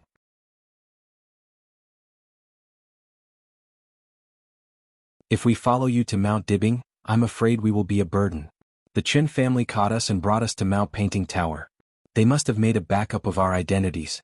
At this time, it has been sent to Mount Dibbing. If you want our intelligence organization to run faster, we still need a lot of preparation. At least, we need to prepare a new identity which is very troublesome. Time is pressing. I think it's better to take them to Tianan first. Li Tianlan nodded and said softly, Okay. Tianyi smiled and looked at Li Tianlan. Young master, it's right to take a temporary rest in Port Tong Tian. Be careful when you go to Kanglan City. Li Tianlan glanced at him and asked, Why? The Jiang family of Kanglan City holds the amber and is brave and fearless. Tianyi narrowed his eyes. The Jiang family is the most peculiar family in Beihai. In the past hundreds of years, there have been ups and downs. Among the 7 sword-holding families, the Jiang family's foundation can be said to be the worst. But in terms of strength, in recent decades the Jiang family is the strongest. The Tang family of the floating island and the Qin family of Tongtian have been firmly standing among the top wealthy families in the world for hundreds of years. But this is the comprehensive strength. If only in terms of combat effectiveness, the Jiang family can be said to be the first in recent decades. Li Tianlan held the glass and looked at Tianyi. After a moment of silence he asked, Invincible realm? Among the 7 sword-holding families the Jiang family had the invincible realm. This was the only possibility. It should be gone now. Tianyi said, The Jiang family does have the invincible realm. But countless news have been verified by us in many ways. Because of his age, the invincible realm should have fallen from his peak. But even so, if he really goes all out, he may be able to reproduce the strength of his peak. Do you have any information? Li Tianlan asked. It's been a long time, Tianyi smiled bitterly. At present we can only be sure that he is still alive. As early as more than 20 years ago he has not fought. In terms of age he is more than 10 years older than Senior Li. When Senior Li had not entered the invincible realm, he had already stood on the divine list. Now he is nearly 100 years old. Young master, you should know what this means. Li Tianlan's eyes focused for a moment. He was 100 years old and had not fought for more than 20 years. As long as any warrior was alive, it was impossible for him to give up martial arts. He had not fought for so many years, undoubtedly to recover his strength. After so many years of recovery, how earth-shattering would it be when one move broke out? The Jiang family of Kanglan. Li Tianlan looked at the wind and rain outside the window and was silent for a long time. Then he slowly asked, What's his name? Heaven Knife Deek.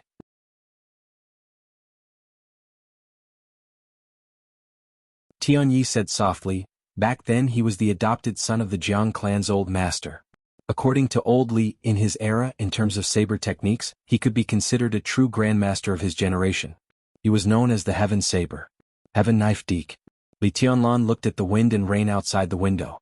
The wind and rain suddenly became stronger. The dark clouds covered the gloomy sky.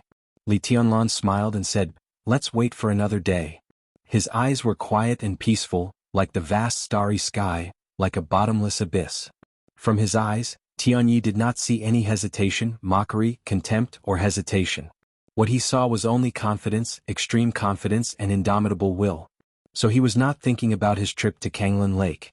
The Jiang family of Kanglan Lake and Jiang family of Kanglan Lake. He saw it but he did not take it seriously. Then what was he waiting for? Li Tianlan looked at the wind and rain outside the window and sighed softly. Tianyi seemed to understand vaguely and said softly, Young master, are you waiting for the people from the Wang family of Beihai? Do you think they will come? Li Tianlan asked softly. Tianyi smiled bitterly and did not speak. Did I not kill enough people? Li Tianlan asked. Tianyi took a deep breath, poured himself a glass of wine and drank it up. He finally knew what the young master was waiting for. He was waiting for the people from the Wang family of Beihai, but he was not waiting for a battle. He was waiting for a negotiation. Tingguang Soul Lock Platform. Autumn water cleaving the world. Divine weapon break the sky. One sword split the mountain. All the way was stained with blood. Li Tianlan almost crushed the entire Beihai province with the power of the whole new era. He was unparalleled in the world, he was full of vigor, and he was invincible. There was a heaven saber on Kanglan Lake. Heaven saber de Quebec. But no one thought that an invincible realm expert who was nearly 100 years old and had declined could stop the heavenly son of the new era. As long as the Wang family of Beihai was not stupid, they naturally knew that they could not stop him. Li Tianlan was waiting for the Wang family of Beihai to compromise and bow their heads, for them to make concessions, and for them to take the initiative to negotiate. He waited calmly with the attitude of a winner. Waiting for another day was the opportunity he gave the entire Wang family of Beihai and the entire Mount Dibing. Such a negotiation was bound to be extremely harsh, but an opportunity was an opportunity after all. However, Tianyi looked at Li Tianlan with some doubts. His doubts turned into questions and he asked directly. With the combat capability of young master today, you can completely sweep the entire Beihai province. Why wait for the so-called negotiation and give them the so-called opportunity?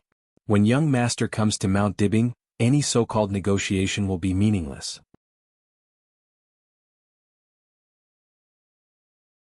And at that time the other party will have no objection. Li Tianlan was silent for a long time. Then he laughed. It was light, but it contained countless emotions. I'm thinking of someone, he said softly. The doorbell rang while he was talking. Li Tianlan frowned and looked at Tianyi. The bedroom door was pulled open. Huangfu Qiushui, in a fluttering white dress, walked out and opened the door of the suite. Her voice almost became a little excited and surprised in an instant. She seemed to have more confidence and shouted happily, "Sister." The sound of high-heeled shoes stepped across the floor and fell on the carpet silently. The person outside the door appeared in Li Tianlan's sight. Exquisite, noble, enchanting and reserved. So beautiful and so sad. Li Tianlan looked at her quietly. Some people really couldn't think. Once he thought she might appear in front of him in the next second. Li Tianlan suddenly wanted to pour himself a glass of wine. But the wine pot in front of him was empty. And the wind and rain outside the window were heavy. He quietly looked at the woman in front of him and took a deep breath. That was Wang Yuetong.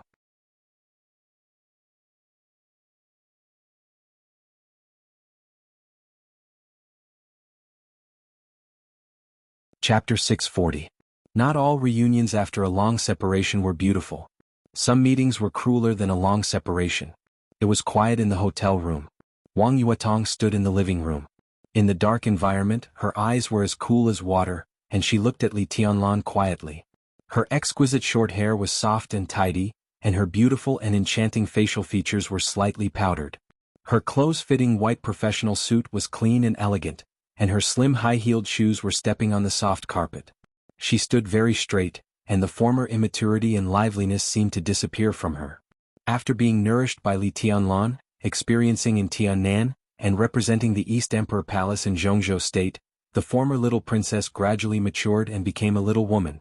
She was charming, elegant, cold, reserved, and dignified.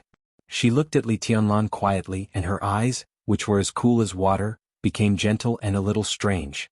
At this moment, Li Tianlan's mind was full of scenes related to Wang Yuetong. The rich and varied scenes flickered with different emotions. From the first meeting to the present reunion after a long separation.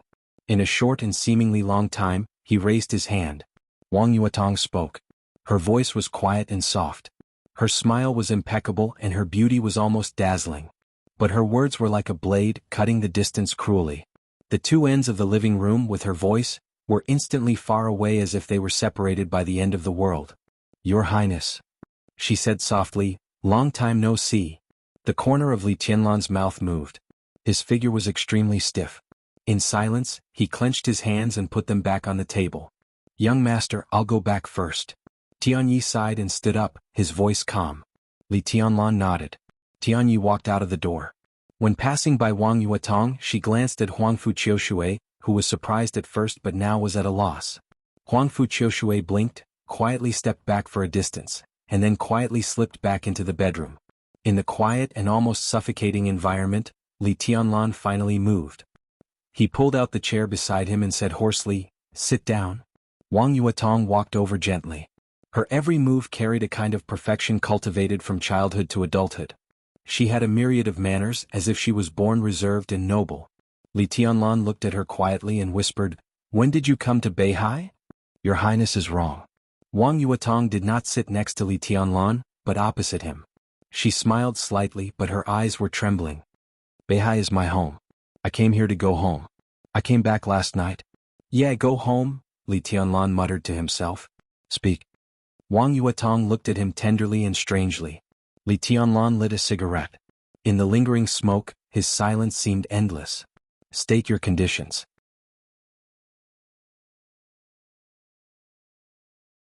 Wang Yuetong said softly, "You've stayed here for one night, which proves that we can negotiate. We'd like to hear your conditions." "Conditions?" Li Tianlan glanced at her.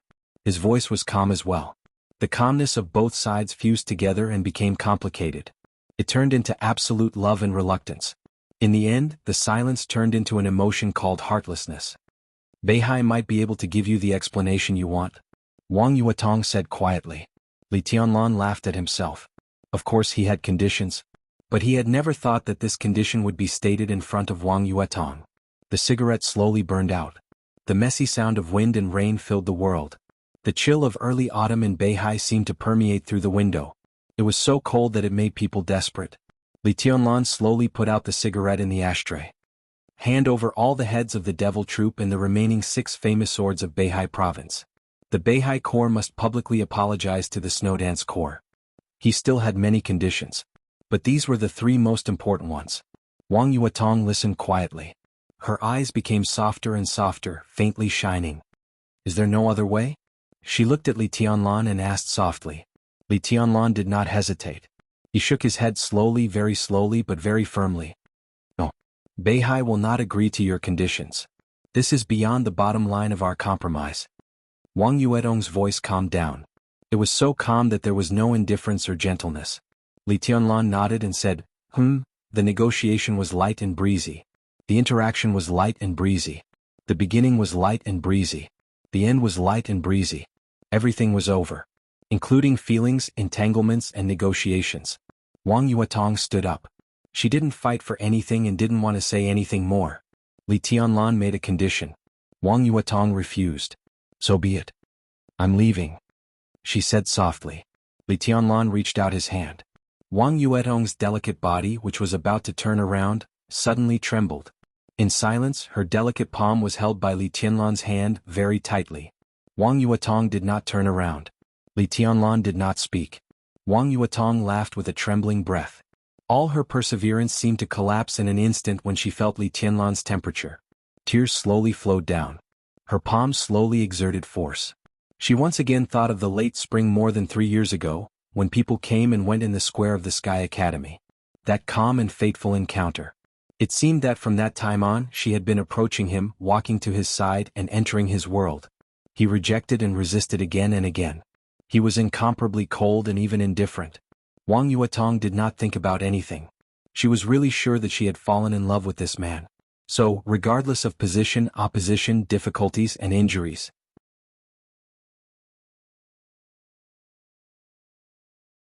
she was so brave that she threw herself at him again and again. Even if she was covered with cuts and bruises, she did not turn back. And now, in the rainy port of Tongtian, when the chill of early autumn swept Beihai, in front of Li Tianlan for the first time, she took the initiative to turn around and leave. Li Tianlan took her hand. Tears seemed to be endless. It was not until this moment that Wang Yuetong realized that when she was asked to stay, the pain in her heart would be more painful than when she took the initiative to approach him. The silence behind her continued, as if it would not change for thousands of years, as Li Tianlan held her hand and did not let go. His grip was so strong that it seemed to be able to resist everything. Wang Yuetong bit her lip tightly and raised the other hand to wipe her tears. Her voice was extremely calm. "Your Highness, please behave yourself. You are mine." Li Tianlan's voice sounded behind her, hoarse and firm. "You belong to me. You are mine." Wang Yuetong cried silently and laughed silently. Li Tianlan did not say that he loved her. This man, even when he asked her to stay at the last moment, was still so overbearing. He said that she belonged to him and only him. Her palm gradually exerted force as if she wanted to pull out of Li Tianlan's hand. This chapter is not over. Please turn the page. I belong to Beihai. Her voice trembled slightly. It had been nearly 2 months. She was in Tianan. He was in Eastern Europe. There was no conflict between them, no quarrel and no phone call between them. Before leaving, she still lay in his arms and called him a good husband and a good brother. When they met again she called him Your Highness. She belonged to Li Tianlan, or in other words belonged to him. But now she belonged to Beihai. Your Highness, Wang Yuetong said softly, let's break up. You are mine. Li Tianlan raised his voice abruptly and pulled Wang Yuetong into his arms with a sudden force of his palm. The familiar fragrance came to his face. Li Tianlan's face was a little ferocious. He pressed Wang Yuetong's short hair and directly covered her beautiful lips with his mouth. Wang Yuetong struggled hard. She kept patting Li Tianlan's back with one hand, and held Li Tianlan's neck tightly with the other hand. The soft lilac catered to his wildness, and her white teeth bit Li Tianlan's lips. Tears silently flowed down her cheeks. Li Tianlan's lips were bitten until they bled. The blood and tears mixed together and it was salty. At some point the two had been tightly hugging each other, and all the forced pretense of modesty was completely shattered. The small hand that patted Li Tianlan's back hooked Li Tianlan's neck. Her beautiful face gradually flushed, and in the dark hall, it was the most gorgeous color. Time passed in the blink of an eye. Wang Yuetong broke away from Li Tianlan. She sat on Li Tianlan's lap.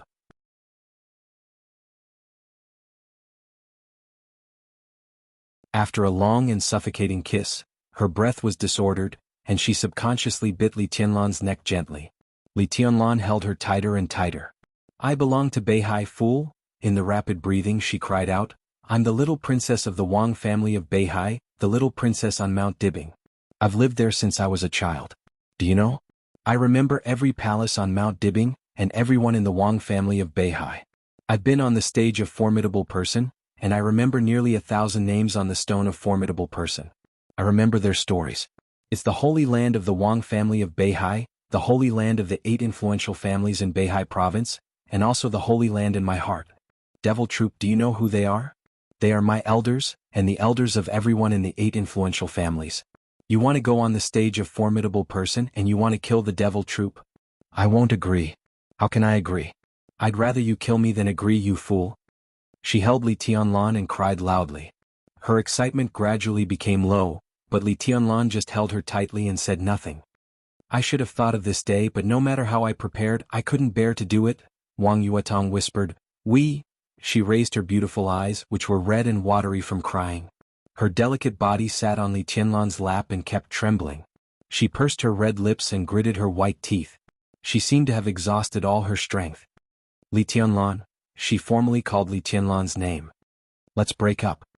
She got down from Li Tianlan's lap and resolutely broke free from Li Tianlan's arms. At that moment the whole world seemed to have entered a cold winter. It was a world of ice and snow without any warmth. She tried to stand up straight and tidied up her somewhat wrinkled clothes. I'll wait for you on Mount Dibing, waiting for you to kill me. Her whole soul seemed to suddenly tremble for a moment. Li Tianlan held Wang Yuetong's hand again. He stood up. Wang Yuetong's body trembled and she couldn't help throwing herself into Li Tianlan's arms. She cried and said, "Let me go. Don't hold me anymore. Let me go." Li Tianlan stood there expressionlessly, letting Wang Yuetong beat his chest with her other hand. He took her hand and pulled her body closer and closer. Wang Yuetong seemed to be tired. She grabbed Li Tianlan's collar with her tender white hand and sobbed. Li Tianlan just looked at her without saying a word. Wang Yuetong, who was mentally and physically exhausted, leaned on Li Tianlan and greedily sniffed his scent. She slowly put down her hand that was grabbing Li Tianlan's collar and hugged his waist tightly. The sky was still gloomy. It was raging. In the dark environment of the room, Wang Yuetong buried her small face in Li Tianlan's arms. She sobbed and whispered, "I want it."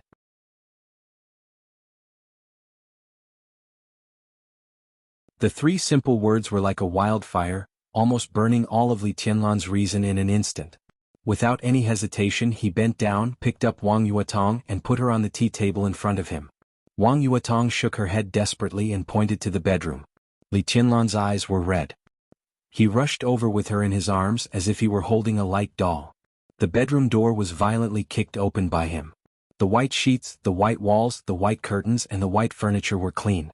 She sat on the bed in a daze and her white dress was also clean. Huang Fuqiushui, who was startled, suddenly stood up and stared blankly at Li Tianlan and Wang Yuetong, a little confused. No one paid attention to Huang Fuqiushui. At this moment, Li Tianlan only had eyes for Wang Yuetong. Wang Yuetong only had eyes for Li Tianlan. The cold early autumn was blooming with warm spring colors, bright and beautiful. The wind and rain beat the entire Tongtian port. Clear water flowed all over the quiet valley. There were orioles in the valley, and their moving songs surrounded the entire world. They were soft and gentle, crisp and pleasing to the ear. The dreamlike mountains and rivers were changing shape under the supreme will, and the soft sky light emitted an intoxicating white luster. Time passed by. They lingered on. There was no grudge, no position. This was a fairyland, a paradise. The sky was always gloomy in the morning or at noon. The wind and rain were still falling. Wang Yuetong sat in front of the dresser beside the bed and tidied up her short hair. Her mood completely calmed down. She was no longer wild and delicate. She became calm, gentle, reserved, and noble. "I'm leaving." Her crisp voice, like that of a oriole, was slightly hoarse. Li Tianlan raised his hand as if he wanted to grasp something. In silence, he slowly put down his raised hand.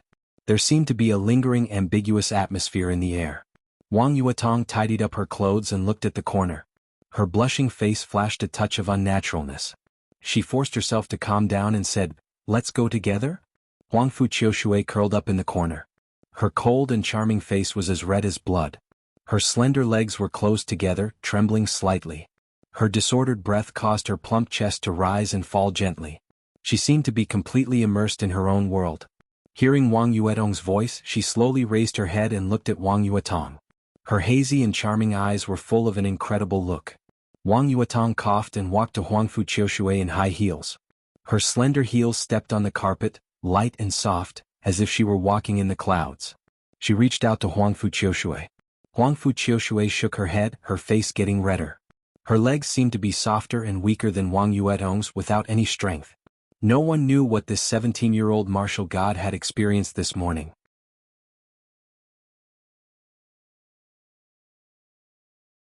Wang Yu, this chapter is not over. Please turn the page. Wang Yuetong seemed to be ashamed, her eyes wandering. For the first time, there was a touch of embarrassment in Li Tianlan's eyes. He wanted a suite with more than one bedroom. But he and Wang Yuetong broke into Huang Fuqiushui's bedroom. There was no reason. Because it was close. Just because it was close and convenient enough. He and Wang Yuetong were in this almost pure white room. No one noticed Huang Fuqiushui, who was also in a white dress. What was even more bizarre was that Huang Fuqiushui had not left. She sat in the corner and witnessed everything from beginning to end. He silently lit a cigarette, took a deep breath, looked at Huang Fuqiushui and said lightly, "You go." Huang Fuqiushui looked at Li Tianlan in a daze. Her eyes were dazed and blurred. The previous coldness had completely disappeared, and her eyes were full of strange emotions. Not long ago in this room she saw with her own eyes Li Tianlan's power in another field. In that state, Li Tianlan was completely like a lion, while Sister Yuetong's fair and tender body was like a little lamb that had no ability to resist. The little lamb was constantly being bitten by the lion, struggling, resisting, begging for mercy and fawning. No matter what she did, she could not resist the lion's power. The most real scenes hit her heart without any concealment. Somehow, at that moment, Huang Fuqiushui's mind was filled with the image of Li Tianlan splitting the mountain with a sword of the 13-story building level. This man, she could not describe her inner feelings at all. At some point she felt that she had become Sister Yuetong, the little lamb, trembling under the lion's claws and teeth, delicate and pitiful. She slowly lowered her head. Her legs were still weak. Her face flushed, she shook her head and whispered, I'll go back by myself. I want to take a bath." Wang Yuetong blushed slightly and turned to look at Li Tianlan. Li Tianlan quietly looked at the drifting smoke in front of him. There would be no more accidents.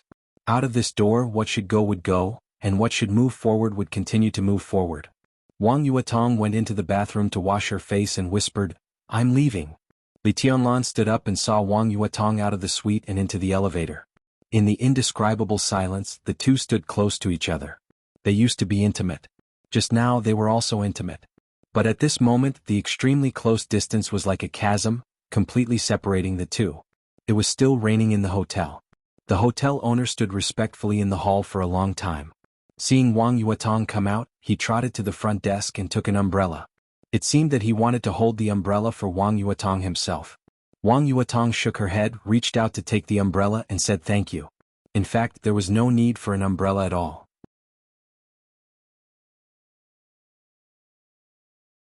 In the falling wind and rain, in front of the gate of the hotel, a pure black Rolls-Royce was quietly parked there, and 2 rows of bodyguards in black stood there quietly. Like 2 rows of motionless statues, they spread into the rain. Wang Yuatong stood in front of the door, holding the umbrella, quietly watching the wind and rain outside the window. No matter how sweet the distance was, it was always separation. Li Tianlan was still silent. "I love Beihai," Wang Yuatong whispered. She turned to look at Li Tianlan, and there seemed to be thousands of words in her blurred and charming eyes. Li Tianlan looked at her without saying a word. "Just like I love you." The two stood face to face and they could feel each other's breath. Wang Yuatong clenched her hands into small fists. She looked at Li Tianlan and seemed to be waiting for something. Li Tianlan did nothing but looked at her seriously. "Will you go to Mount Dibing?" Wang Yuatong looked at him deeply as if she wanted to carve Li Tianlan into her eyes. "Yes." Li Tianlan's voice was dry, but there was no hesitation. "Okay." Wang Yuatong laughed. "I'll wait for you on the mountain." She reached out and touched Li Tianlan's face. "I love this place and I have something I want to hold on to just like you.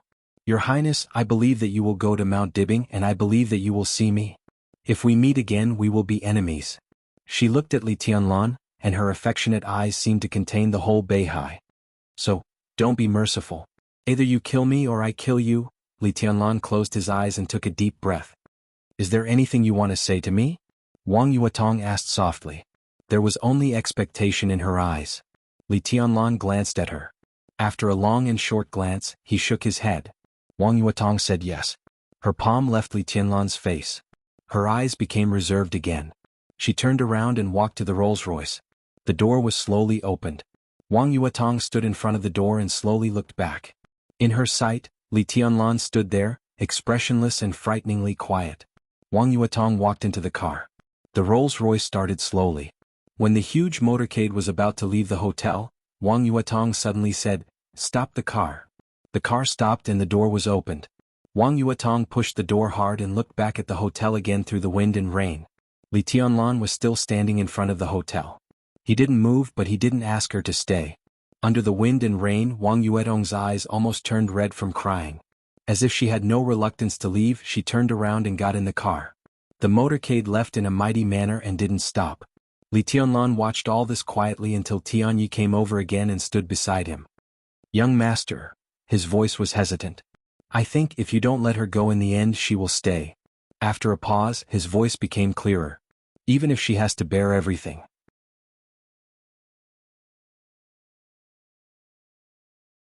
Because in the last parting, her silence and the 2 times she looked back seemed to be waiting for something. Li Tianlan was silent for a long time before he whispered, "I know." He knew but he couldn't bear to.